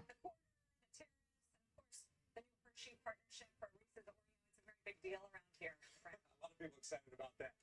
Plativa returned to profit in Q2, but narrowing its guidance. We're going to discuss the impact of potential new pharma tariffs with that company's CEO coming up. And the latest read on I need a pump 540. 540, come on. company Ambic set to make its public debut here at the NYSE this morning, pricing at the top end of the range. We'll see the 3 minutes. No, it's still got more upside. But it's near the top though. Actually, the S&P up just under 0.25%. The Nasdaq up just under 0.5%. The Russell, the best performer, up about 0.75%. And another story this morning from that GDP report. Yields ticking up just a bit, just a few basis points, but still pretty significantly lower than they were a week ago, sitting at 4.36. Lots of action in the market today. Better than expected GDP reading, a Fed decision on deck this afternoon. I do want to get out my 500 short. Yeah, hope so. What's my take profit is at 494, so hopefully we hit 494. Oh, Van passed a 150. GDP, which looks better. A lot of reversal from the quarter. What are you learning about the state of the economy going into this Fed meeting? Yeah, I hate passing those. It's too hard. The headline looks really good. And it looks like we're in a strong Yeah, get to the pro is fine. one little half step back and start narrowing Just it. passing is hard for me. You see a lot of interesting data beneath there. Yeah, So I don't. Even in the GDP number today. You know, Well, I did that one day. I got like 4,500, but then next day I blew it. didn't see that. You look at the import numbers offset each other, you know, from minus 4.7 to plus 5. You know, those two numbers sort of net out in the middle. Then you look inside there and you look at consumer spending number. Consumer spending number and the GDP number. It was okay. You would say it's okay. It wasn't strong. You look at the There we go. investment number. Drop it out. The investment number was not good. It was actually down 15% in investment. So there's a bunch of data beneath the surface that says, hey, the economy right now is moving in a good direction. It feels strong, but we're seeing things below the surface that we should be concerned about. Yesterday's JOLTS stat. And I've always told you, I think JOLTS. Drop it, baby. I love JOLTS. I'm a JOLTS obsessed. Dump this Ponzi kite. It tells you that we had 260,000 less hires last month. I'll And take the important 480. number to me, and I always obsess on this number, is that 150,000 less people quit their job. And remember, people No, quit their 3 job minutes. when they 3 minutes curving down because it's that overbought earlier. So when you see a real decline in separations or people retired, people leaving a job, it's a bold statement on individuals' view on the So economy. you're seeing the cracks. I mean, ironically, and I pointed this out last hour, this is what the president should be pointing to if he really wants a rate cut. It's that there are starting to be cracks under the surface in an overall good economy. The question is, will the Fed acknowledge that? Well, look, I think if you're sitting in that Fed boardroom right now, you see an economy that's basically at full employment. Now, we could argue why we're at full employment. We've got a lot of retirements coming out of our system. We've taken illegal immigrants out of the system. But look, the data says we're at full employment. So one of the two mandates is basically being satisfied right now. Stable prices, 2%. Look, we're a little bit above 2%. You know, the PCE and CPI numbers this month basically were, I wouldn't call them hot, they were warm. They were a little higher than expected, but they're in the realm. If I was sitting in that Fed room right now, I would think you would say, okay, we've got a pretty stable economy. We're achieving our dual mandate. We should probably sit here and do nothing. I think there are people. I think there are people in there that will say we should cut. But right Come now, on, just drop it. I think was a snapshot of the economy right now is we're strong, we're fine, we look good. Yes, warnings below the surface, but the Fed is supposed to react to what is not what's going to be. Yeah, I mean, here, good point. Snapshot of the economy. You and I were talking before the show. Imports surged in Q1. They declined this quarter. That means a lot of companies got what they thought they needed, but they had to warehouse it. They still have to ship it. Where does that cost go? Does that go to consumers, or do you expect companies to absorb it? And then maybe are we just at the beginning of inflation? You mentioned it ticked up the last couple of months. Isn't it likely going to tick up some more? Look, at the end of the day, the consumer will pay for the costs. You know, companies may eat some of the short-term costs. Hey, you went long? Some of the intermediate Gangster. costs, but long-term, companies are going to pass these costs along. companies are not going to increase their profit margins. Remember, they have a responsibility to their shareholders, to Yeah. their equity, to their debt service, to their debt companies. They're going to make sure that they're running their business. Oh, efficiently. come on. And as long as their competitors in the same position as Give me they are, 94. the prices Give me won't 94. get passed down to the consumer. I'm not selling this. I'm going to hold to 94. Company's balance sheets are in very good shape, and so are margins, and now they're incorporating AI, which could offset some of that hit. I mean, Sarah, I think you're seeing it. I think you saw the Stanley Black & Decker numbers. You saw the Whirlpool numbers. You saw the UPS numbers. You saw the Come Starbucks on. numbers. Consumers are not out there You're willfully going to get caught one spending day. money. You know, UPS is a really good indicator of what's going on in the e-commerce world. Starbucks is a really good indicator. Not me today. Walking by and picking up a coffee. Whirlpool, are people upgrading appliances? You're starting to see the consumer-driven companies that are starting to report right now are not having robust quarters. The consumer is feeling the pinch. And look, the consumer in this country is very smart. They know how much money they have, what disposable income they have, and they make decisions based on disposable income. And you're starting to see it reflect. To your point, though, as UPS, business-to-business spending, we know that they imported a lot in Q1. They didn't import as much in Q2. So are those results maybe a bit misleading because of their huge B2B business? But I want to go back to the Fed. It could be. It could be. But at the end of the day, UPS is a point-to-point delivery system, and in the ultimate business model, they are last mile delivery. They are known as last mile delivery. They're going to your house, and my house every day if there's a package to be delivered. And the Starbucks and all the other companies. But just want to go back to the Fed. The president announced 25% tariffs on India today. Top 10 importer into the U.S. Imports from India have surged year to date, up about, I believe, 59%. Doesn't that just end the cut discussions, at least for the near term? The fact that Jay Powell's made it clear it's tariffs that are stopping us from cutting. Like, I think at the end of the day, the Fed is going to make their decision based on economic data. If you've heard one thing out of this Fed, you've heard it 100 times. We are data dependent. So soft job report leads to cut? Right now, if we get a soft job report, one will not matter. I say this every time I sit in a seat. It did matter last September. One report does not matter. If we get a trend of soft job reports, It's not going then I under think the Fed will 500. have to do something. Including the JOLTS or just monthly? If we get a trend, it's trends. Yeah. 1 month, 1 month is a point. 2 months is a line. 3 months is a trend. I think you've got to get a 3-month trend in place because, as we know, there's a lot of static in these numbers.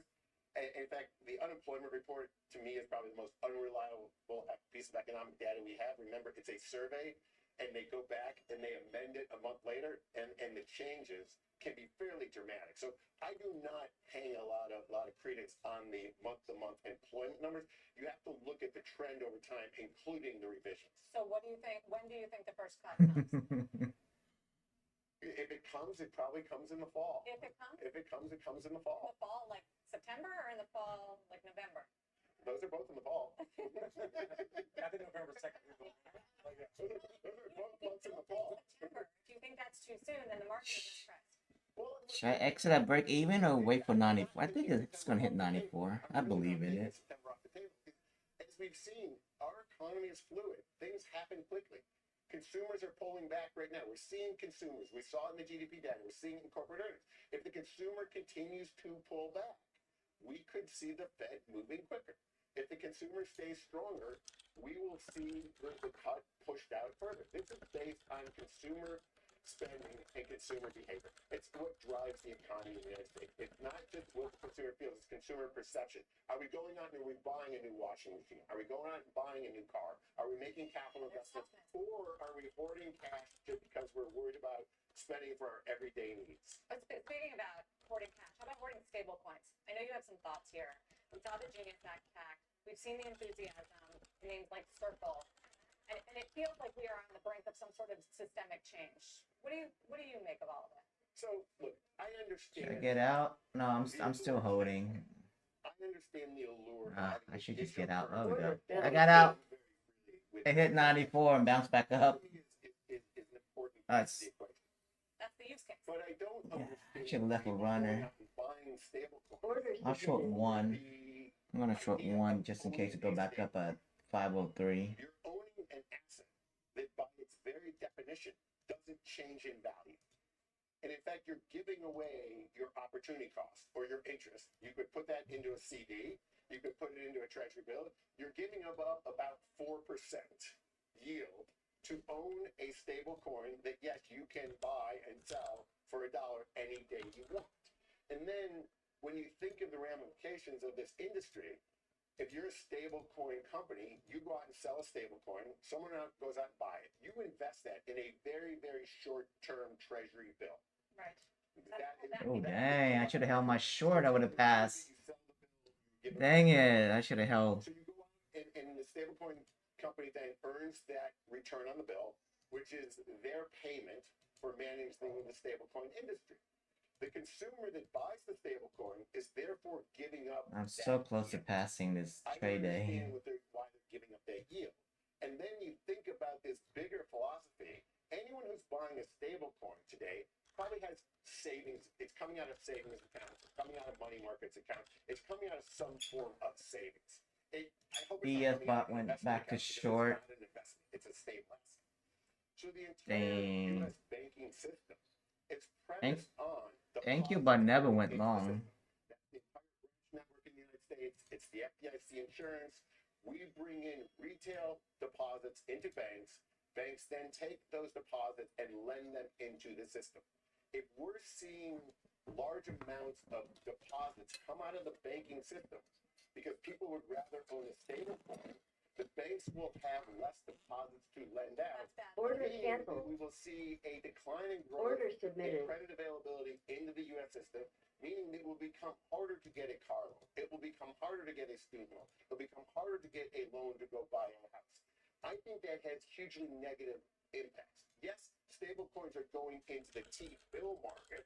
They can't buy any real duration because if you buy duration, when you go to sell that asset, it could not be worth par. So we may skew the treasury curve where front-end yields are very, very low, but it's going to have nothing to do with the 2-year, the 5-year, the 10-year, the 20-year, and the 30-year yields. Yeah, that's gonna be like really slow. So you're Even yesterday was good interesting movement. risks here that don't get a lot of one, distortion of short-term treasuries. Two, pain on the banking system and therefore the entire credit economy. Things that, I mean, the Treasury Secretary is out with an op-ed in the Washington Post today talking about how this is going to be great for capital formation in the system. Well, I've been seeing the op-ed really. I don't know how it creates capital formation.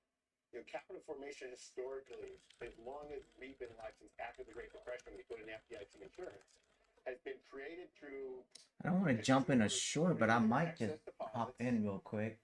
Order canceled. I'll do a short at 90. Order submitted. Reserve capital and FOMO. into the system and managing that risk and managing that through a highly regulated system where they have enough reserve capital and enough cushion to make sure that the depositors can. What, you're long handed? 100 cents A little back on the gangster. dollar. And we have always made sure. Let's hope that I can always say that we've always made sure that depositors gotten 100 cents back on the dollar, even in the worst of the banking issues that we went through in the last few years. So why don't banks just get into stablecoins so that they don't jeopardize their deposits? I mean, banks could get into stable coins if they want to provide their clients a service. You know, it would be a service. It's no different than banks got into Zelle.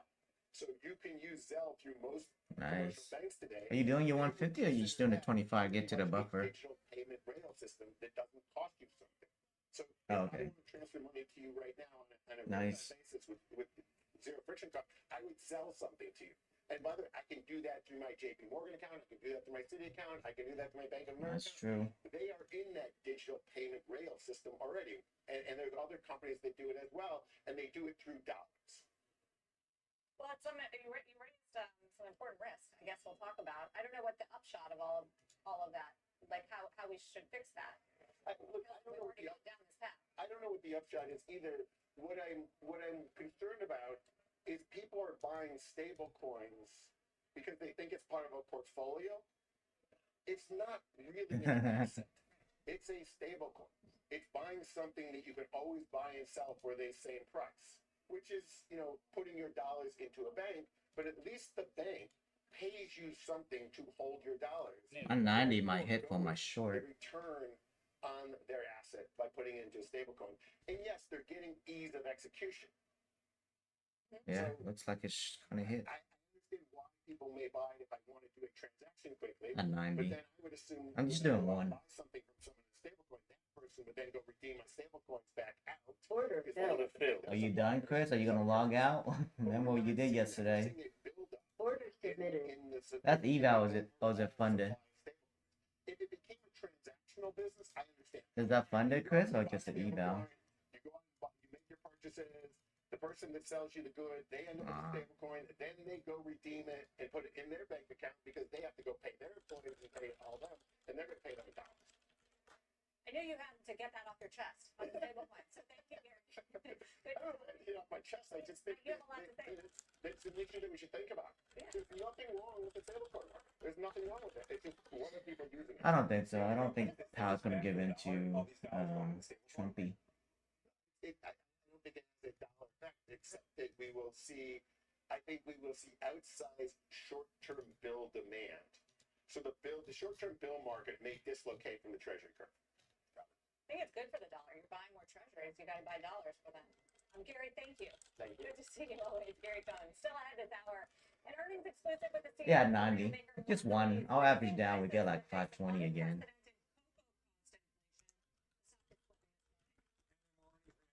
Market is slow. That tariffs could pose to this company. Much more when Money Movers returns.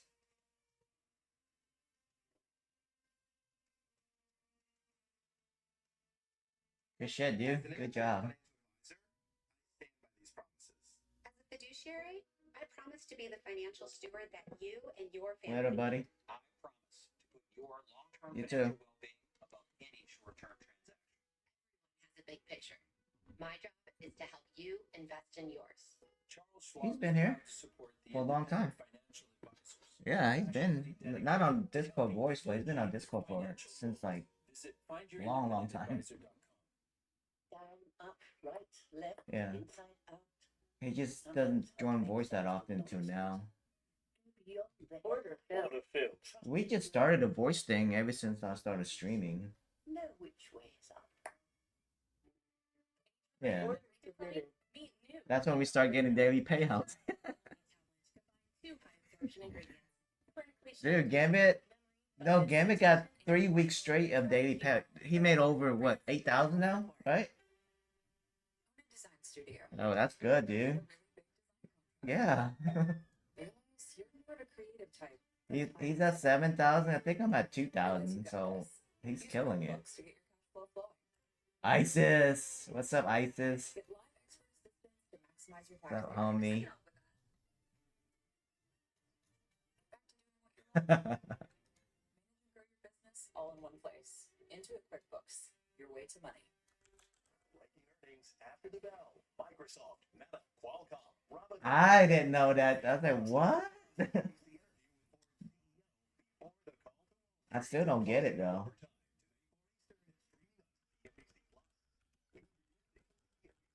Oh, that's what Gambit means?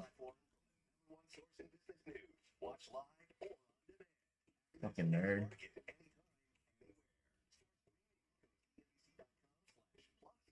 Gambit, the Marvel guy.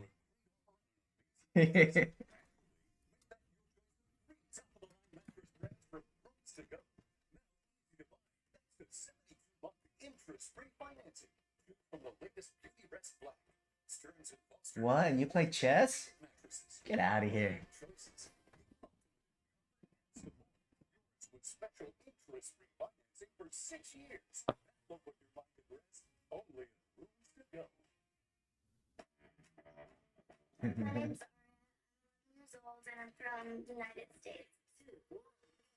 I would love to come play for Barcelona someday and play on the same field that they play on.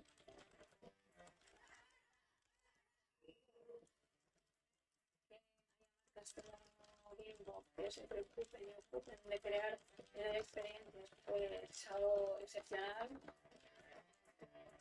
Hear more about my story. Welcome back. Shares of Mondelez are under pressure this morning despite the company beating earnings and revenue estimates. While the company reiterated guidance, it does include a 10% hit to EPS due to cocoa cost inflation. Organic growth and gross margins also falling short of expectations. Joining us in an exclusive interview is Mondelez Chairman and CEO Dirk Van der Plas. How would these results and how would the environment be different if we didn't have this crazy cocoa price inflation? Well, it would be very different. And first of all, thanks for having me, Sarah, Frank. It's a pleasure to be here. But it would be entirely different because if you exclude chocolate from our results, the rest of our business is growing sort of mid-single digits and doing quite well around the world.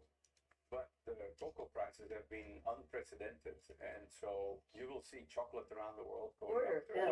Oh, I'm back in a short. I think over 2 years. I am. And that's quite substantial. And even 50%? in some of our other products.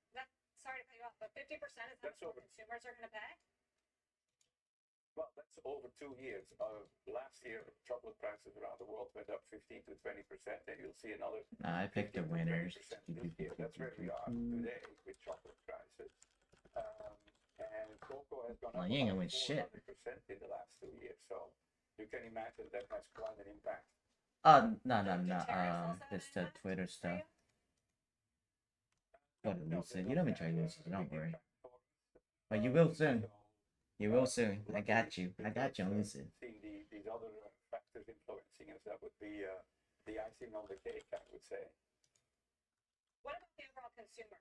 What are you seeing in the U.S. and since you have such a big global footprint? I'll try that 92. Well, the consumer is under pressure. Overall, they are anxious about the future. I would say the U.S. consumer is probably the most. Wait, are you still touching your ETF? Supermarket, they keep an eye on the size of their Dang. basket. They try to buy their most important things first, and then they see how much money they have left for the rest. But we see the same around the world, probably a bit more positive, but everybody is kind of nervous and anxious. I would say particularly the lower social income, social classes are suffering the most, and we see some significant shift in the way they shop. You know, Dirk, I hate to beat this horse in the cocoa, but on the call, you guys said you were kind of 50-50 about the upcoming crop. Obviously, a lot of the cocoa comes from West Africa. Damn, went up to 500 again? And the grindings this month, they were down 3%. And they were pretty much historically low a year ago. What happens if the crop doesn't turn out the way you expected? Does that immediately mean price increases? Does that mean you reduce your product lineup? I mean, what happens in a worst-case scenario that very much is a possibility? Yeah, I wouldn't say it's very much the possibility. The way we look at it now, demand of average these price down. increases will come down. 530. No, 525. I'm getting Order average down. 3%, but the last grindings, in fact, around the world were down more in the order of 6-7%. At the same time, the first impressions about the new crop are pretty positive. It's very early stage, but it could be a banner crop. So it's not that likely that it will be worse than it was last year. Those two factors will make that we probably will have an oversupply of cocoa, and so at this stage I'm more inclined to think that cocoa prices will come down going forward. If there would be a worst case scenario, we would probably have to increase prices more. We probably have to downsize because consumers also look at the price point they want to buy something at. So yes, we would have to do more movements. Luckily for us, only 30% of our business is in chocolate, so that helps. And also, as I was talking about the North American consumer, our business is 75% outside of Man, North move America, so move we as get a the dude. benefit of a more balanced Big E. consumer picture around the world. But Yeah, but again, it's a at dude. this stage, I don't really think that Speaking of your business outside of America, your business in Asia and Europe grew double digits. What was the driver there, especially with the strength of the euro? Things Lady I guess boy. would be a bit more expensive, at least in Europe. Well, we produce locally, so the consumer sees really the local effect.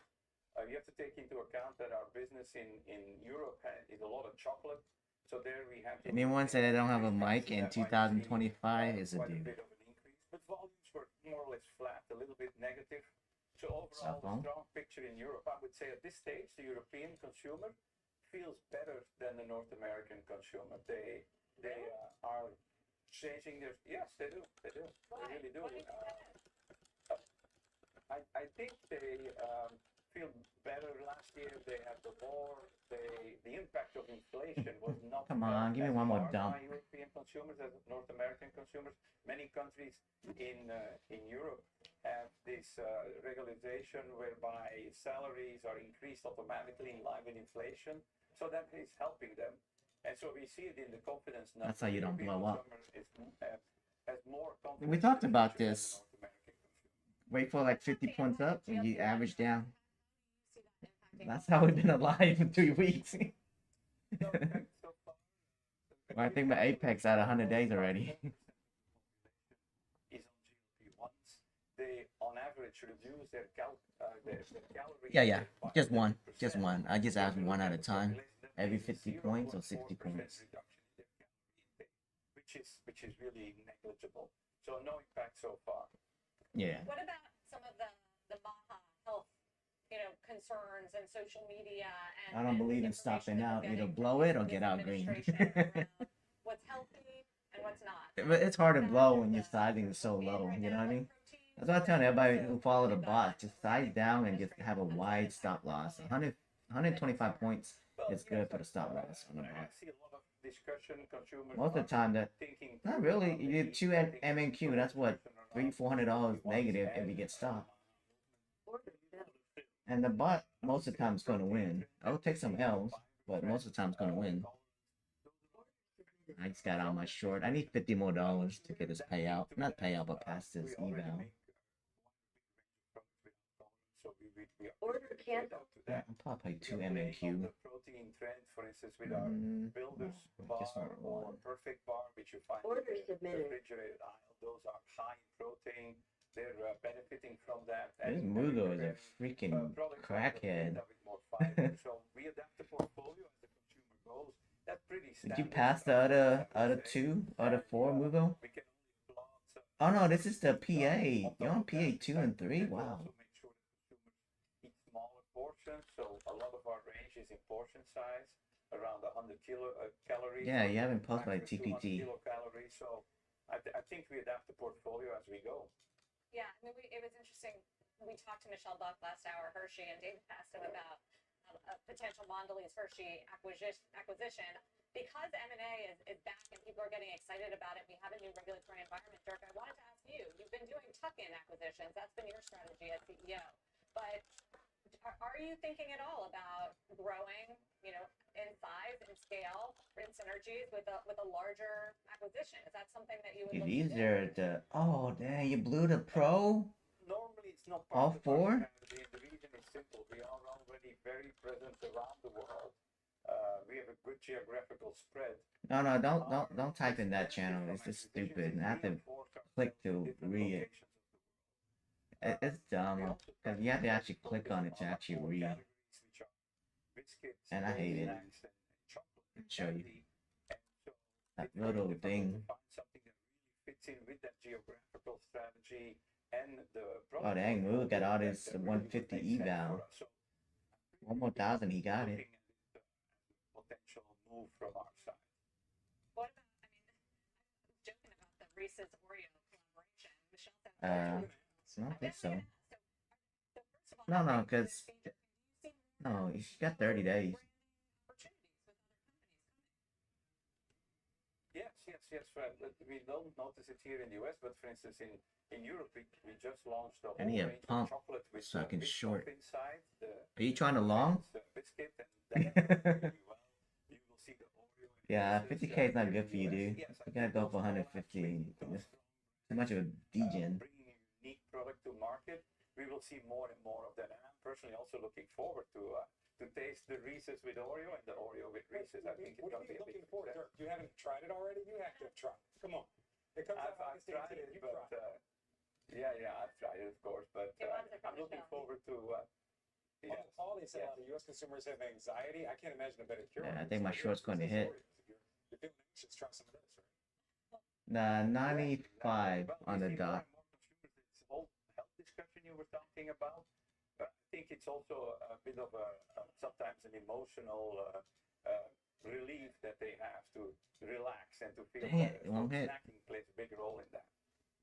Dirk Vanderput, thank you very much for joining us on the quarter and some of the trends you're seeing. It's always good to talk to you, CEO Mondelez. All right, still ahead on Money Movers. Robinhood reporting results tonight, but is there still time to get in on a stock? Yeah, where's your mic, NQT? A closer look at that meter. I know you got a mic too. I saw your car video. You just got the intake only? It sounds like you have an exhaust system. The CEO joins us in just a few minutes.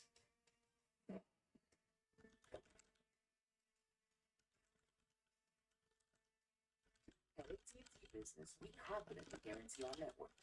Later, buddy. Later, Chris. Or your project, always going as planned. 3 days, max. Oh, you can't be loud. More like 3 weeks. No, it's not. I know Mugo. AT&T Business, you can get the connectivity you Me? demand, or we'll make it right. Age-related memory decline? Meet new QNL Brain Health. Yeah, last time ISIS won something for me, everybody was like DMing me and saying, that's a bot. That's a bot. So many people pocket watching, man. It's annoying. This July, replace your windows. No, it's Cat Daddy and a lot of other guys just messaged me and said, this is a scam. I know this is your old account. I said, what? Pay nothing. And I mean, zero zilch nada for 18 months. Just to be Nice. clear, that's a year and a half. I'm talking about no money down, no monthly payments, and no interest until January of 2027. We don't know when we'll be able to offer this special financing again. So get in on this while you can. And did you know over 60% of all our customers choose to finance? It just makes sense. Oh, ISIS, you doing the, sorry again, you doing the TPT, right?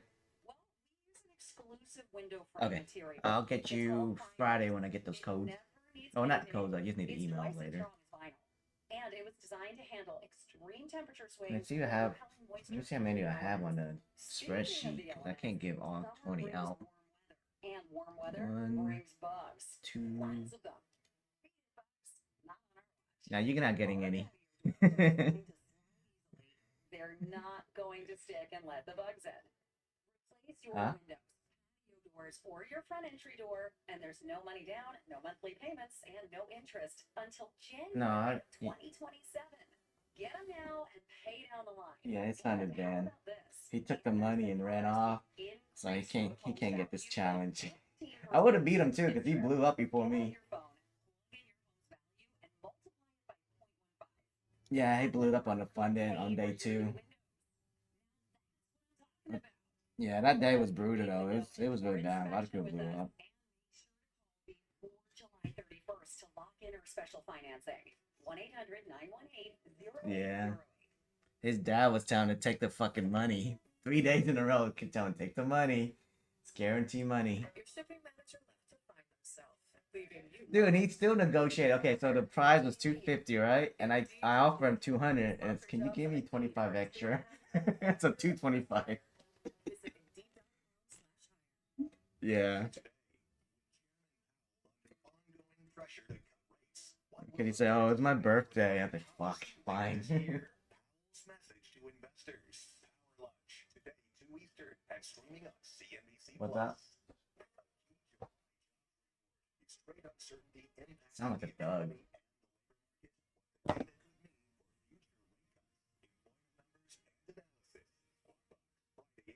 Oh. Take a look at Robinhood's shares. That's pretty cool. 400% over the past year. So what could be the next growth driver for the company? Our Mackenzie Sagalos is looking into that. Ahead of earnings this afternoon. Mackenzie. Hey, Frank. So Robinhood heads into earnings. I gotta on one of Wall Street's start getting hottest streaks. TPT emails so I can 177% start emailing this them. year after nearly doubling in 2024, pushing its market cap past $90 billion and making it the top performing large cap U.S. tech stock. Now, despite that meteoric rise, and perhaps because of it, Robinhood has been left out of the S&P 500, while smaller peers like Coinbase and Block What should I remain get? Still, the rally reflects Robinhood's evolution into a global fintech and crypto infrastructure player. As fintech funding plunged 42% in the first half of the year, I just didn't do the trade day challenge, so that's good. licenses and Try not to get the people that did the trade aid to with get deals like in. Bitstamp and WonderFi launched tokenized stocks and ETFs in Europe, including synthetic shares of OpenAI and SpaceX, and it's expanding deeper into crypto with leverage and staking products for the US. Now, when results hit this afternoon, investors will be focused on whether funded accounts are growing, especially in Europe, how much crypto pricing and transaction revenue climbed, and if newer wealth products like Robinhood Gold and its IRA match are translating into higher assets. And those shares, guys, up 3% so far. But you're good now. Just wait till the next day. Don't push it too much. You still got what couple of next week, right? Because the payout date's gone. Yeah, don't and side down instead of playing NQ, play MNQ. Because all you need is like $200-300 to get a good payout. Oh, then just size down and just flip next week until it's payday. Don't risk your payout. Crash, experts said they found the Army's altimeters could have a variation of as much as 130 feet over the Potomac River. The helicopter was above the 200-foot altitude limit during the crash, which killed 67 people. The Keeping FDA's track so I don't go over limit with 20. after spending just a few months in the role, saying he didn't want to be a distraction. Dr. Vinay Prasad was a critic of broadly administering the COVID-19 vaccine, and he came under attack from the far right for his previous support for Democratic politicians. And thousands of heavy metal fans lined the streets of Birmingham today as Ozzy Osbourne's hearse made its way through the English city where he grew up and where his band Black Sabbath was formed. The procession stopped for a moment at a bench dedicated to the band where Osbourne's family laid flowers in remembrance of the 76-year-old who died last week, Frank. Savannah, thank you very much. Savannah now back at CBC HQ. Thank you. All right, taking a look at the shares of Teva Pharmaceuticals higher this morning after reporting an earnings beat in Q2 and raising revenue guidance into the year end for several of the company's drugs. Shares up about 2.75%. All of this in the face of looming tariffs that could put pressure on drug makers and their manufacturing overseas. Joining us now in a first on the CNBC interview, Teva CEO Richard Francis. Richard, thank you for joining us. I think we got to start with tariffs. When we're looking at drugs that are sold here in the U.S., about 43% of branded drugs come from Europe, about 18% of generics. How does that impact your business, both the branded side and also your generic side, where you license and you also make quite a bit of generics? Hi, Brian. Well, thanks for having me on. So, yeah, on the tariff side, firstly, to touch upon that innovative side, because we're probably going to talk about our innovative drugs being up 27% this quarter. Our largest one, Stella, is actually manufactured in Florida. So when it comes to thinking about tariffs, on our innovative side, we have very little exposure. And then when you think about tariffs that are emerging from China and India, once again, very limited exposure. Our supply chain we don't have anything from China. So I think on both on the branded and on the generic side, our supply chain puts us in a strong position. That said, I would say, Frank, we're still not clear of the detail that is coming out of the European tariffs. All right, let me pay this guy. He finally woke up for his $50 PayPal. We're not sure the detail of that. So I think right now we're well positioned. So all my Apex money, I'm giving up 300. I got 500, so I got 200 left on Apex. Do you have a sense of how much production you do in Canada into the U.S.? No, our production in Canada, we don't have signed down. It's generally to support the Canadian business. Yo, fuck you. Sites in the US. Like I said, one of those manufacturers, Stella. So from a US point of view, we have a pretty big manufacturing footprint. So I think that puts us in a good position. You talked about some of the drugs that have See, these are not rigged. It's actually from the real. I don't rig everything. There we go. Is that what's driving the growth? So it's good to see you. Actually, there's a significant unmet medical need. No I think my short's gonna But hit. if you think about Joby and Uzedy, the two up there, I'm short at 95. There we go. It just hit. It's up 120%. Let's hopefully go down to 88 and I'll get out. What's driving those is yes, unmet patient needs. So patients need these drugs, but also it's great commercial execution by the team we have here in the US, where Austedo and Uzedy are launched. Joby is sold across the world, and we're seeing good market share gains there. So the takeaway for me is we're good at commercializing innovative products, etc. We've shown that we're good at it. Obviously, you have to have a good product with a good product profile. We have that What's a in all pump three when of I those short? areas. And the final thing I'd mention on Asteria, which is our largest, which is going to achieve $2 billion of sales this year, and it's growing 22% in the US. The unmet medical need is huge. 800,000 people suffer from cardiac dyskinesia, and only roughly 100,000 are on therapy. So there's a huge amount of patients we can still help, while also allowing us to grow that product's revenue. A lot of the analysts are wondering about your debt profile. You're continuing to pay down debt, improve the leverage ratios, just what capital returns look like, and when your debt might be upgraded back to investment grade. Yeah, well, thanks for the question. I think it's really exciting that you're asking me that question after so many years when maybe that seemed impossible at Teva. And I think there's two things that we think about in improving ourselves and getting to investment grade. Is one, we've got to keep paying down our debt, and we do that systematically and continuously, so we've proven very diligent on that. The second is we need to keep growing the business, the top line and our profitability. And if we do those two things, then the inevitable will happen. We'll actually get investment grade. So I think we're well on track to do that. Yo, Gambit, you still want the 25K TPT, right? Grow revenue, grow EBITDA, as you said, EBITDA. Yeah, can you give me your, I need your TPT email. To a pharma plan, which has a different level of margins and profitability, which in itself will help lead to us becoming investment grade. All right, so you get a very optimistic outlook on the earnings call. You raised your forward guidance. Remember, that can come with a free activation, so you pass, just pay for it. But at least, yeah, at least you can YOLO it, so it's worth the freebie. Well, I love the fact that the administration want to get drugs to the market quicker, because I think these drugs are going to help patients and make a difference in their lives, and I think that's really important, and I think the administration being behind that is a really positive step. Right now, our pipeline is exciting because we have a lot of products late stage. So we have olanzapine, which is our other long-acting treatment for schizophrenia, which we want to file with the FDA towards the end of this year. We also have Alamo dump. asthma, which is in phase 3 now, which we want to bring to the market in 2027. And then we have Bugatti, our treatment for ulcerative colitis and Crohn's disease, which we want to bring to the market in 28, 29. So we have a lot coming through, which is exciting, but obviously the willingness of the FDA to partner with us and to help us come to the market quicker is a really positive narrative that excites me, particularly for a company like Teva, where our innovative growth is doing really well. But if we can keep adding these launches to it over the next few years, then I think we can continue this journey for many, many years. All right, Richard Francis, CEO of Teva. Thank you very much. Thank you, Frank. Thank you, Sarah. Thanks, Richard. CEO of chipmaker Ambic is coming up after the break, going public right here at the NYSE this morning, pricing at $24 a share. Right now, indicated to open higher between 33 and 35. Plus, a programming note, do not miss JP Morgan Chase CEO Jamie Dimon right here on Money Movers tomorrow, 11 a.m. Eastern. He's going to join us live from his firm's annual bus tour as he visits clients across the country. Don't go anywhere. Crypto Watch is sponsored by Crypto.com. Good shit, Gambit. I haven't touched any of my TPT.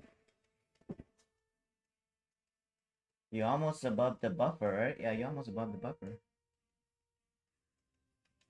Just don't blow it. As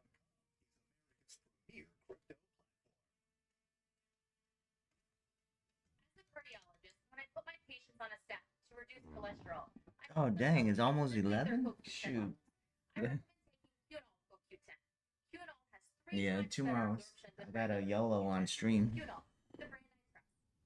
founded your kayak company because you love the ocean, not spreadsheets. Me? Yeah, I'm trying 9 evals. I got Apex, Tradeify, and Bona. Yeah, it's auto renew. Well, hope isn't a good retirement strategy. You worked for a comfortable retirement for years. Now you need to plan for retirement income and learn ways to avoid common mistakes, like being too conservative or not setting retirement goals. Have someone on your side to keep you on track.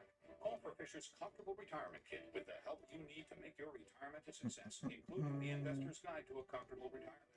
13 retirement blunders to avoid and maximize your Social Security. Call 1-800-759-4477. Fisher tailored the plan to keep you on track for a retirement you want. And as a fiduciary, we do better when our clients do better. Call now for your comfortable retirement kit. Call 1-800-759-4477. Call us today. You don't have it coming to you unless you plan for it. If your portfolio is well Who? Call 1-800-759-4477. I think he was. I'm not sure. I mean, I keep telling him it's not enough. If he's trading this week, it's probably blown because it's been crazy this week. You know what I mean? Yeah. Yeah. And you keep averaging down, you don't get margin call. you panic. Change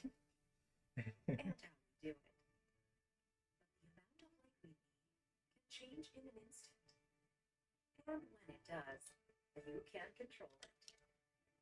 3-day blinds. Find the light for your life. Visit 3dayblinds.com to get started. We just signed the lease on our third shop. My assistant went to customink.com to get new uniforms with all the locations. He found great products, uploaded new art, and had boxes sent to all the shops.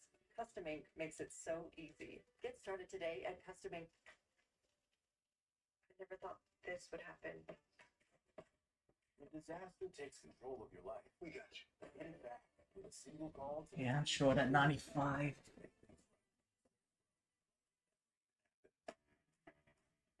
My name's Aria.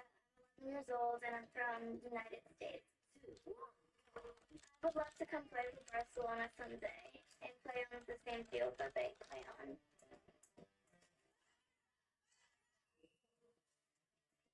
Hay marcas como Bimbo que se preocupen y ocupen de crear experiencias pues Barely algo touching the excepcional. thunder.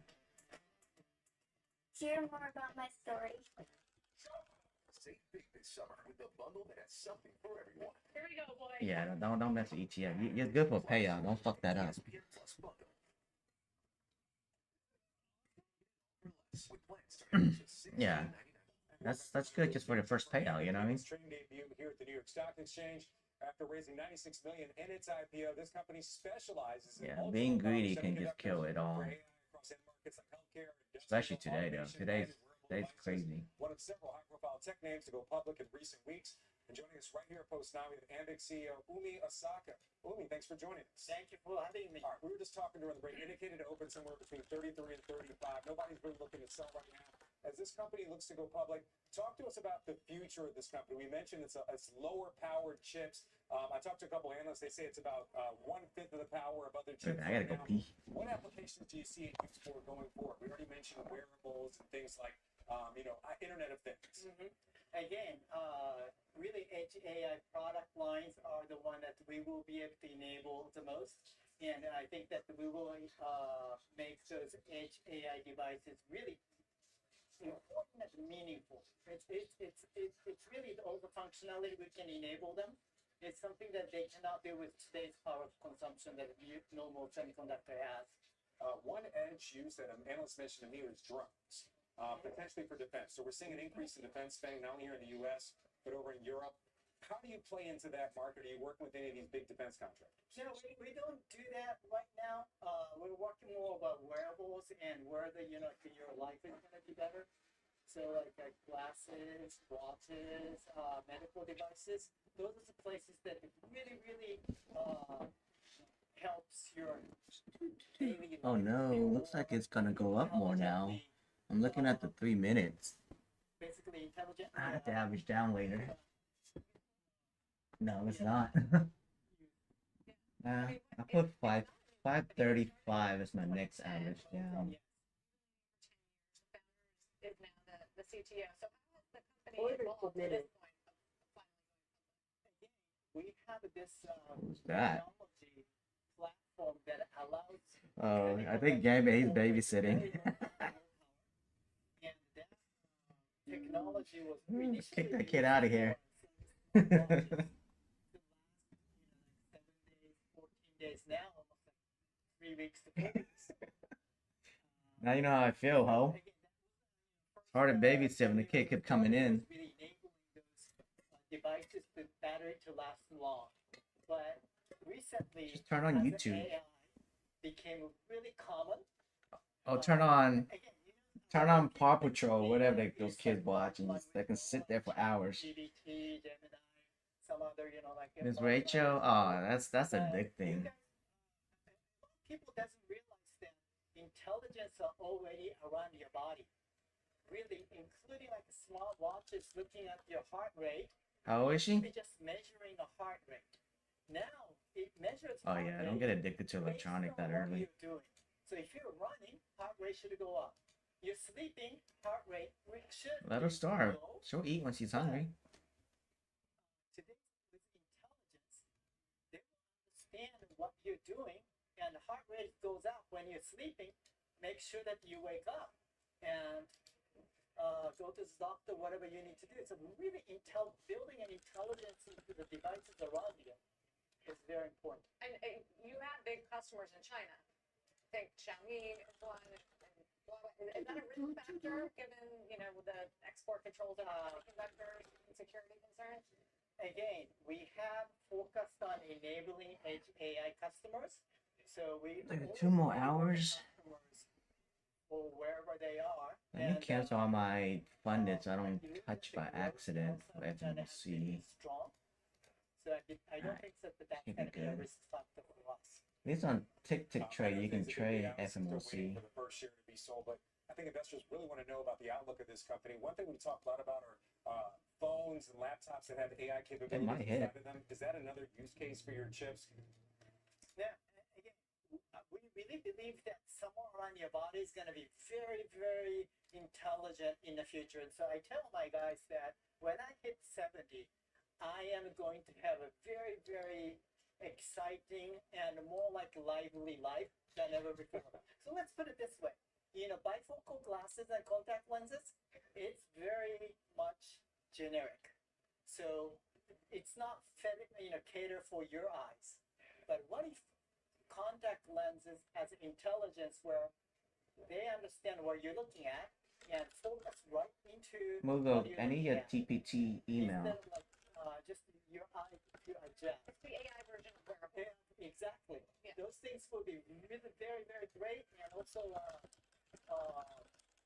heart rate monitor, all those medical devices will have intelligence so that they can really tell you that it's just not reading the measurements, tell you that based on your history, where you should go to your doctor or not.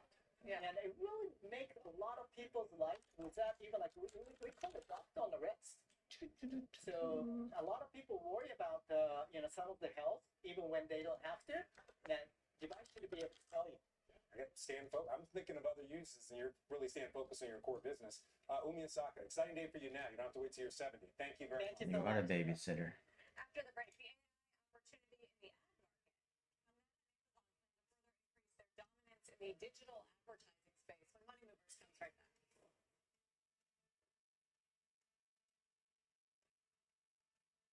This July at Renewal by Anderson, replace your windows, your patio doors, or Mountain your Trader, I entry need door, a and we're going to give TPT you an email. amazing opportunity. Oh, you have it on Ready? here. Oh, he on YouTube. And I mean zero zilch nada for 18 months. Just to be clear, that's a year and a half. I'm talking about no money down, no monthly payments, and no interest until January of 2027. We don't know when we'll be able to offer this special financing again. So get in on I'm this still while you holding. can. And did you know over 60% of all our customers choose to finance? It just makes sense. But hold on. Why choose Renewal by Anderson in the first place? Well, we use an exclusive window. Oh wait, you did sign up. It's called Fibrex. It never needs painting. It's twice as strong as vinyl. And it was designed to handle extreme temperature swings while repelling moisture and the elements. Speaking of the elements, Fuck you, summer Mugo. brings warm weather. And warm weather brings bugs. Lots of them. Beat it, bugs. I'm already at 10. So that 20 goes by quick. Holy shit. Not going to stick and let the bugs in. Replace your windows, patio doors, or your front entry door, and there's no money down. Yo, no DC, monthly did you even payments, sign no up? interest until January I don't think you sign up on the Get 'em now and pay down the loan. TPT. And how about this? Anderson products will increase your home's value by 15%. It's true. Get out your phone, plug in your home's value, and multiply it by 0.15. That number could pay for your new windows. Now that's what I'm talking about. Book a free window and door inspection with us and Yeah, I make think sure we're to about to call be out of before TPT July already. 31st to lock in our special financing. 1-800-918-080. Yeah. I'm short at 95, so I'm red. I have average down at 35.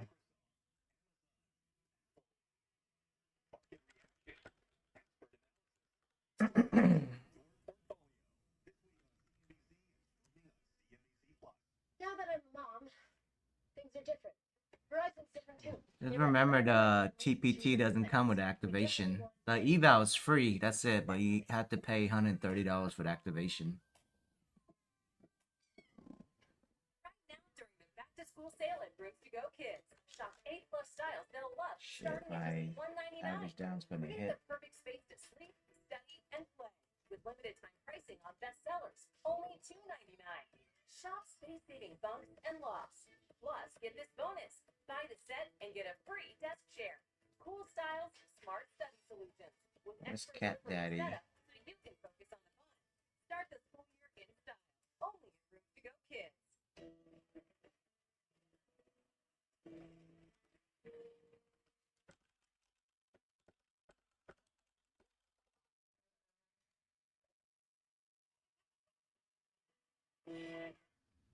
Tech Check is sponsored by Comcast Business, powering possibilities. Yeah, I think it's done.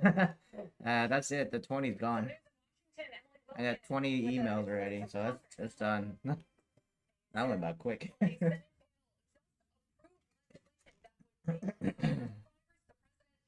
president from selling and trading stocks. Now this has advanced through Yeah, a Senate big time. committee with all Democratic support, and all but one Republican, Senator Josh Hawley, opposed the bill. So Hawley and the Democrats moved to pass it.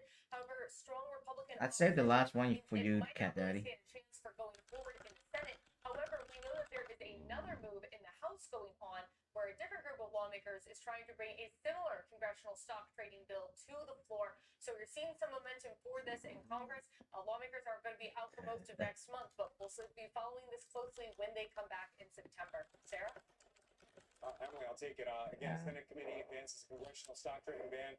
Emily Wilkins live in D.C. We're going to move on to a company reporting its earnings after the bell today. That's Meta. Its CEO Mark Zuckerberg. I should have asked for 50 of them. Vision for personal superintelligence. 25 was not enough. Again, that's Meta reporting its earnings later. It's said to be a key read on the digital ad business and amid both AI potential and some economic uncertainty. Julia Borsten has much more on what to expect in today's Tech Check. Julia. Well, Frank, Meta shares aren't moving today on Zuckerberg's proclamation of his commitment to building personal superintelligence tools as the market awaits those earnings from Meta and some new insight into the ad market. Now, Meta and the other ad platforms are both benefiting from the potential for AI to improve ad creation, targeting, and measurement, and they're also facing economic uncertainty and its impact on the ad market. Now, this week's earnings will shed light Dang, on look at what's that pump. happening in the ad Holy market shit. after Google beat expectations, bolstered by YouTube's 13% ad growth, with bullish expectations for Yeah. Meta, along with Amazon, Roku, and Reddit's results, which are all due tomorrow. PwC forecasting that AI and hyper-personalized ads will drive digital advertising from 72% of overall ad revenue last year to 80% in 2029. But at the same time, ad giant WPP recently revised down its global ad forecast for the year. Yeah, I'm still trading. I'm stuck in a short at 49. Sorry, 495. Retail advertisers decreasing their ad spend. Now, in this balance of risk and opportunity, Bank of America writes that Meta is, quote, best positioned company Yeah, I'm a to short. benefit from AI-driven advertising share gains and upside, saying we think Meta's AI investments can drive product-driven advertising. Yeah, I'm in a short at upside. 495. And Citizens weighing in on Meta's AI investments, both for its ad business and the AI personal assistant Zuckerberg is now focused on, saying, Yeah, quote, just one. AI I makes think Meta's bot just went content long, more right? engaging, creating more Yeah. ad impressions, Yeah, news bot ads just went more long. relevant, increasing click-through rates Damn. and conversion. Now, Meta's Better Gen cancel my AI short. growing Hold on, I focus gotta cancel my is short. Take a look at that performance over the last 2 No, years. I'm still short at 540 on the other account. 15%. Stupid bot. Because today's earnings is the core business to power and compete with the open AIs of the world. That's the money story there. We'll look for Meta earnings and the Fed this afternoon. Frank, pleasure having you here. Always a pleasure. Send it now over to Scott.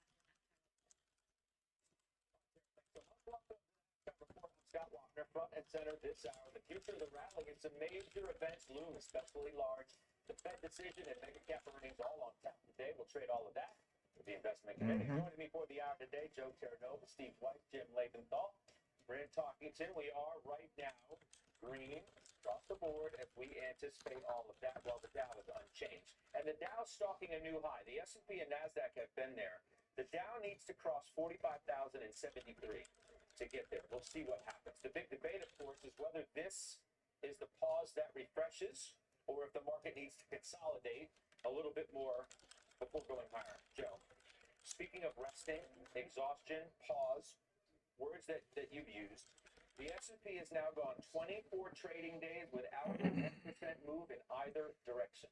That is the longest stretch since October of 2024. Today, BCA Research upgrades equities to overweight, and they put a 6,950 target for year end. Address all of that. The expression is you never sell a quiet market, and that's exactly what we have right now. What else plays against the thesis that we're kind of running in place and that you probably don't want to be aggressively adding to existing positions right here is that when you look at the Mag 7, and obviously I am studying the Mag 7 and other large cap US companies quite extensively right now as we move toward the end of the month and the rebalance. But the Mag 7, yes, the Mag 7 is in a position reflecting momentum as strong as I have seen it since the fall of 2023. So if I take each individual Mag 7 I love blue and crab. say, okay, let's assign a momentum score to it. Right now, all 7 Mag 7 names have a positive momentum score. Apple is probably the weakest, but we have not seen that broad momentum participation from the Mag 7 since the fall of 2020. But they have the kind of score that you are inferring, so they're going to remain in the ETF barring a surprise. You can't necessarily say that. Well, let's wait a second. Amazon, not in there right now. Alphabet, not in there right now. Microsoft, not in there right now. So we hold 4 of the Mag 7 in the ETF right now, and all I'm saying is we look at other factors besides momentum. We're also going to look at the quality nature, and in certain instances you are seeing revenue deceleration. But the momentum, the score on the momentum for these Mag 7s is pretty darn strong. We'll read between the lines until we get more information on that. And we'll get to the conversation about the Mag 7s because Meta, Microsoft today, Apple, Amazon tomorrow. But we have bigger things to discuss before we get to that, Weiss. The pause that refreshes, or is some consolidation in the cards? Again, I mean, when you've gone 24 days, almost a month, without a 1% move in either direction, that sort of gives you an idea that there's been a resting period in place for this market. What breaks it? Well, look, I think it's necessary to have the perspective of what happened up to that point. And up to that point, early on, go to April, we had a major decline, and that was a series of 1% corrections in a row, bang, bang, bang. So now we sort of like, you got to take a look at the average over the year or 6 months, pick a time frame, and I'd say we're right on schedule. So in terms of 1% corrections, we've had them. Now we're digging out and going higher. Look, I don't really buy the phrase the market is tired. Market's an inanimate object. It's without catalyst right now. So you need a catalyst to break it one way or the other. That catalyst could be, I assign a 10% probability to the Fed cutting today, actually. I would have 50% probability, but, and I think it's actually unlikely, 10% is just to have some probability. If we didn't see the assault on the Fed, the Fed should cut, but right now they have to protect their independence, so can't counteract that. However, I do believe you'll see more than one dissent, which is very rare, and that September or sometime next few months, next few meetings, you will see the Fed cut. Well, to your point, Nick Timmerose, the Journal today, says you could have dissents potentially by Waller and Bowman together, which would mark the first time in 3 decades that more than one Fed governor dissented at a policy meeting. That is sort of what's at stake today. Let's just bring in Steve Leisman now, our senior economics correspondent. He's going to help us set the table for this decision today. So we have that as part of the backdrop. Is there a dissent? And does a dissent carry the stature, if you will, of two govs, which hasn't happened in some 30 years? The president, once again, on Truth Social, points out the GDP print today, which was 3%, Steve, way better than expected, he said. Too late, referring to Powell, must now lower the rate. No inflation, let people buy and refinance their home. White says 10% probability that Powell and company cut. What do you say? As the limit goes to zero, I don't think the Fed is cutting today. I think the dissents by the governors matter. I think there's a case to be made for cutting. But Scott, can I just for a second here? I know the market and you guys around the table are so over tariffs, but I don't think the Fed is. I don't think economists are. There was a report out this morning from Goldman Sachs, and you can write these numbers down. So far, they have calculated, they're looking at the Treasury data and the customs data, a 7.4 percentage point increase in average tariffs. They believe it's going to 14%, which is to say that they are calculating we've only seen about half of the full economic tariff impact that's coming. They think it's only going to a 17% increase in tariffs. That's one of the things I think the Fed is looking very carefully at that is staying their hand. This may be that old song, Scott, see you in September, but it could be October or November before the Fed Yeah. does come. You get Post 2 more thank you months of to inflation data, TPT for but giving us this tariff freebies. stuff is still just working its way through the economy. The I know everybody wants to move on, but DPT, I got 20 freebies. That's fair. Wolf Research today says there's... Yeah, but it doesn't come with free activation, so it's like you get a free chance to try to pass. If you do pass it, it's 130. It's cheaper than Bonox freebies and the other freebies, you know? But yeah, you know how much ass kissing I had to do? May carry a special bit of weight this time around, just given the president leaning on Powell. The idea that Powell wants to cut because he said as much. He's only paralyzed, so to speak, by the fact of the tariffs and the data. Yeah, like 40. Yet to come, we just don't know. But I told him, like, yeah, if you pass, yes, pay the activation fee because the daily payouts is awesome.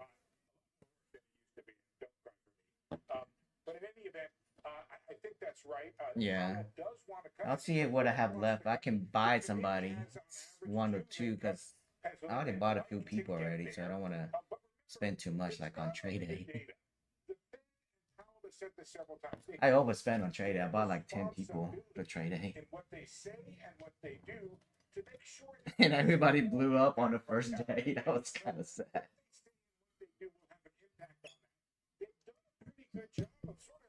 Got you, buddy. Himself in the sense that you have not had a big surge in inflation expectations. Yeah, I bought longer than Q2 and I'm stuck. Inflation's under control and the Fed's doing a bad job because those things are a huge disconnect. If indeed the Fed is doing a bad job, Let me go post on Twitter. Huh?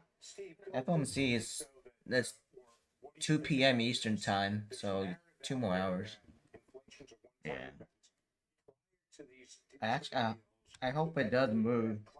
Yeah, it's noon now for you guys. It needs a pump or dump because I have a lot of EVODs on gambling. This point that 15% is sort of like the base rate and in fact the final rate. So the narrative that it's not really going to be long-term inflation, it's one and done on inflation, and now we have clarity, gives the Fed the ability to then opine on easing and perhaps do it in September. So I think there's definitely an argument about that. But ask yourself, Steve, the following question. Why are tariffs a one-time price increase? Is it because they're simply on their own a one-time price increase? Or is Fed policy and Fed job owning part of what keeps it that way? That's really the key here. Remember when we had the supply disruptions during the pandemic, there was stuff that went up that was supply constrained and stuff that went up anyway because it was an excuse by retailers and manufacturers He shouldn't post about it because every time he posts about his cash account, he's up 10 grand, he's up 15 grand. It's like, I don't know. Now he's saying he lost money. Kind of fishy. Yeah.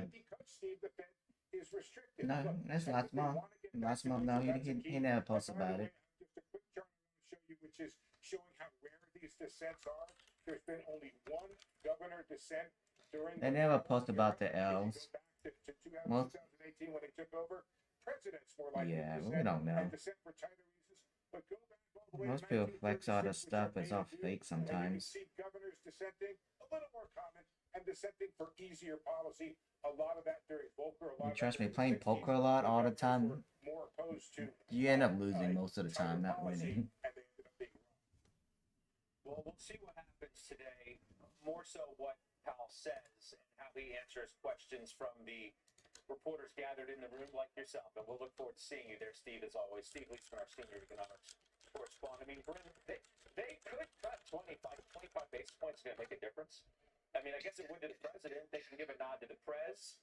They can give a nod even to the data. I don't know. I'm just waiting for FOMC. I don't care for Trump. The president said 3% GDP. Labor market's still good. Inflation's not running away. Again, maybe it's elevated a little bit here and there. I don't know. You'll get that today. Do you even care what happens today? Hmm? Well, I don't think they're cutting today. That just doesn't even seem to be on the table. I think what's going to get spicy is after the meeting, what President Trump says about that meeting. And so I think where Powell's in I think a really precarious spot is that, so inflation, let's say, is around 2.5 to 3, right? The numbers are jumping around a bit. I definitely think it's going to take a couple of quarters till you actually see the impact of tariffs. Because if you go into the CPI data that we just got for June. Later, buddy. Good job, man. Get the payout. 5% beef has been up. Nice work, man. Later. But if you go back to Trump's point, it's like Chairman Powell cut rates by 50 basis points in September of last year. Like, why 50? And so to me, when I look at it pragmatically, you have the 10-year Other people, yeah.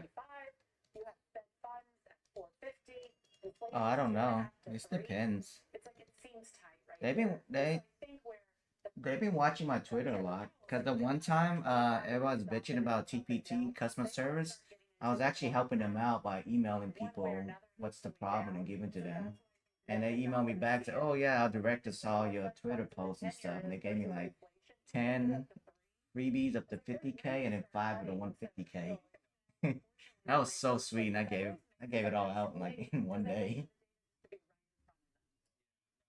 So they do watch Twitter a lot. We're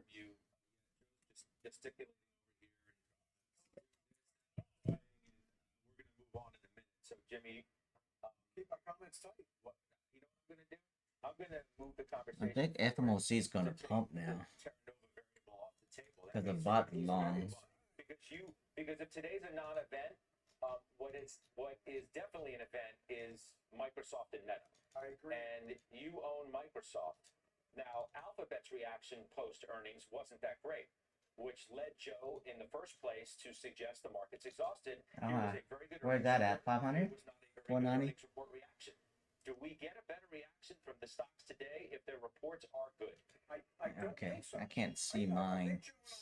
I need to restart my stuff. It's frozen. That this is a market that's kind of overbought, and that's not a terrible thing. That's not a fatal thing. It's just how much more buying can go on.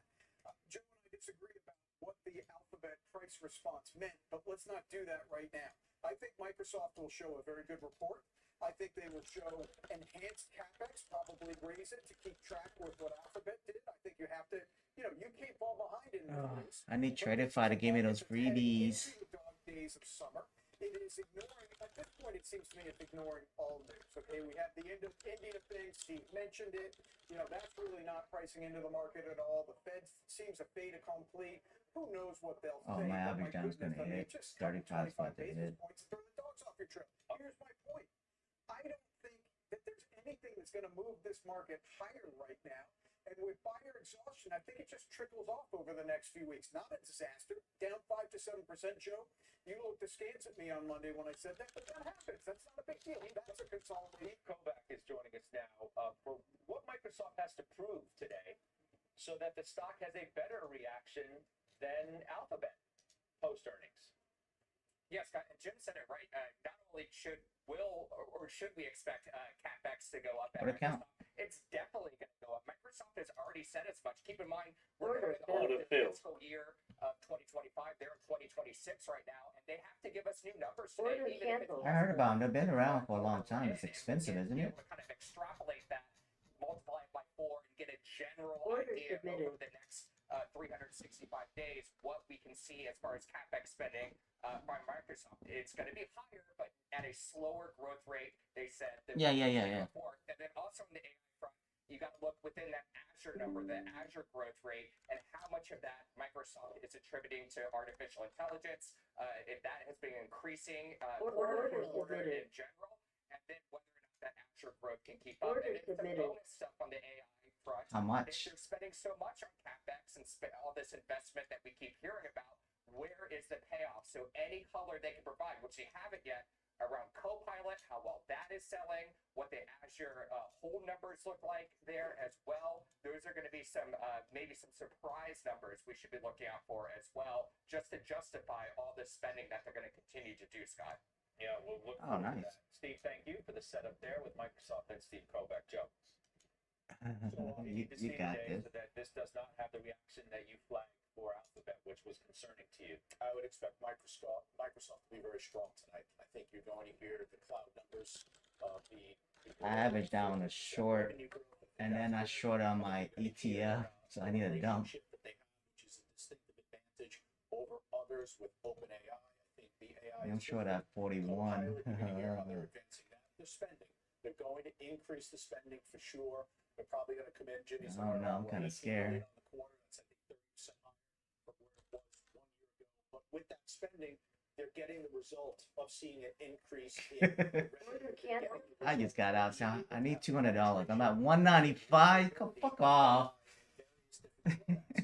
195 on ETF. I'm trying to get paid on this ETF. Oh, did I tell you, the CEO ETF? I actually asked him last night, hey, can I get the straight to funded freebies for August? He's gonna work on it for me, so we'll get 2 free straight to funded. That's gonna be good for August. They have trader rate. I'm gonna find someone new to win that one. 5% on a multi-trillion-dollar company. I would submit to you that that's actually unhealthy. That would be a sign of fraud. I mean, if the stock does a great report and goes up, Can you step on your little knee? Just any stock, okay? You could say on its face, well, it was up 20% into the print, which Yeah. is great under any Game time is frame, whatever. Game is tall. He's like 6'5", 6'6". Max 7 stocks into their own prints where the numbers were much larger. This also came into an earnings period where there were serious questions about the bread and butter business of search. Ooh, nice drop. Hell yeah. They did beat, albeit by like 2%, but they did beat on the most questioned metric that they had to report on. And it was a rather anemic stock. And you have a long neck, so you can't see the bottom, so you'd be kicking her too, right? Of search. Because of search, don't want to own it because of what we're seeing in the You haven't seen his neck. Giraffe, giraffe neck. I need to get a doctor to post that. But he's tall. which is unusual, right? Because when a stock moves that much without really a compelling. Dude, what? You went short MNQ and NQ? Jeez. Bot went long, buddy. Bot long's at 29. It was going to be in that quarter. That's what Gene Munster and others had suggested. It did not. They beat. The stock's reaction wasn't horrible, but it wasn't maybe what you're used to. Now we turn to Meta and what they have to prove. So they don't have the same kind of reaction. Julia Borson joins us now to look at that. Hey, Jules. Hey, Scott, that's right. With Meta stock up by half in the past year, and 86% of analysts rating it a buy, expectations are high, despite Dang, it went back up. companies potentially slowing revenue growth. Their revenue growth is projected to slow to 15% in the quarter spending on AI could be the big headline. This morning, Zuckerberg writing about his new focus on border bills. Oh shit, my short just hit again. Order submitted into compute and quote the most elite and talent dense team in the industry. Now this comes on the heels of the company investing $14 billion into Scale AI. Bank of America just writing that Meta's generative AI Yes, I hit 211. I'm done with ETF. No more ETF. I hit my 211. confirmation that AI is contributing I need to revenue at least 6 more days. trigger a global rally in all things AI. So now, Scott, we're going to be watching to see if Meta You're very touching your funded. Back to you.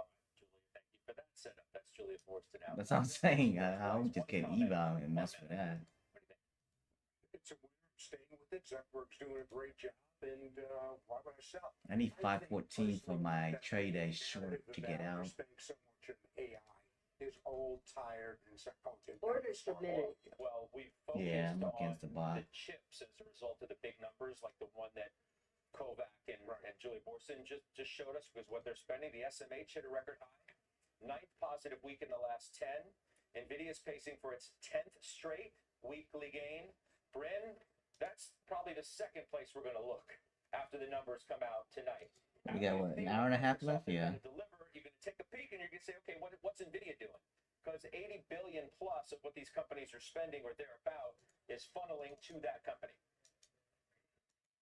Yeah, and then you have, I mean, also with NVIDIA, you have China is now arguably a positive now for NVIDIA. And then these companies, I've said this quarter after quarter, I think for the last like year and a half, these companies are giving you a sneak peek in what Order NVIDIA is going submitted. to do because they still have pole positions. And so I think that NVIDIA, I think Broadcom, there's a few other ones that are really in that great spot of growth. And so I just think that they are spending money on these chips, on these GPUs. But I do think with Meta, with Now the squeeze that I saw on the radar is to the upside now. So it might be a big move up. I don't know. It's changing up now. 15 minutes got the upside. But 3 minutes, it's still a little bit more upside. But it's towards the top now. But it looks like looks like more upside to me. So Corvo B, speaking of chip stocks that have done well, Corvo B, Teradyne is up. There's no ownership, but they did have a Q2 beat. Qualcomm reports after the bell tonight. Speaking of sleepy things within this market. You took your profit? Nice. Okay. I like that. It's kind of sleepily going higher, but not meaningfully higher. You above the buffer now or no? Not yet? It's two folks, please, not the intraday. Oh, so you're taking a payout. Nice. That's better though. More money. Share repurchase. We're going to buy back $20 billion. I don't know that it's this quarter. I do know that it's overdue. This is a company with effectively no debt on its balance sheet. It makes tuck-in acquisitions. It bought Alphaware. That was last month, or at least announced it last month. But it doesn't seem to be in the market for some huge overpriced, acquisitive, mindset, and I'm glad about that. But they're generating a lot of cash flow. They're going to show the continued diversification away from smartphones and into automotive and Internet of Things. They generate a lot of free cash flow. Fellas, let's just give it back. Buy the shares while they're cheap. It's 13 times earnings, about a 2.5% dividend yield. Buy back the shares. Joe's almost gesticulating again. I mean, I have so many things I'm going to give him the floor this time. I mean, he says he's not going to talk about Alphabet, then he brings up Alphabet. So look, as it relates to the semiconductor industry, there is no industry in the S&P 500 that is reporting earnings right now where the expectations are as strong and they're warranted. We're talking about overall for the industry, potential for 30% revenue growth. You can't find that anywhere else. In terms of positioning, you come into the quarter relatively light versus where we were on prior quarters. You go to rebuild that, and then again, this industry benefited like none other with the relief that we have seen when it comes towards tariffs. You know, it's always so interesting to me that when Yeah, but got one payout, so that's good. Oh shit. I think my short just took profit. Hell yeah, I'm up $800 on this one. Because they make them for all the companies you just mentioned. So to me, it's still an undervalued. I was gonna tell you guys something, but I can't. I'm on YouTube. It doesn't get probably the love Well, I guess I can mute my mic real quick. But I don't think there's much broad ownership. I don't think there's broad ownership on the show. No, there is. I think I'm the only one. Trillion-dollar company up 20+% year to date. So what's the problem? Why is Weiss the only person who owns it? Is he really that brilliant? Well, yes. Absolutely, yes. I've owned it for a long time, made a lot of money. People just, they just go with the flow. They go with the crowd. NVIDIA, I love NVIDIA. We'll take a break. Looks like we could have an IPO getting set to open up 2 here on the floor. Ambec, we'll keep an eye on that in case you hear a big bell and a lot of cheering. That's what that is. Oh boy. And then coming up, what our own Jim Cramer said about a certain stocks quarter. Jim Lebenthal is definitely going to want to hear. He's going to hear it whether he wants to or not. And he's going to have to react to it whether he wants to or not. I'll tell you what that is next.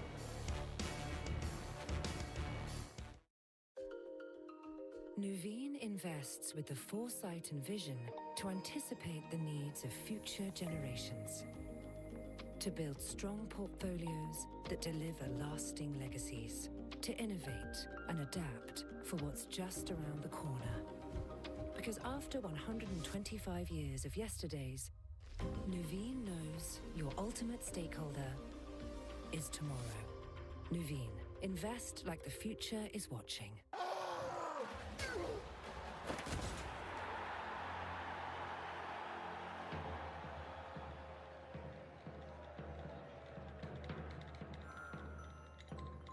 Sir, it seems that the Gladiator is getting a lot of positive social sentiment.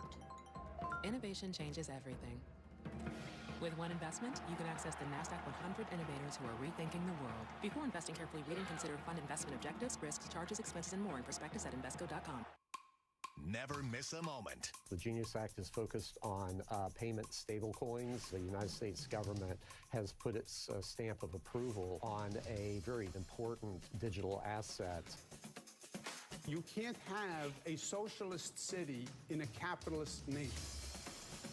What is very important is that the president choose a person who will defend the Fed's independence.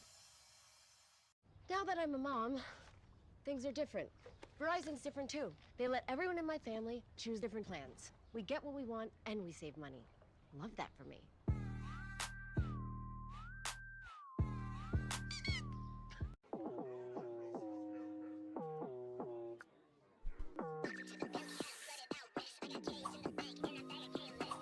You can have whatever you like. Whatever you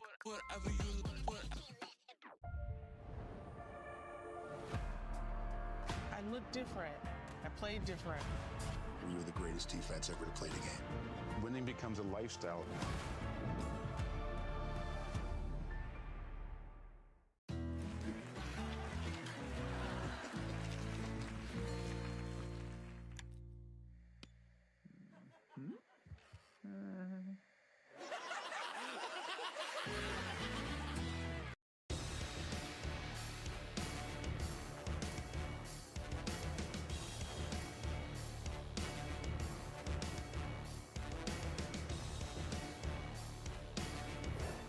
People who have sold Visa tend to be really stupid. Now, I don't know how they did in their SATs or what schools they got into. It doesn't really matter. But I do think that this is another great quarter from Visa. Well, that was Jim Cramer earlier this morning. After the report, stock is up 1%. Way to go to school. We all know. Jim Lebenthal. You sold Visa? Yeah. You didn't just trim Visa, you sold Visa. Yeah. Why did you do that? Let me just start by saying there's no forever stock, okay? Doesn't matter whether it's Visa, Apple, Berkshire Hathaway, there is no forever stock. Okay, that's fine. Go ahead. All right, Give him the floor. He gets the floor. Go ahead. Listen, I'm not sure how much grief I should take for a stock that's done as well as this has done for as long as it's done. I'm selling high. I mean, that's all I'm doing here. You know, I'll just finish real quick. You're going to come back with plenty. I know. have some stuff. Yes. that you know I am raising cash. I have now raised cash with this sale in my equity accounts to 7%. That's the comfort level where I feel I'm not timing the markets, but I'm just waiting to put that back to work. You got to sell high to buy low. Look, it's a great company. I think it's fairly priced. I made my decision to move on because there is no forever stock. Understood. I don't remember my SATs. I don't. That's fine. And I think Jimmy's hilarious. But the difficulty in all of this, now, it's very easy, obviously, to say, look, I had the stock for a long time. We just showed the stock chart. So obviously you made a lot of money in the name. The stock is not even back at its high, right? That's number one.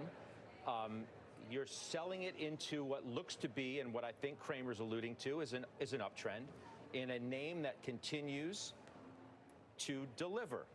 This is like Lieutenant Lebenthal. Oh, man. The submarine has done its cruising along. How long did you think this analogy? No, I just came up with this. It's heading into a little bit of, maybe enemy territory a little bit. Maybe there's some questions about the economy, the consumer, what have you. But you're still on the USS Lebenthal.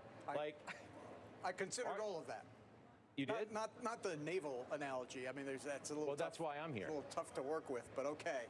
I mean, look, no, I considered everything that you said, and I understand why Jimmy's saying what he's saying. Respect for it. Look, Joe said earlier, don't trade a quiet market. Granted, I'm violating all these rules. I want to raise some cash right now. I am now done raising cash. You're done raising cash. You're not selling anything else. You're not trimming anything else. That is correct. You're just nervous that you're going to get a 5%, 7% correction? No, not nervous. I'm excited for it. I'm excited for it. Excited to sell a great name like that? Give me some price dislocation. I mean, look, it's not. I made great money on it. I got to tell you the truth. It was always to me. Look, if I had time, always to me overpriced. If I had always overpriced. If I had time, I would tell Cramer to come down from his office, come down from your office, and I would tell him to come on the set. But what are we going to do? He's going to say the same thing. I'm going to say the same thing. Well, I know, but it'd be even better if he was here in person to lay into you a little bit more. I just need to remind you, Jimmy, I have mad respect for Philadelphia. Went to school in Philadelphia, and I was recruited into the Navy out of the vaunted Philadelphia Naval Recruiting District. Everyone has a different process for exiting positions. I respect yours. If you're more rules-based, or if you're looking at things like profit margin and revenue growth, this company, it's staggering. I'm looking at it right now. Since 2016, they've only had annualized revenue growth below 10% once. That was during the pandemic. They have a profit margin of 72%. That's a cash cow. That's an unbelievable company. It's up 12% year to date. It's up 35% in a year. Kramer I want to get Bryn's take, too, because we haven't heard from Bryn. Kramer doesn't have the perspective of him. He just sees more opportunity, I'm guessing, the rest of his portfolio than Visa. Otherwise, you would have sold something else, right? Hold on. Bryn owns Visa, too. What do you think, Bryn? I think, well, first of all, I'm in camp Lebenthal on his process. So you should not fall in love with stocks forever. That being said, there are very, very, very few companies that have these kind of 65% operating margins. I think Joe was saying 70% profit margins. There's a duopoly, MasterCard and Visa. Visa's investing heavily into mining, into the crypto universe, into the blockchain, excuse me. And so I think there's companies like Costco, there's Visa, and there's just a few others that you can actually hold very long term because of the consistency of the revenue and the high margins. So it wouldn't be on my list to sell to raise cash. But Jim, to his point, if he can find another company, we'll see a year from now. But I would never question Jim's buy or sell reasons because he's a great investor. Oh, man. Bryn's too nice. Oh, man. Thanks, Bryn. It's giving me some breathing room on the desk. Thank you, Bryn. Thank you. I should have stayed with Weiss. You should have. I'm just not that nice, as we know. All right, let's get the headlines now with Silvana Henao. Hi, Silvana. Scott, good afternoon. White House envoy Steve Witkoff is reportedly traveling to Israel today to address the humanitarian crisis in Gaza. Now, that's according to Axios, which reports Witkoff may also travel to Gaza and visit aid centers there. The visit comes a day after President Trump acknowledged there is, quote, real starvation in the territory. Defense Secretary Pete Hegseth has reportedly privately discussed running for office next year in his home state of Tennessee. That's according to NBC News, which spoke to two people who've been in contact with Hegseth directly about it. if Hegseth were to run for office, he would have to resign, as the Defense Department bars civilian employees for running for office. Pentagon spokesman Sean Parnell wrote in a statement that Hegseth's focus remains solely on serving under President Trump. And YouTube will start using AI age verification to determine which users are under 18. Starting August 18th, the platform says it will detect underage users based on their activity and the age of their account, allowing it to automatically apply restrictions. Scott, I'll send it back to you. All right, Silvana, thanks so much for that. Silvana, now coming up, the setup on Robinhood ahead of earnings in overtime. That stock's more than doubled this year. There's a big call today as well around crypto equities. We'll discuss, we'll trade it, and we'll get Bryn's take next. You might take something for your heart. You might get support for your joints, or even use something for your digestion. So why wouldn't you take something for the most important part of you? Your brain. People all over the country. Hello, I'm back. Well, we got an hour? No, still an hour and a half.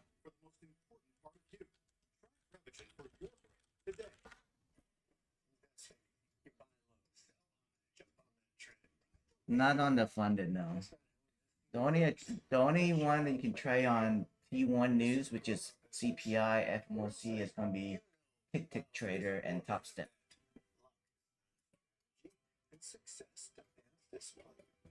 Someone did some research. It's how people made money on Top Step from Newsday, like Data Day. Because everybody just want to YOLO the account. The future of energy with confidence. What does it mean to be essential? That's not good for the firms. I mean, the firm is not that great if people make money from big days like these. Provide reliable, affordable energy. From evolving supply and demand to Yeah. pricing uncertainty, EY understands the disruptions energy companies Big face time. and how to drive the outcomes that matter. AI and technology are what Yeah. are driving the You feeling better now? innovation for the population worldwide. That requires an immense amount of processing power. Yeah, I'm which talking to requires you. an immense amount of energy. The volume of energy demand and growth still requires us to innovate in the molecule. So whether it's in the plants, at the pipeline, or on the grid, EY's full spectrum of services help energy companies maximize operations to drive profitability. Yeah, y'all got and enough. performance. 10 years ago, the work that we did for our clients was energy for energy, industrials for industrials. Stop being greedy. What we're doing much more now is I feel like all vets are greedy. across the entire value chain of energy. EY, shape the future with confidence. What's the worst phone? Yeah, my buddy had a $50,000 buffer on Apex, and he wanted more, and he blew all that Apex payout. 50,000. Yes, 50,000. That's how greedy those vets are. Yes. It's the fastest, most complete recovery anywhere. So you can be a continuous business. Yeah. Ford. Plus, a first on CNBC interview with Ford's CEO before the call to Wall Street. Closing bell overtime today, 4 Eastern, and streaming on CNBC Plus.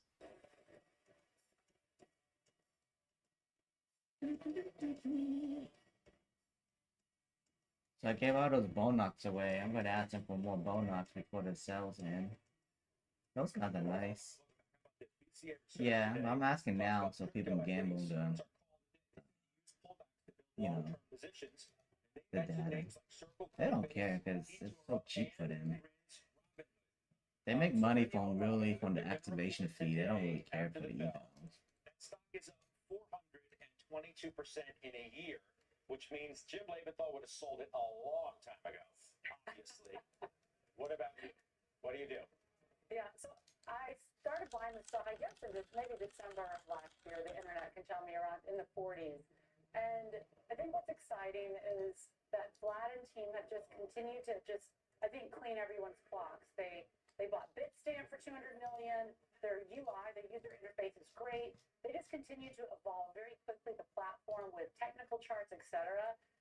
They're going to have really good Come numbers. It's on. going to be a great call. He's babysitting. That being said, I've had over the last few months probably half my position get called away because, as you know, I like to sell calls. There's a ton of premium. Because I do think at this Well, I thought you were 6'4". a lot of great news is priced in. This company You is here to fucking stay. midget, Gambit. At some time it definitely falls. Oh wait, that's me. But I think when you have this company that's gone from 40 in a year to 105, there just needs to be We're some supposed to go eat correction. But from Korean barbecue. I told my wife. so I do think She told me to go out and eat with you, but I said I don't want to yet. I gotta lose some weight. Dude, if he sees me, he see like a 5-foot Asian with a big old belly and triple chin.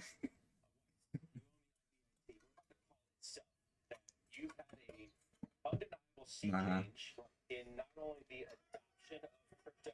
To my mom's. Yeah, and he lives next to my mom's nursing home. Time to load up a little bit on crypto-related equities. I'm not trying to be mean or anything. If I was like my mom with my dad, I just want to pass away. It's just so bad. Like my dad's like, he can't get out of bed. So every day the nurse would come in, clean his poop, and wipe him down. It sucks living that way, you know what I mean? No, he's like 90 and she's like 80 something. To me, after 75, I'd rather die. No, I would. Can't live like that. Logistics than these three. You need them. They need a retirement plan. Work with Yeah, principals so we exactly. can help you with a plan that's right for your And my mom doesn't know anything anyways. Her memory's gone. At PGIM, our ETFs use today's best ideas to help bring tomorrow's goals. But man, nursing homes expensive. Is backed by 150 Yeah, more like 2 house mortgages. today. Yeah, man. And that's to the Chinese people. So 7K. You go to the American people, the white folks, they want to charge my dad $5,500 and then my mom $5,500 at the memory care. So it's like 11,000 a month because we don't have Medicaid or anything to help pay for that. So the best thing they told me to do is like, well, not for my parents anymore, but other people get long-term health insurance. That pays for nursing homes. To make their website user experience seamless and simplify access to product Are you short, Gambit? We build enterprise websites like this. You're long. Why are you long at high day? Integrated digital transformation. WagnerSprayTech.com is now a fast, mobile-optimized website with an engaging user experience. For complete website and digital solutions, go to AmericanEagle.com. August 6th, join CNBC. Oh yeah, I couldn't do that though. I know what you're talking about. Yeah, they pay you certain hours and stuff, but they need like around the clock care, and I can't handle it. It's just too hard. I used to give my dad a shower and stuff, but then it just got too hard for me to do it.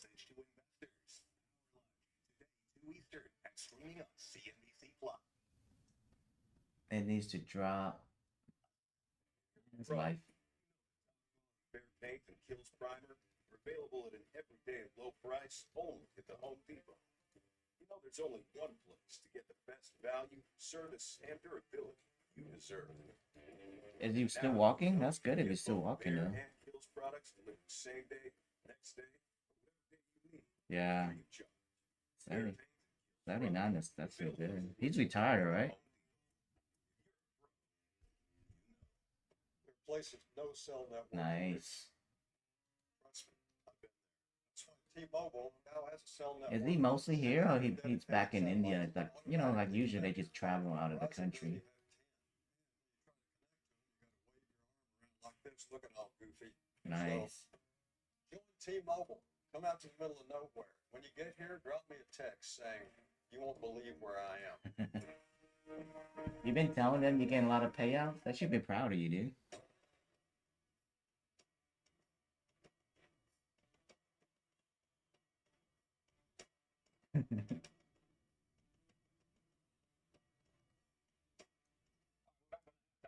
You should, yeah, you're proud now. You should be proud.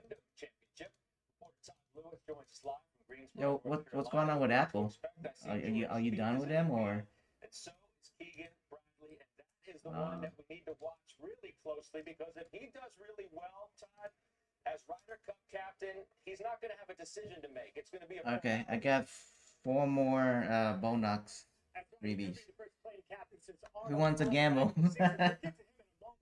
Oh, I owe somebody. Hold on. I owe somebody on Twitter earlier saying he only can trade on Bonox with the.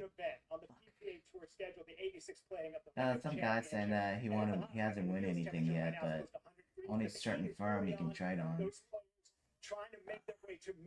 Yeah. Most of the time it's like that. Unless you have a date in Memphis, which is the first playoff event. And there Where are is this fucker? many prominent players on that bubble. Currently, the number 70 spot belongs to Matty Schmidt. And interestingly, as you take a look at the standings, guys 65 through 75, well, they're either safely in or not. It depends on how you historically at this championship. There have been as many as 5 players that have played their way into the FedEx Cup playoff and win the championship. And there have been a couple of years where no players have played their way into the FedEx Cup playoffs via the Wyndham Cup, via the Wyndham Championship. That is. So this is a big. Oh, DC, you want Bonox? The strongest field the Wyndham Championship has had in the FedEx Cup era. 21 of the top 50 in the world competing here. One of those players, as you mentioned, U.S. Ryder Cup captain Keegan Bradley. He is here checking out the possible players that will be on his team, but he also wants to play well enough to put himself as an automatic qualifier on the team. By the way, top 6 in the standing after the BMW Championship will be automatically on that team. Then Keegan had 6 more picks after that, so it's going to be a great week here in Greensboro. Guys? Todd, great stuff. Thank you very much. A lot at stake. We'll be watching. That's Todd Lewis Sports on. What? I'm taller than that.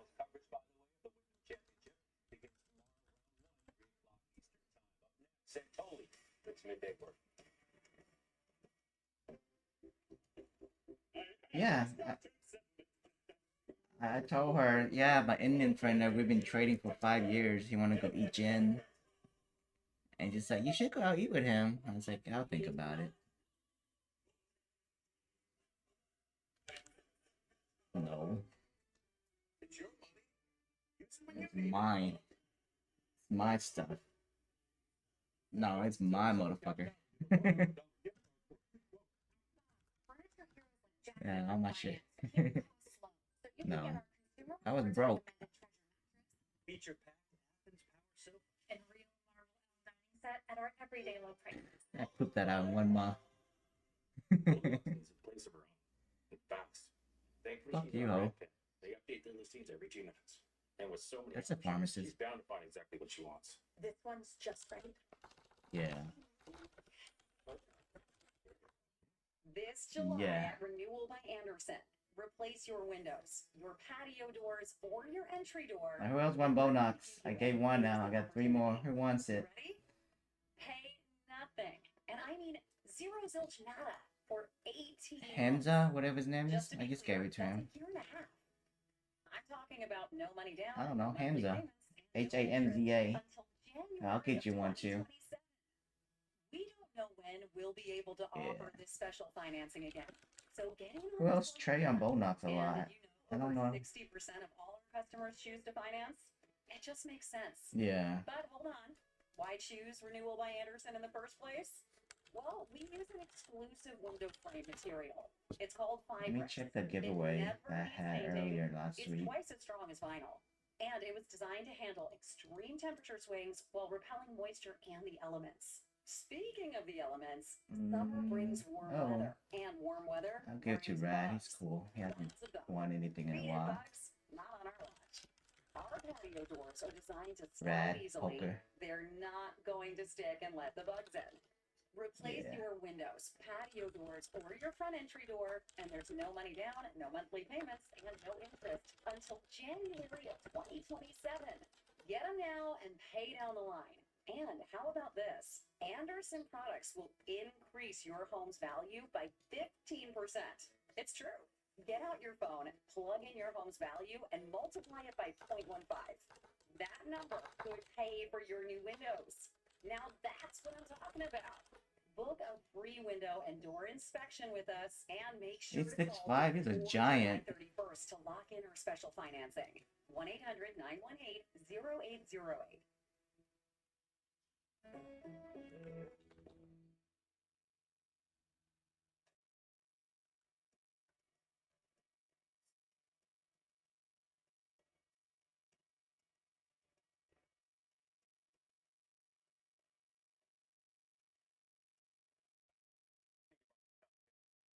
Here, post 9, about almost a month without a 1% move either way on the S&P. Okay, hold on. That's Is one, this the day or two that two. Let me give it to we'll see? Wizard.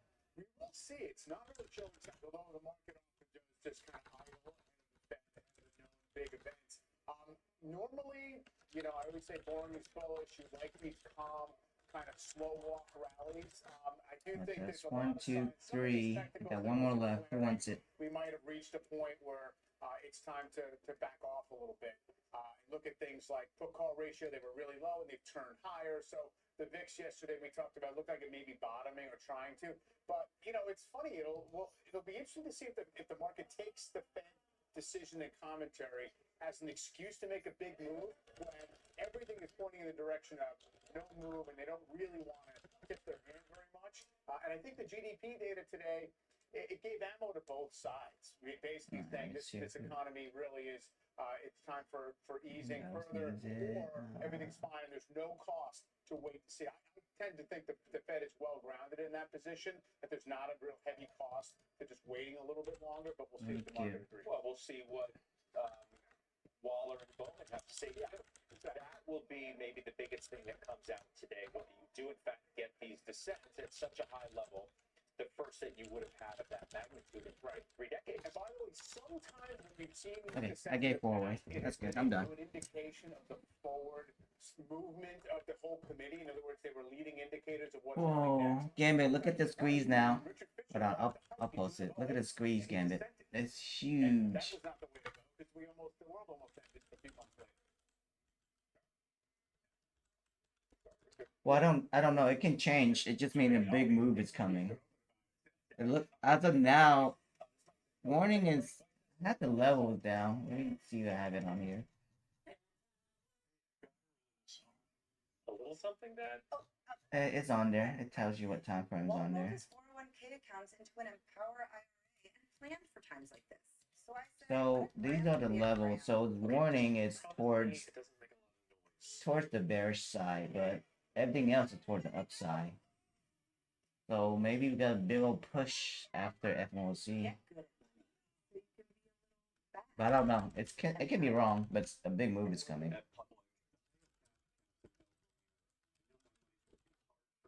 I know I can access it anytime I need it. It's very simple. Better rates mean faster growth, and that's exactly. I'm still short. I need 514 to get out, and I need to get out before the guy starts. we make it easy to wow. I hope so.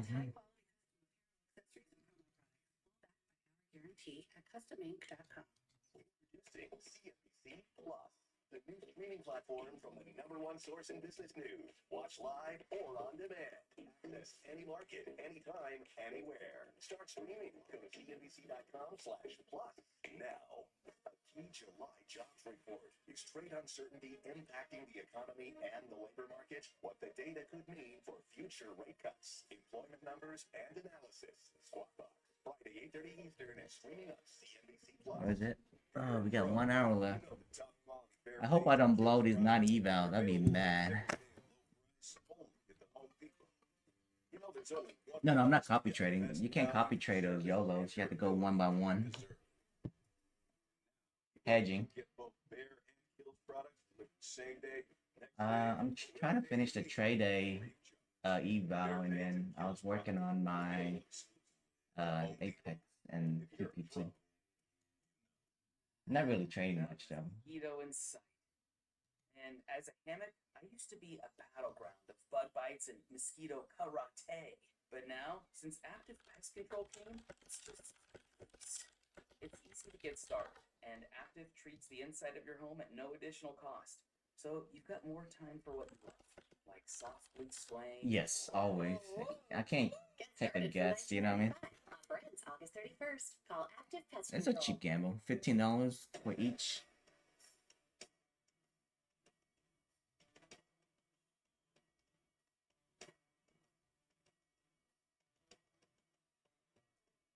set some moves. Maybe this first one won't surprise anybody. You sold UNH. Yeah, as I said, I sold. I stopped selling it at 287, and it went 267 rather, and it went straight. You defended it numerous times. You bought more on numerous occasions. What finally changed your mind? I just think it's going to be dead money. I think the management's doing all the right things. I have a very small position left, not because I want to, except because it went through my, my limit. It's just going to be dead money. It may pop a little bit on the back of Humana's numbers, but overall, I think I can make more money elsewhere. I love what management's doing. I think I should cancel my short just in case. CFO/president, but they own the old business still. So until they work their way out of it, they won't be profitable till, increase profitability next year. Very quickly, you bought more, is it FTI? FTAI. FTAI. Yeah. Look, this is one of those ones where you would say I'm really inclined to get Dump it. I'm gonna get out so I can sit flat. They had a huge short position when the stock 514. I got 2 MNQ. This is understated. I need $50 to pass. It's a pretty decent sized position. I think you can go to 200. All right. We'll do No, I can't do it. Nope. I got 1 day left. I think tomorrow's my last day, but I'm past. They're gonna renew. It's $99 for this one. It's end of day. You sure knows these parts well. Looks like the planes whispered to him. Yeah, hope so. Innovation changes everything. Let me see the longer. I think on the daily, NQ is looking bad. Like toppy. Let me check it. Let me check. Yeah, it's like way over bought. Oh, it is. Look. That's like way up there, but I think it's not going to drop until all the earnings are done. So maybe next month. Yeah. Yeah, to come down, it's going to come down at least 5% or 10%. Maybe we'll see 22 or 21 and NQ again. With her business growing so fast, she needs fast funding to keep making waves. That's why Bugatti has U.S. Bank Business Essentials, a combination of checking and card payment processing, giving her access to funds typically in 24 hours. Because we love watching her make a splash. Dude, you're shorting on your funded, dude. That's... Stop trading. Get an eval. So you blew your 25K last time. Yeah.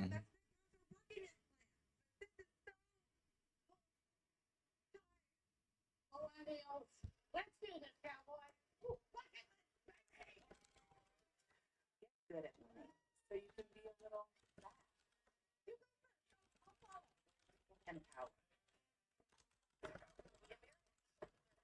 It's terrible. Politics seeps into everything.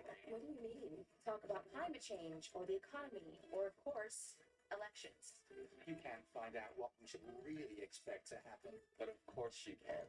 Go to IBKR's forecast trader.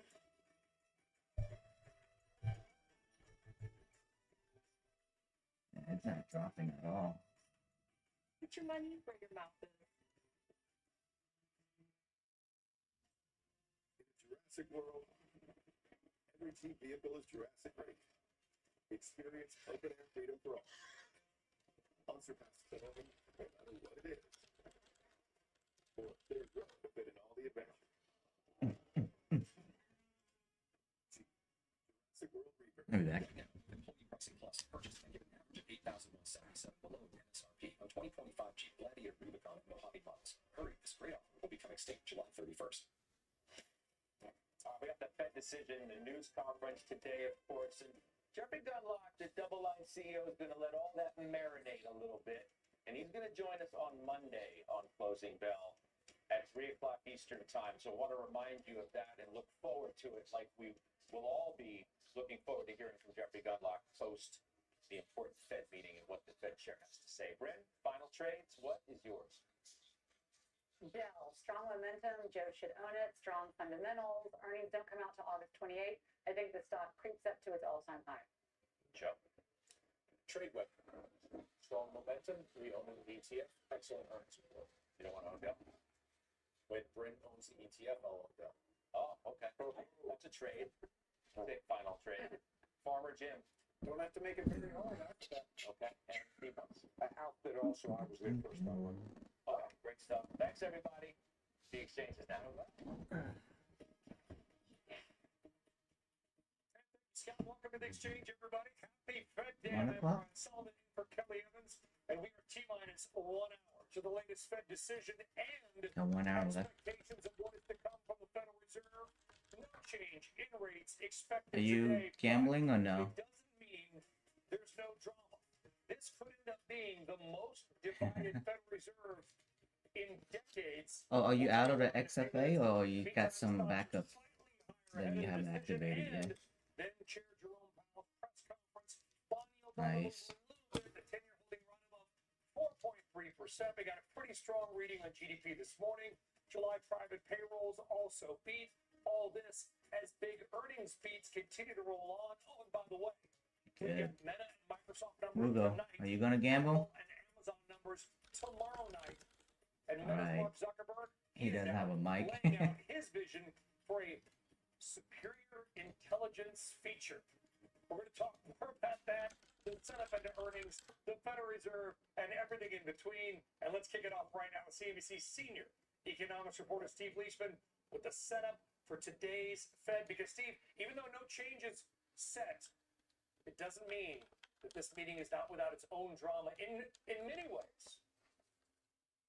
I think that's right, Brian, but the reframe from this meeting for the markets and the politicians that are really hungry for a rate, because what they do the old song, see you in September, maybe. Despite strong criticism from the president, no rate cut expected, and the main question will be, does the Fed signal cuts ahead and what the inflation and jobs data need to look like for that cut to happen?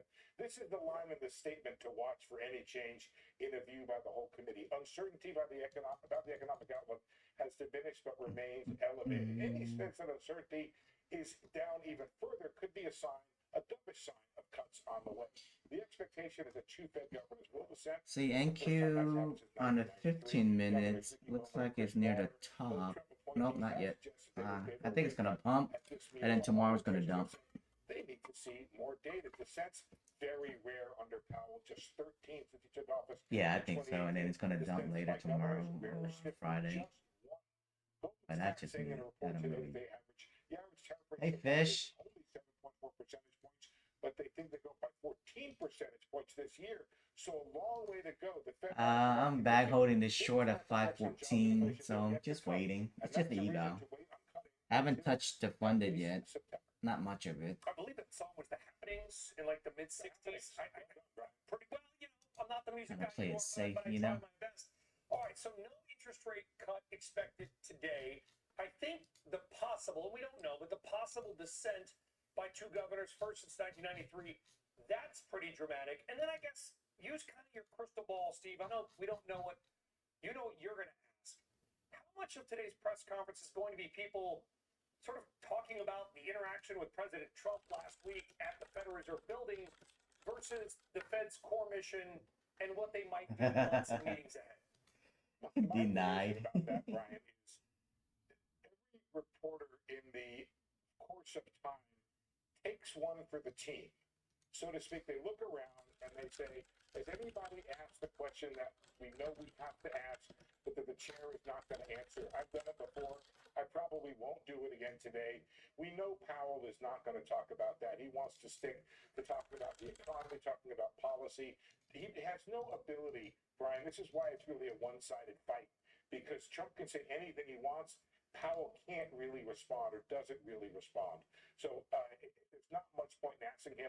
I think there's a lot to ask him about what he needs to see, Brian, when it comes to having the all-clear signal to cut rates. Inflation Some guy on Twitter. There needs to be Nice some guy. nod to the better inflation numbers, but I think that question about that Goldman Sachs report is really important. How much more inflation effects do you see coming down the pike? Those are the sorts of things people are going to listen to, and any change in that line I showed you, that could be a potentially very dovish signal. but it does sound like somebody's going to have to. Dude, if he cut the rates, oh my gosh, the market's gonna go crazy. It's not for your rates, but But it's not good for our bank account though. You know what I mean? It's already been down a lot. To the next question. So, but you did. Yeah, those are the good days. Like I keep getting emails like, hey, put in 50 more thousand, we'll give you a 2%, no, 1% boost for like a couple months. Like, no, I'm gonna save my money.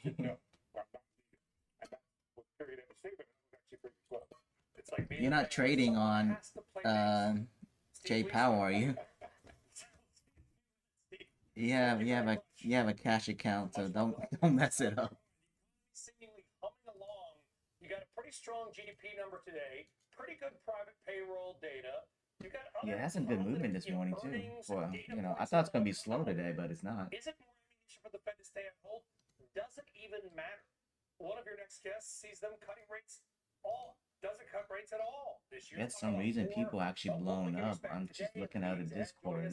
Stephanie Roth, chief economist at Wolf Research, along with Larry Adam, chief investment officer at Raymond James, Andrew Sizarowski, strategic Are you long? What are you long at? manager at Morgan Stanley Investment Management. Oh, you good. It's gonna come down. Team coverage. Andrew, What is this Halo giveaway on Tradeify? from the Fed today. More importantly, Contest, I mean, August 8th, you invited to join, blah, blah, 25 Lightning. Look, the expectations are That's pretty cool. We're not expecting any rate cut from the Fed. I am expecting to see 2%, as Steve was just mentioning. I think the more importantly is going to be the press conference, and what everyone's looking to see is what does Powell essentially kind of hint that a rate cut is coming in September. I think he's ultimately going to want to keep that optionality open. I think, look, we have 2 more payroll reports between now and that September meeting. I think ultimately if we get weaker reports... We get Fish on this, we can beat those fucking Tradeify team. Fuck those guys. Fish would carry us. kind of 2% threshold.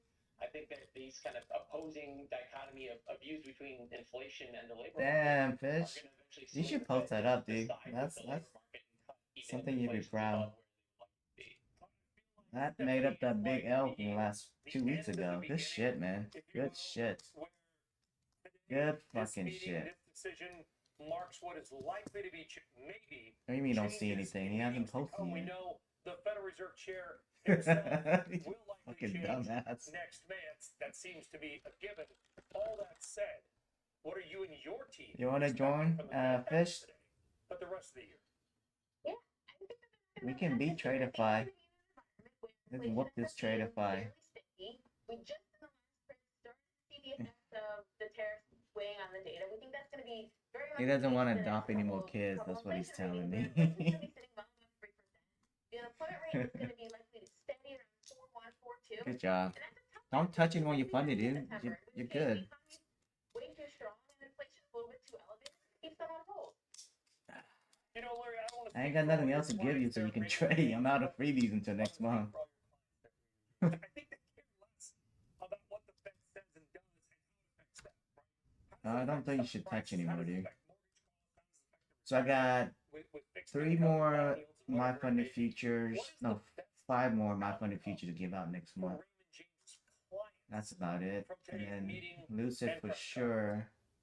ETF for sure. Tradeify is a maybe now. I can maybe freebie this next month. What actually happens to the economy?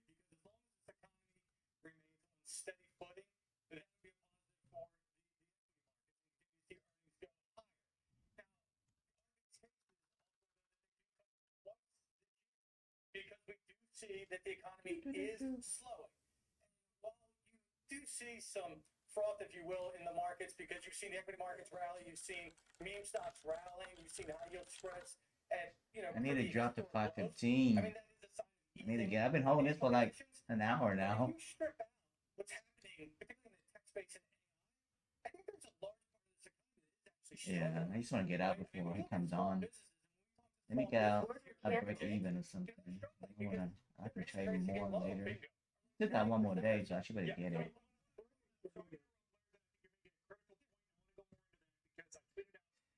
$60. Virginia. I go to rural Yeah. Wisconsin all the time.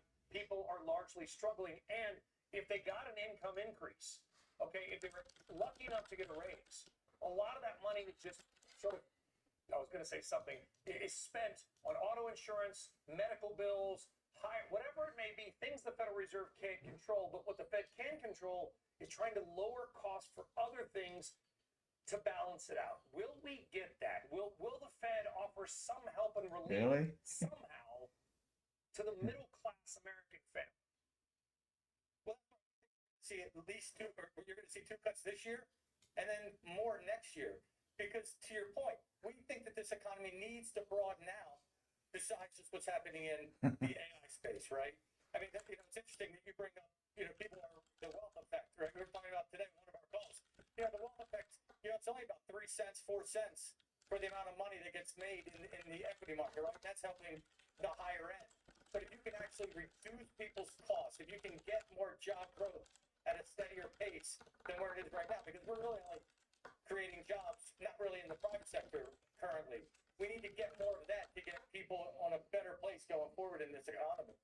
It's the job growth, Stephanie, is basically coming from healthcare and government. I mean, that's kind of continuation of the previous 4 years, at least right now. That's where we are. The Fed, we always forget, has 2 mandates. They got to control inflation to maximize employment. Could they be doing more to maximize employment? Forget about the inflation side.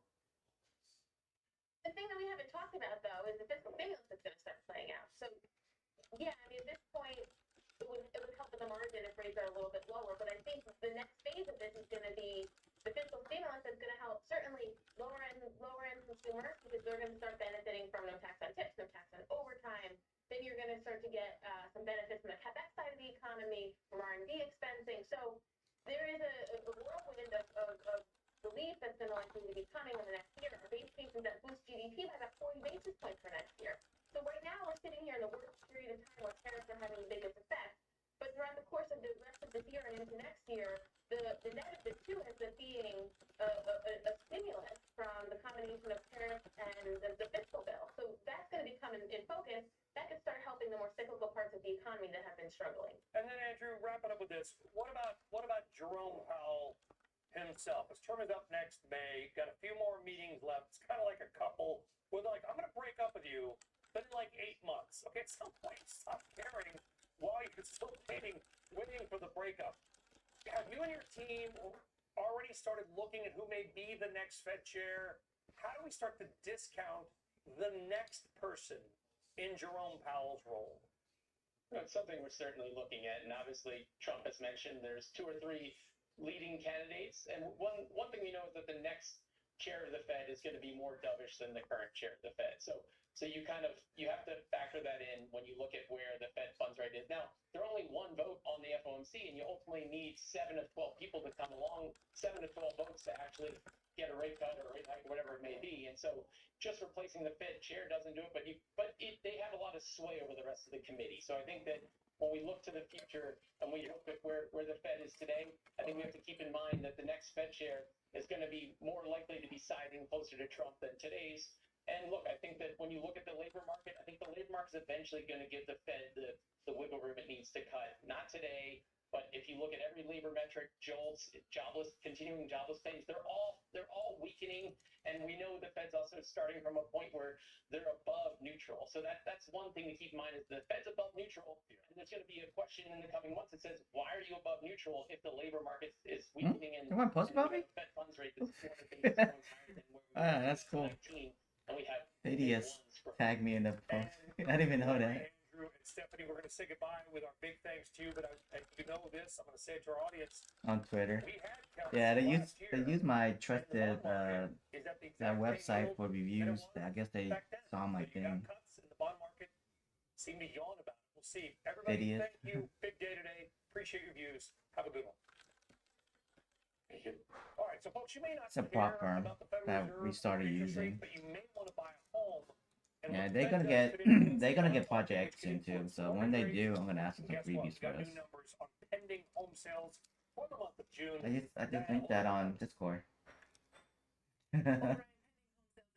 Dropped just less than 1% from May. We're down 2.8% from June of last year. These counts are based on signed contracts for existing homes. So people out shopping in June And that's when the average rate on the 30-year fix actually dipped slightly, although briefly. The home builders noted in recent earnings that this brought more buyers in June, but of course the builders are also able to buy down rates. Home sellers can't. And rates popped up again in July. Today we are at 6.77% according to Mortgage News Daily. Now sales were down despite a nearly 29% gain in active listings, that from Realtor.com. Some of that gain is because homes are just sitting and not selling.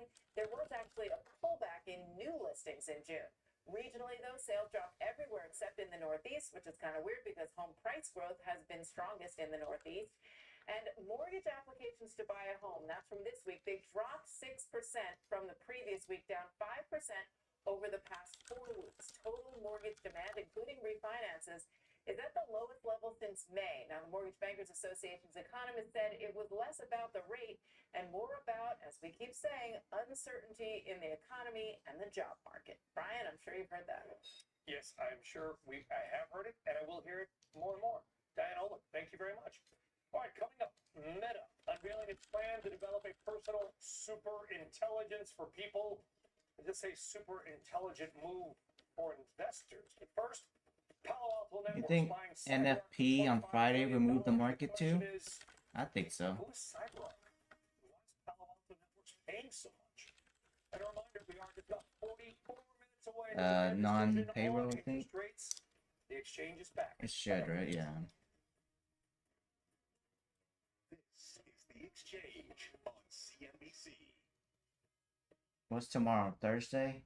Okay. Studio. Realize you're more of a creative type than a finance type. Realize you got this. Use QuickBooks to get your cash flow flowing. Get live expert assistance to maximize your tax savings. You didn't post it yet, Fish? I thought you would post it. Do it. Dude, you made Twitter, but you don't use your Twitter, Fish. Come on. You know how many people you can scam on Twitter now? Posting those payouts? Some courses and stuff.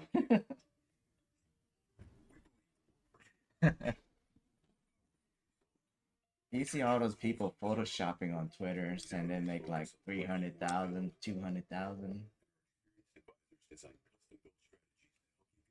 To sell a course.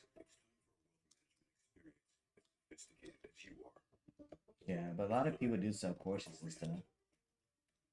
Now that I'm a mom, things are different.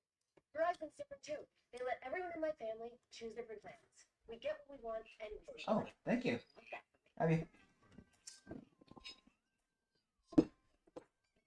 Fish, are you done trading?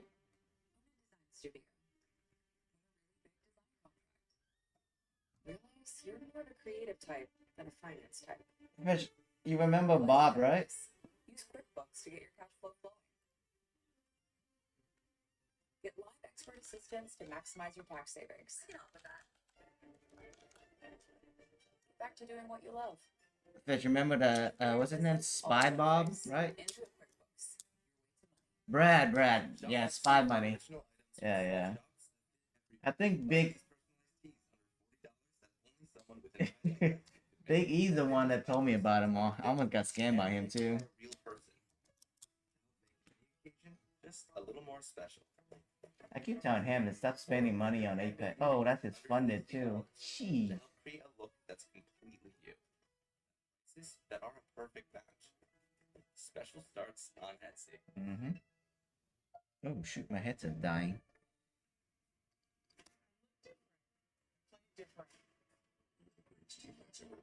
When it becomes a lifestyle. There we go. Welcome back to the exchange. Another day, another deal. Palo Alto Networks announcing it is going to buy Israeli identity security provider CyberArk Hello? in a deal valued at roughly $25 billion. Testing it out. Shoot, I have to cut this before guy comes out. CyberArk, which is being bought, is actually not moving at all, which is a little bit odd. Let's talk more about this and M&A in general with Dan Primack. He is business senator at Axios. Dan, obviously, I know who CyberArk What, again? is. Dude, you don't have time. A majority of our viewers and listeners don't. Why is this sort of little Let me get some water. I'll be back.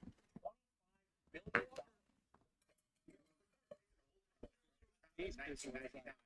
A lot of evolution. The reason it's being valued so highly is you talked about being identity security. If you think about the future of technology and all this talk about AI agents, which are going to do things for us or do things inside of organizations, one of the big problems is you have to be able to, or AI agents have to be able to identify the validity, the identity of other AI agents, right? Or else you get conned, or else an AI agent will do something it's not supposed to do. And CyberArk really solves that problem, or is working to solve that problem. And for Palo Alto Networks, which is this big security company, it just identity is something it really doesn't have very much of inside its platform, and that's why it's paying up for it. Yeah, heck of a deal. I mean, listen, this week we have this deal, $25 billion. We have Baker Hughes buying Chart Industries, $13.5 billion, and of course, Union Pacific hopes to buy, we'll see what the regulators say, NSX for $72 billion. We're talking about the Fed all day, Dan. Last time I checked, borrowing costs are pretty high. Why are we seeing all these deals now? Well, for starters, because also equity prices are very high, right? So you look at this Palo Alto deal, for example, the vast majority of this is being done in stock, which might be one reason why the CyberArk shares aren't moving as much today. They did move yesterday, right? They were up 13.5% yesterday when the initial reports came out, but when the initial report from the journal came out, nobody knew how much would be stock, how much would be cash. All right. Only about $45 in cash. The rest is Palo Alto stock. Got my lunch ready. One big reason company stocks are worth, for many companies, record highs right now. Eggs and strawberry. For them to use. Yeah, it certainly is. Does it give us any indication? Huh? We got rails, we got oil, we got cybersecurity today. And eggs. Any indication of the rest of the deal? Did you eat yet, fish? Because the attorneys and the bankers that I talked to, they Gambit, say did you eat very, yet? very busy. Right, and we're seeing busy stuff on healthcare and other sectors. I'll say within tech, and think about this Palo Alto CyberArk deal, I do think you're going to see a lot of things like this, broadly speaking. And I don't just mean like Google buying Wiz, which was another cybersecurity deal. I kind of view this a little bit like energy, right? Like if oil is the LLMs, the foundational models of AI, you then need the oil field services, all the other stuff around it. To me, that's what CyberArk is. So you've got the OpenAI and Anthropics, which are worth hundreds of billions of dollars on the private market. But they need all this other. I need to work out after this. I see a lot of acquisitions there, both the hyperscalers buying them and also mergers inside. Got it. So basically, let's take Salesforce. Okay, what I'm amazed always by what Mark Benioff and his team have built. Yeah, you still shorting? You're over trading, dude. The companies who sell into Salesforce or into companies who sell into Salesforce is more than what Salesforce does. It's like the sun and then all these sort of planets orbiting around it. Is that what's happening with AI? And if so, could that be one of the largest tech ecosystems ever built? It could be, and until we get to the point, Brian, where AI and tech, there's no distinction anymore, right? Like, at what point did we go from you have technology and you have the internet, right? And that was a distinction for a very long time. Yeah, and then we'll just say we account. My buddy got mad because I guess he closed it like 1 or 2 minutes after the market closes, and they still delete his account. That's a lot of money. From everybody, this thing's going to do very well.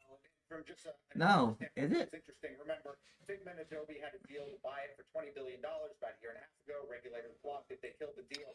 If it goes public at the top, or actually in the middle, Yeah, you can't. Oh shit! Right Keep going down. Diluted, it would be around 18 billion compared to the 20. All it really needs is a 5 to 6%. I need 14. Well said. I almost feel like, Dan, the next time we have this conversation, if I go into this like universe and like ecosystem analogy, we might need to get Neil deGrasse Tyson to join the conversation. I like that. I feel like I'm Carl Sagan or something. Dan Primack, thank you very much. Appreciate You see that picture on that fish bot now? And fish we trust. I like it. They don't change interest rates today, but it's what they say about the future that matters. It's in the fish bot channel.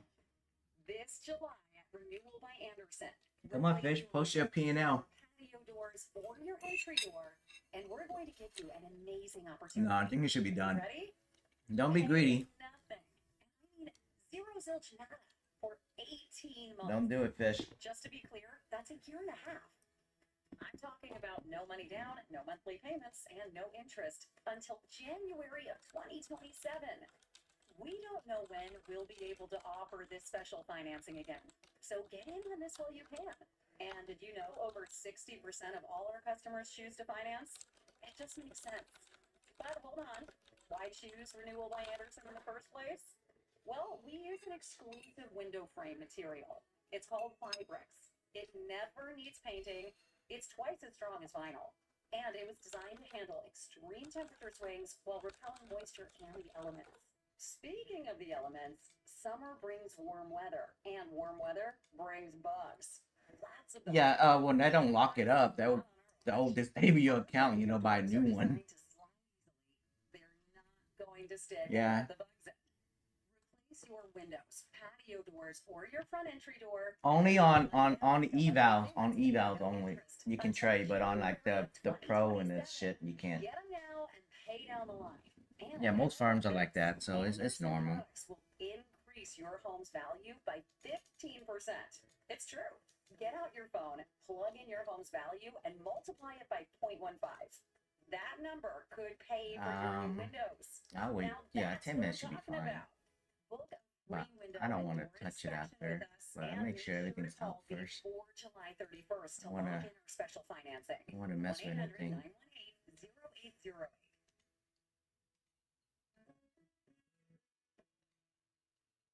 Oh, Kyle? What about him? Oh, he got. That's the reason why he's not telling you. That's always the reason why they kick you out. Maybe because doing something fishy. Oh, I know why. Because he travel a lot. Like he's gone to Vietnam and other country. Maybe those places you can't trade on those. And he keep logging into a different IP. They might have just kick him out for that because they think something's fishy. Smarter, so your business stays safer, so you can build for tomorrow with confidence and efficiency, and protect what matters most. That's why the businesses you trust CrowdStrike. CrowdStrike. I don't think Top Step can beat Ninja Trader. At least not yet. They got a long way to go. That Top Step, I mean not Top Step, but a Project X server can't handle like a massive amount of people. So what else is at an all-time high today? It can't. He's The best performing Magnificent 7 stock of the day. Nvidia about $500 billion now, ahead of market cap, ahead of Microsoft. yeah. In other words, I even think about it, just prop firms, they can't even handle the amount of people here. Imagine you got like real cash account with a lot of real people trading, and they can't. There's no way they can handle that shit. Sanctions on the Brazilian judge leading the investigation into former President Jair Bolsonaro's alleged coup attempt is the same judge who also briefly banned Elon Musk's X platform in the country. In a statement, Treasury Secretary Scott Bessent wrote that the judge is on an unlawful witch hunt against U.S. and Brazilian citizens and companies. The Supreme Court announced today that justices will gather in chambers for a conference on September How you know all this? to discuss several petitions, among them sex trafficker and Jeffrey Epstein associate Ghislaine Maxwell's That you cut off. for conviction in New York. We'll hear the court's decision in the days. Are you cutting out? And For me, you're cutting out, so I couldn't hear anything. Yeah, for me at least. Made its way through the English city Oh, where okay, he must be grew up, mine. and where his band Black Sabbath was formed. Procession stopped for a moment at a bench dedicated to the band. How come Top Step doesn't have like a mobile app? I just still don't get that. 76-year-old who died last week. Thank you very much. All right. What is up? Zuck the Metaman launching a new super intelligence for all, but should investors even care? Yeah, strawberries are good. Of course, Mark Mahaney is next on that. Hey, it's Ryan Reynolds here from Mint Mobile. Now, I'm course. looking for fun ways to tell you that Mint's offer of unlimited premium wireless Isn't that food pic $15 a month is back. channel? So I thought it would be fun if we made these Mm-hmm. $15 bills. You know, it's green. Mhm. Mint saves you money. Maybe my face is on it. Maybe the back of my head as well. But it turns out I got 30 minutes. This shit need to dump so I can get out. If not, I'll be down $100. It doesn't.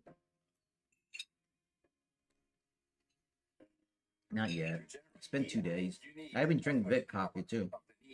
And I haven't shit yet. Right on.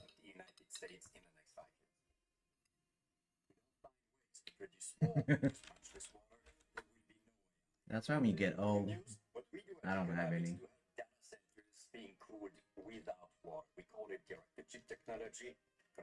And now we got 30 minutes left. I need to get out. I'm surprised they're not like sewn off before he comes on. Usually they do. Maybe next 15 minutes.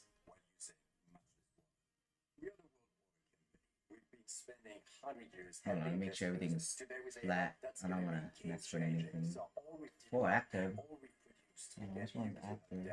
Oh, thank you. Yeah. I gotta go through each one of them. There we go. Order canceled. After one act. Okay, that's the one I'm in. Good. None of that. Trader, yeah, I got 2 MNQ. Yeah, I think I'll get it. I just want to get out and I'll play again later. I still need $200 for Tick Tick to make the 500 target. Let me pull up my YOLO strat. There we go. Got this here. Ready to gamble. I don't know if I better click fast enough. I got 9 accounts. It's gonna be hard.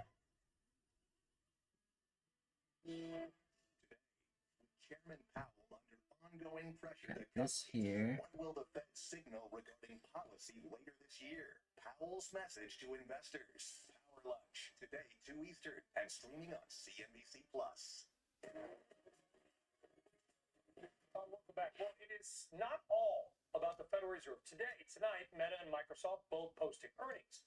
And these numbers and guidance need to be big because the stocks have not only been hot, but they basically control much of the stock market. So what should you expect? Well, your next guest now loves Meta stocks, got a $750 price target on it. It's about another 7% upside from here. Joining us now ahead of Internet Research at Evercore ISI, Mark Mahaney. Mark, take us out of the Fed for a few minutes. What do we expect from Meta today?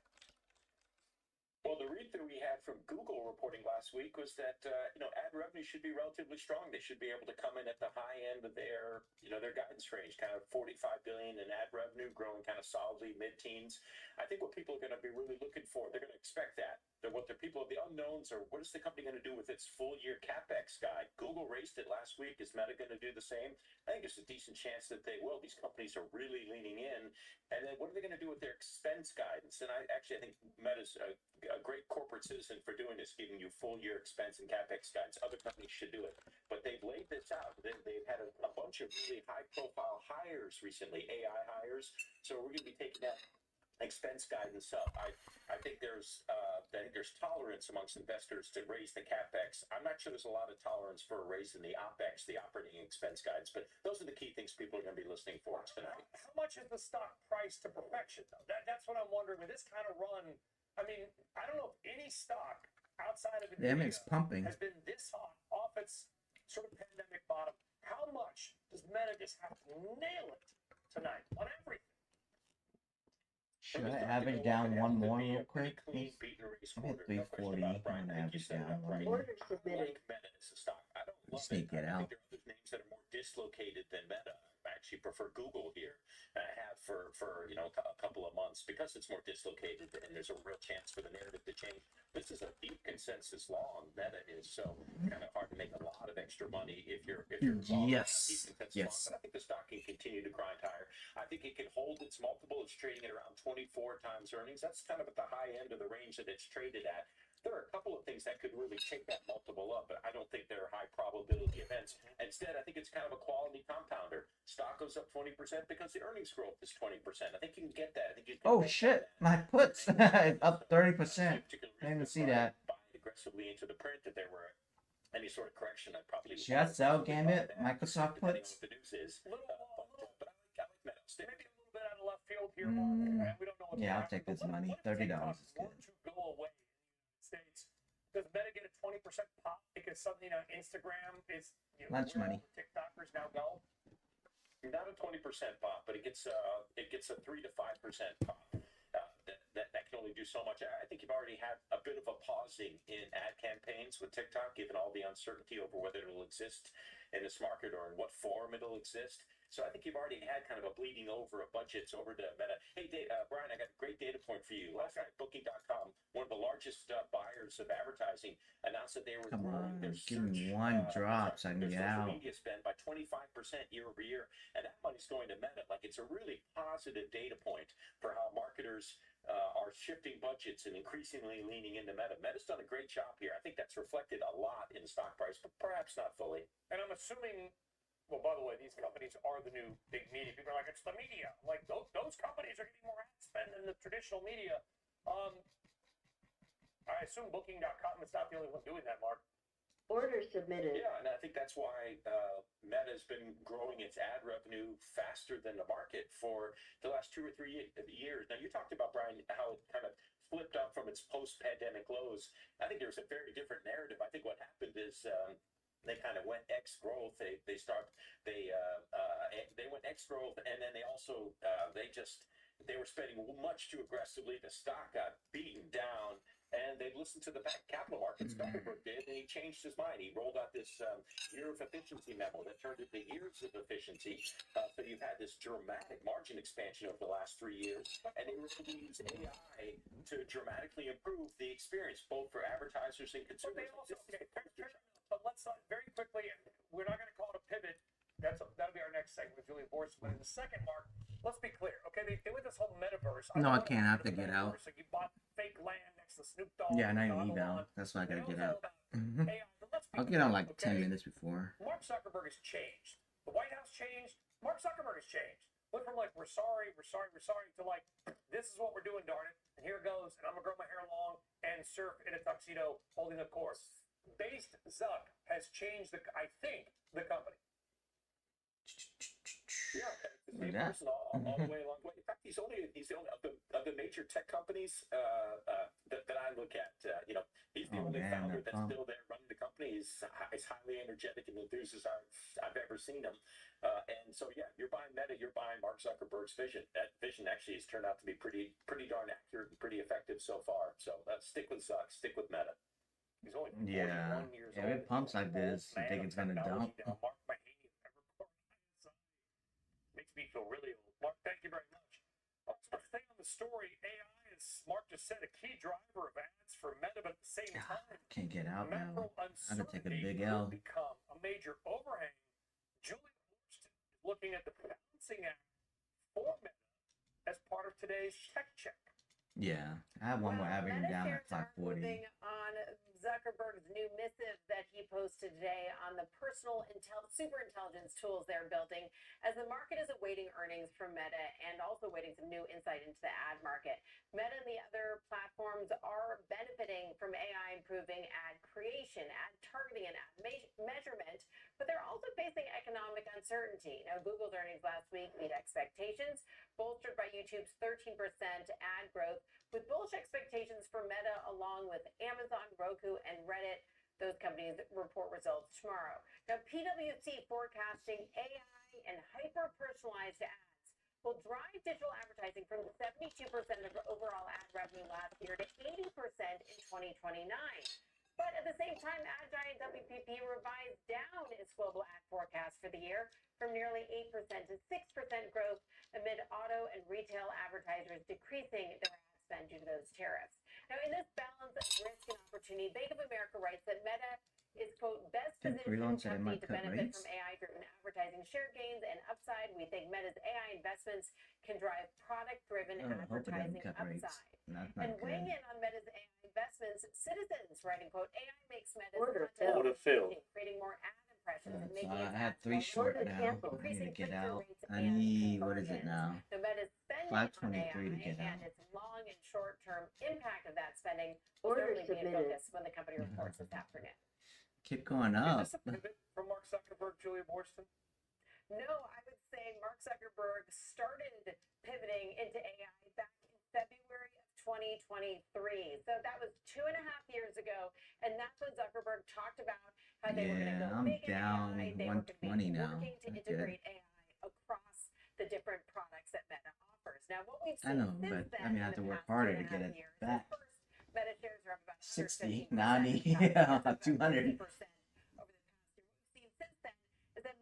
Has really I try to hold like the last 5 minutes, or last 7 minutes, then I'll what that cut means it. is they're using AI to make it easier to create ads That's inexpensively and then to better target. Dang, all the screens is to the upside now.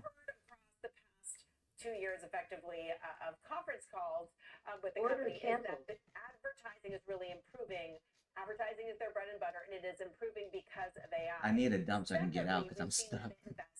I was close to passing, now I'm down almost $200. Nearly 2 years ago at a conference in the fall of 2023, and since then they've been really driving engagement with their Meta AI chatbots. They have over 1 million monthly active users now for those chatbots. What they're doing with those chatbots is they're trying to drive engagement. Of course, the more time people spend on the platforms, the more ads they see. So financially, this is still an ad-supported company, but they're really using AI as a driver of that. Amazing to watch. Julia Borston, appreciate it. Thank you very much. I got a stock alert for you right now. Shares of home fitness company Peloton surging up about 18%. UBS upgrading Peloton to a buy, raising its price target to $11. May not seem like a lot, but that's about 80% upside from last night's close. UBS's price hikes for Peloton services are likely ahead, along with, of course, more cost cutting. All right, it's not Fed related, but it's a big stock story. And we are counting you down to the Fed in just about 18 and a half minutes, and we're back right after. Tech Check is sponsored by Comcast Business, powering Paradise Matt is the one that showed me the screenshot of him asking for those pics from a dude, a kid. We believe the more personal the solution. Yeah, he's not a creep. I think Alpine called him out, and that said something. He blocked me. Advisors design custom-built Connection lost. you get there. Management experience as sophisticated as you are. It's time for Corient.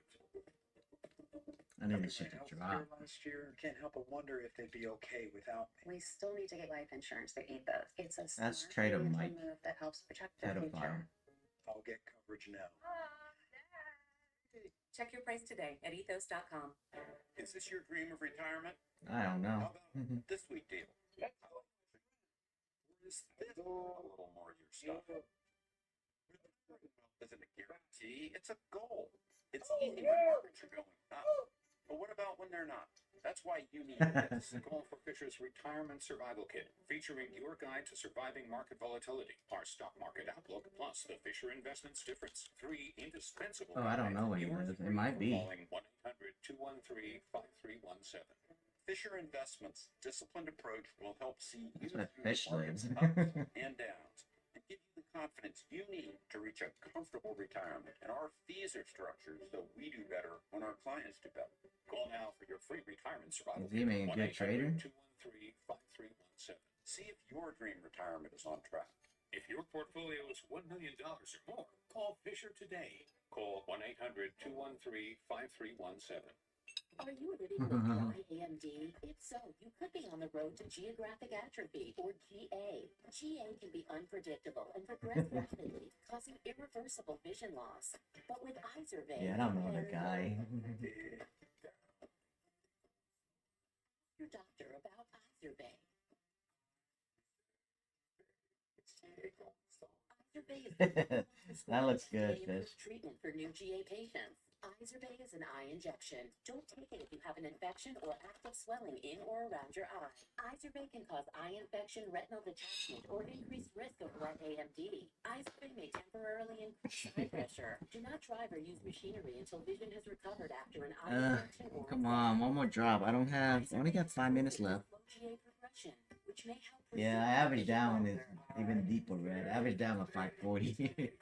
Yeah, I had to cut it. I'm gonna be negative. I need $200 to pass now. Once we come back. With Trade A, you can't trade on T1 news, even on eval, so I have to click that one. I don't know. They said 1 minute or 2 minutes, but I want to be safe, you know? We show you a chart and then tell you the story. Hence the name. Let's talk about Starbucks on a wild ride. Posted a 6th straight quarter of declining same-store sales after the bell last night. My thing shows upside. You know, look, some of the squeezes are going away now, so I don't know. Starbucks comeback is actually ahead.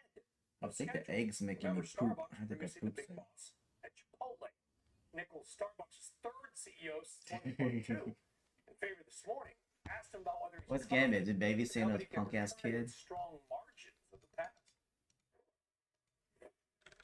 I really do believe we can get back to that type of financial performance, and you know, I'm an optimistic person. I hope I can exceed it with the growth that I believe is available in this business. Obviously, we're going to. You think he's gonna cut rates or no?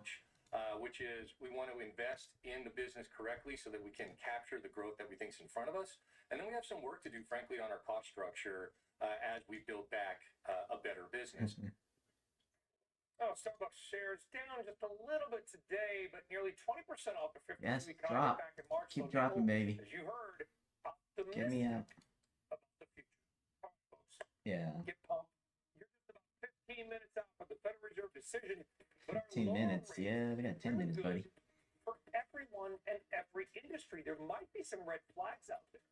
We have next.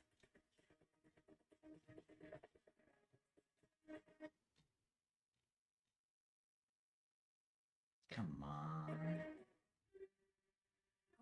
Studio. Win a really big design contract. Realize you're more of a creative type than a finance type. Realize you got this. Use QuickBooks to get your cash flow flowing. Get live expert assistance to maximize your tax savings. I can help with that. Get back to doing what you love. Manage and grow your business all in one place. Intuit QuickBooks, your way to money. When I started Walton Goggins goggle glasses, I had no idea what I was doing. But GoDaddy Aero does, using AI to build a logo, website, and simple content, so I can let the world know. See, goggles ain't goggins. They don't belong on your noggins. Keeping your kids on a healthy diet is a full-time job.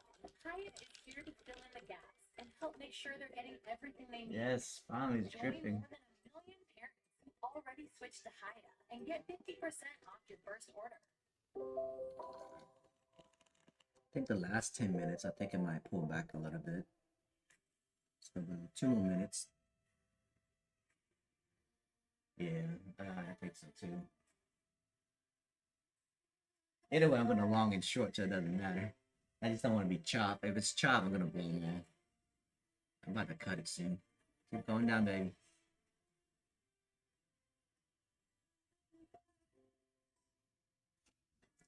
Earnings after the bell. Microsoft, Meta, Qualcomm, Robinhood, and Ford. Plus, a first on CNBC interview with Ford's CEO before the call to Wall Street. Closing bell overtime today 4 Eastern and streaming on CNBC Plus.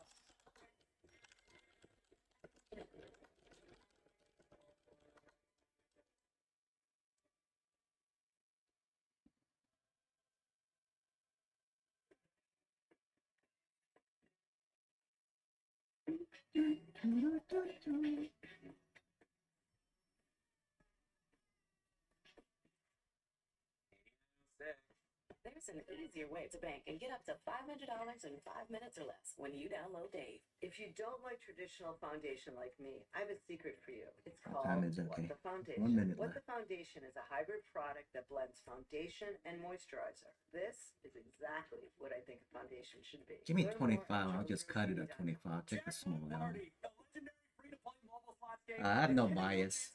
Just, I'm gonna short and long. Because when it comes to winning, Jackpot Party always gives you more. Download Jackpot Party for free and register to enter today, and you might just cruise away. All right, happy Fed Day, everybody. We're just a few minutes away from the Federal Reserve There we go. interest rate decision and Jerome Powell's press conference. And despite what will no doubt be some awkward questions about Powell's recent interactions with President Trump over the cost of building, the Federal Reserve building, what else are the most important things that you need to hear? With us now is Kelly Kowalski, head of investment strategies at Mass Mutual, Kelly. Good to have you on set. Good to meet you. Hey, Brian. What do you want to hear? What do your clients and customers need? No, I just cut it. I don't want to take a chance. Really looking for is the openness to a September Yeah, cut, because which is I don't want to have a basically reason sort to, of a toss-up right now. If you look at what bond delete markets are my pricing. account for But trading I'm not it. sure So we're going to get that because a lot really hasn't changed since yeah, the June I meeting I in lost terms like of the $30, inflation $40. It's okay picture though. and the jobs picture. So it'll be really I need like interesting to see sort of what $50 differs now from to that pass. June I can do that later. presser. I got 1 day to do it though. Tomorrow's my last day. I have to pass. Yeah, I guess it'll be fine. I got some YOLOs at a gamble. 9 minutes. 2 meetings from now. Absolutely, and as an insurance company, we tend to take a long-term view. We're not sitting here, investing based on what the Fed is going to do in a few months. We're really focused on, policies that go well out into the future. So with that, we have to sort of take a step back and remember that long-term view, but it's certainly creating a lot of volatility in the Aw, look at that markets, shit. in the Come near on. future. Right when it got out and it dropped. This idea that lower rates are always better. Low rates good, high rates Damn. bad. Is that Oh. always the case? Yeah, there's a few different ways to look at it. And I'll just give you our perspective as an insurance company. Higher interest rates for us mean higher earnings, higher reinvestment rates. One trend that we see with the higher interest rates, and particularly with the curve shape, is a lot of annuity sales. And we've just seen, really steady demand for annuities because people seek the relative certainty of return and safety, from a company like Mass Mutual. That's exactly what I mean, because I will hear, and I love all of our viewers. Where's Gambit? Supposed to YOLO I with will me. hear from the old, let's call them the older crowd, of which I'm pretty much there now, that higher rates are a good thing. Stop talking about lower rates, because what they want to do is retire with safety and security and some guaranteed income. They don't want 2% a year. They want 5%.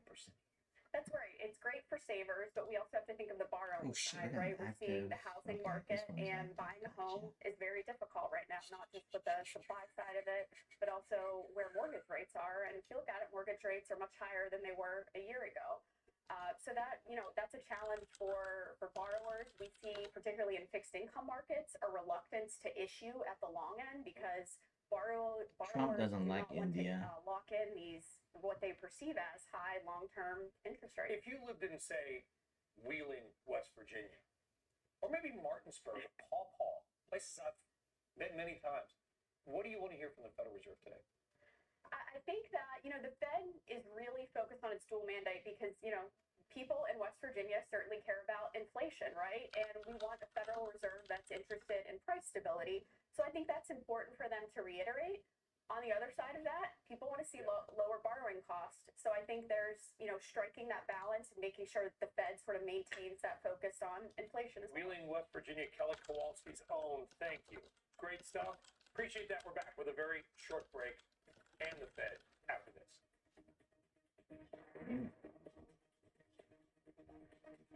At AT&T Business, we guarantee our best deals on any smartphone with your choice of our best plans. What we can't guarantee, your employees having a similar work style.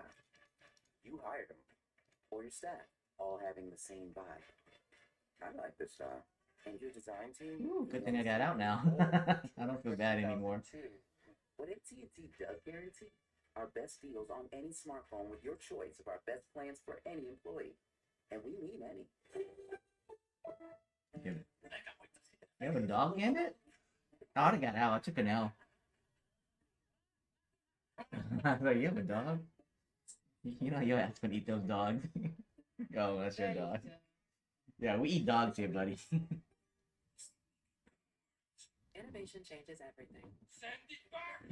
With one My microphone's blocking the clock. I can't see. Right. 12 seconds in, I'm gonna start clicking my button. The future is here. Robots, automation, and AI. Integrating these technologies Nothing, into fool. the supply chain is complicated and expensive, and usually doesn't work. That's where DHL comes in. We have been implementing these technologies since before it was cool, tested and perfected across the world's largest. It's always long. At DHL, it's people, technology, and analytics working together to take your supply chain to the next level. The future is now. Think it's on the phone. DHL Supply Chain. At Corient, wealth management begins and ends. You think it's gonna cut rates, Gambit? Yeah, I don't think so too. The result. We treat your goals as our own. We never lose focus on the life you want to build. We'll see. And our experienced advisors design custom-built strategies to help you get there. It's time for a wealth management experience as sophisticated as you are. It's time for Corient. Doors bring us together. A dedicated Fidelity advisor can help you open those doors. I mean, I can try FOMC. I should short this at 610 on my tick trader if it hits. If it hits, let's hope it does. I know, you never know. I hope so. And yeah, let's say that if it dumps, I'll put a long. What's my long at? 300. No, that's too low. 340, 335. One of those going to hit. Where they see borrowing costs going in the months and years ahead, nobody expects a change in interest rates today, but that doesn't take away the drama or the importance for your money. The keys are going to be what Powell says about rates ahead, his own future as the chair of the Federal Reserve, 9 months left in his term, who could be the next head of the Fed, and whether we could have 2 members of the Federal Reserve. Yeah, everybody likes Powell. Reject Powell's views on rates. If, by the way, we get 2 dissents from a governor, it'll be the first time that has happened. Let's go, let's go. What's up, buddy? We about to gamble, buddy. Are you gonna gamble? All of that. Let's see exactly where we stand right now. As you might imagine, market's kind of on hold. We're in the stock market up. I'm gambling on stream. Remaining steady. Let's jump right in now to our panel and talk more about I hope this. I don't blow anything. JP I got 9 evals. Odd number. I wanted 10, but I don't want to spend any more money. Investment management, all on set, literally and figuratively, around the table. Francis, what do you want to hear? What do you need to hear from the Federal Reserve today? Anything I want to hear, I'm not going to hear today because it's very disappointing. This is a Chair Powell that is going to try to buy as much time as possible. I forgot about you. I was giving out the boat notes earlier. Forgot about you. It's gone now. No economist really knows how tariff is going to impact the economy. He needs to hold the line. What would be helpful is if I got a little more 2 minutes, boys. 2 minutes. to actually cut down the road. What will be their threshold? And long and short. We don't care which direction. This cutting cycle that they so clearly want to pursue. David Kelly, would you agree with that? Yes, but I don't think we're going to hear what we need to hear. The interesting thing is negativity around the table. The problem is it's all to come. We have seen it looks like it wants to bump though for sure. Affect inflation and to some extent growth. But right now the inflation threat looks to me short term to be stronger than the recession threat. Therefore, the Fed shouldn't be cutting. But it also means the Fed probably shouldn't be cutting in September. And I think the interesting thing is that the Fed that we'll probably get from 2 Fed governors here is really yeah, I can't like Tradify. I'm max at 5. Apex I'm max at 20, but if I pass those, it's gonna be on backup. They shouldn't, but they cut last year. Yeah. Tradify, or you mean trade day? Cuts that some people view that I think I took a negative $40. So it came back down. Yeah, it came back down to like 32 when I got it. So now I need $40 to pass. This year, I do think that they will cut. I think that they're going to cut. Yeah. The reason that I say that it did hit 51. That they're going to start to move the goalposts. All right, they're going to start get to ready. Gotta set up. Get my fingers ready. They're also going to start to look at the size of the balance sheet. The balance sheet, which is shrinking, all of a sudden makes it look like that they're a little bit tighter in terms of policy, and they could find some wiggle room in doing that. I think that's going to be the growing narrative going forward. If we're just looking at the inflation rate, inflation's going to be above 2%. In theory, they shouldn't cut. Job market looks okay, but they could find reasons to cut. No disrespect to my very fine network, but if I go out into the world, Francis, and say, well, don't worry, the CPI is only up 2%. Your costs haven't risen. I'm going to get punched in the face. Deservedly so, because our more time. Let's go. Up, electricity costs are up, car insurance up, medical bills are up. There's nothing the Federal Reserve can do about that. I gotta start at 47. That's when I start clicking buttons. Most need that rate cut, but they're also the ones that are most exposed to higher Please inflation. Don't chop. If that rate cut actually exacerbates it. Order bill. Order bill. Order bill. Order bill. Order bill. Order bill. Order bill. Order bill. Order bill. Okay.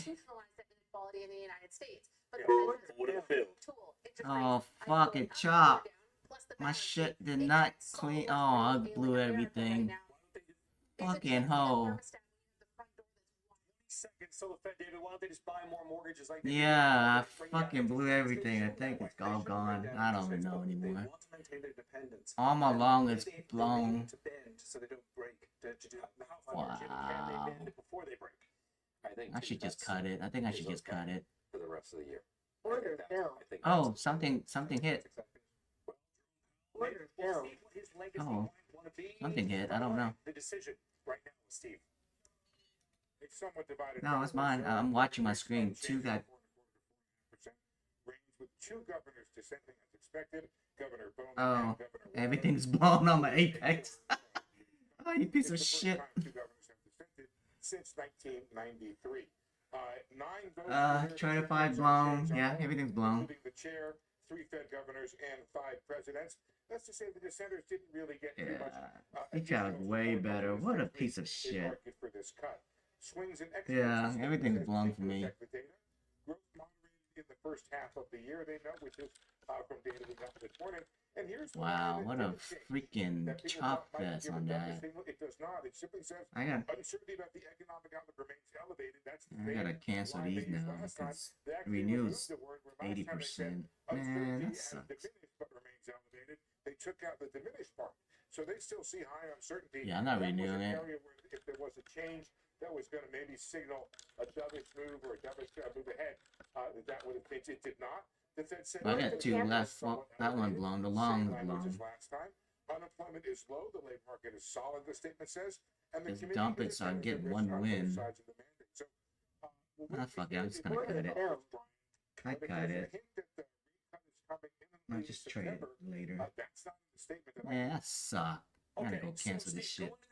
All my money back. For the first time since 1993, we got 2 Fed governors, Chris Waller and Michelle Bowman, dissenting. They wanted to cut by 1/4%. How, if at all, relevant? Now it dumps after blown everything. Going forward. Well, unfortunately, there's not a really great track record. I have a little clip that I've used over the years, which is that dissenters can lead the way or lead you astray. I have seen both situations where the dissenters told us what was going to happen next, but also places where they've been on the wrong side of where things are going. So a little hard to see what's happening. I think what I would look at, Brian, is the data. The Fed gets 2 months of data between now and the next meeting. 2 months of inflation data, that is. 2 months of employment data. And so that's going to tell us if we have this continued low inflation, this idea that you have continued tariff inflation, but other parts of the economy are not showing it, such as the total number continues to be well behaved, the Fed could cut. And again, if there is a serious move downward in the job market, I think the Fed would cut again. But right now, I think you have to wait for the data, and it's really. I think last FOMC is like this too, just chop. Wasting money. I think CPI is the only thing to gamble on. They're around 65%, which is confident, but not overly so about a September rate cut in the market. Yeah, and we're going to look at that right now. The CME Fed tool, of course, you've got your own with the amazing Fed survey. Steve Leisman, we know you got to get into the lockdown. You're going to get that question in. Really look forward to it, Steve. Great stuff. Thank you very much. Get back now to our panel on this. So we got what we expected, Francis. We got no cut. Okay, we got 2 dissents from Fed governors, first time since 1993. Before you were born, even. Okay, this dissent happened. What is Jerome Powell going to do at the next few meetings? Because he's on his way out. And his legacy is, I don't want to say What an expensive gamble. it's kind of how we're going to remember him because that's how things work. Yeah, I'm going to take a step back and say there's so much focus right now on Chair Powell, the individual, as if we remove Chair Powell, Yeah, that's true. going to change Let me cancel dramatically this the path shit. of the Federal Reserve ahead. I'm going to put forward that actually it's the data that's going to determine dramatically Yeah, I blew where the everything. Federal Reserve Steve just said.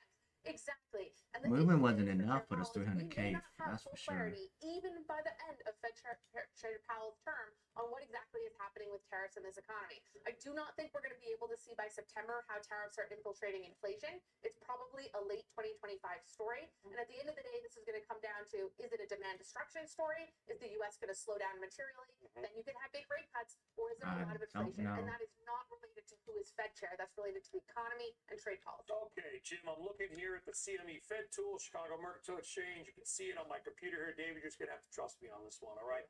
But it shows a 60% chance of a 1/4% rate cut at the September meeting and a 38% chance of a cut by the October meeting. Do you agree with that?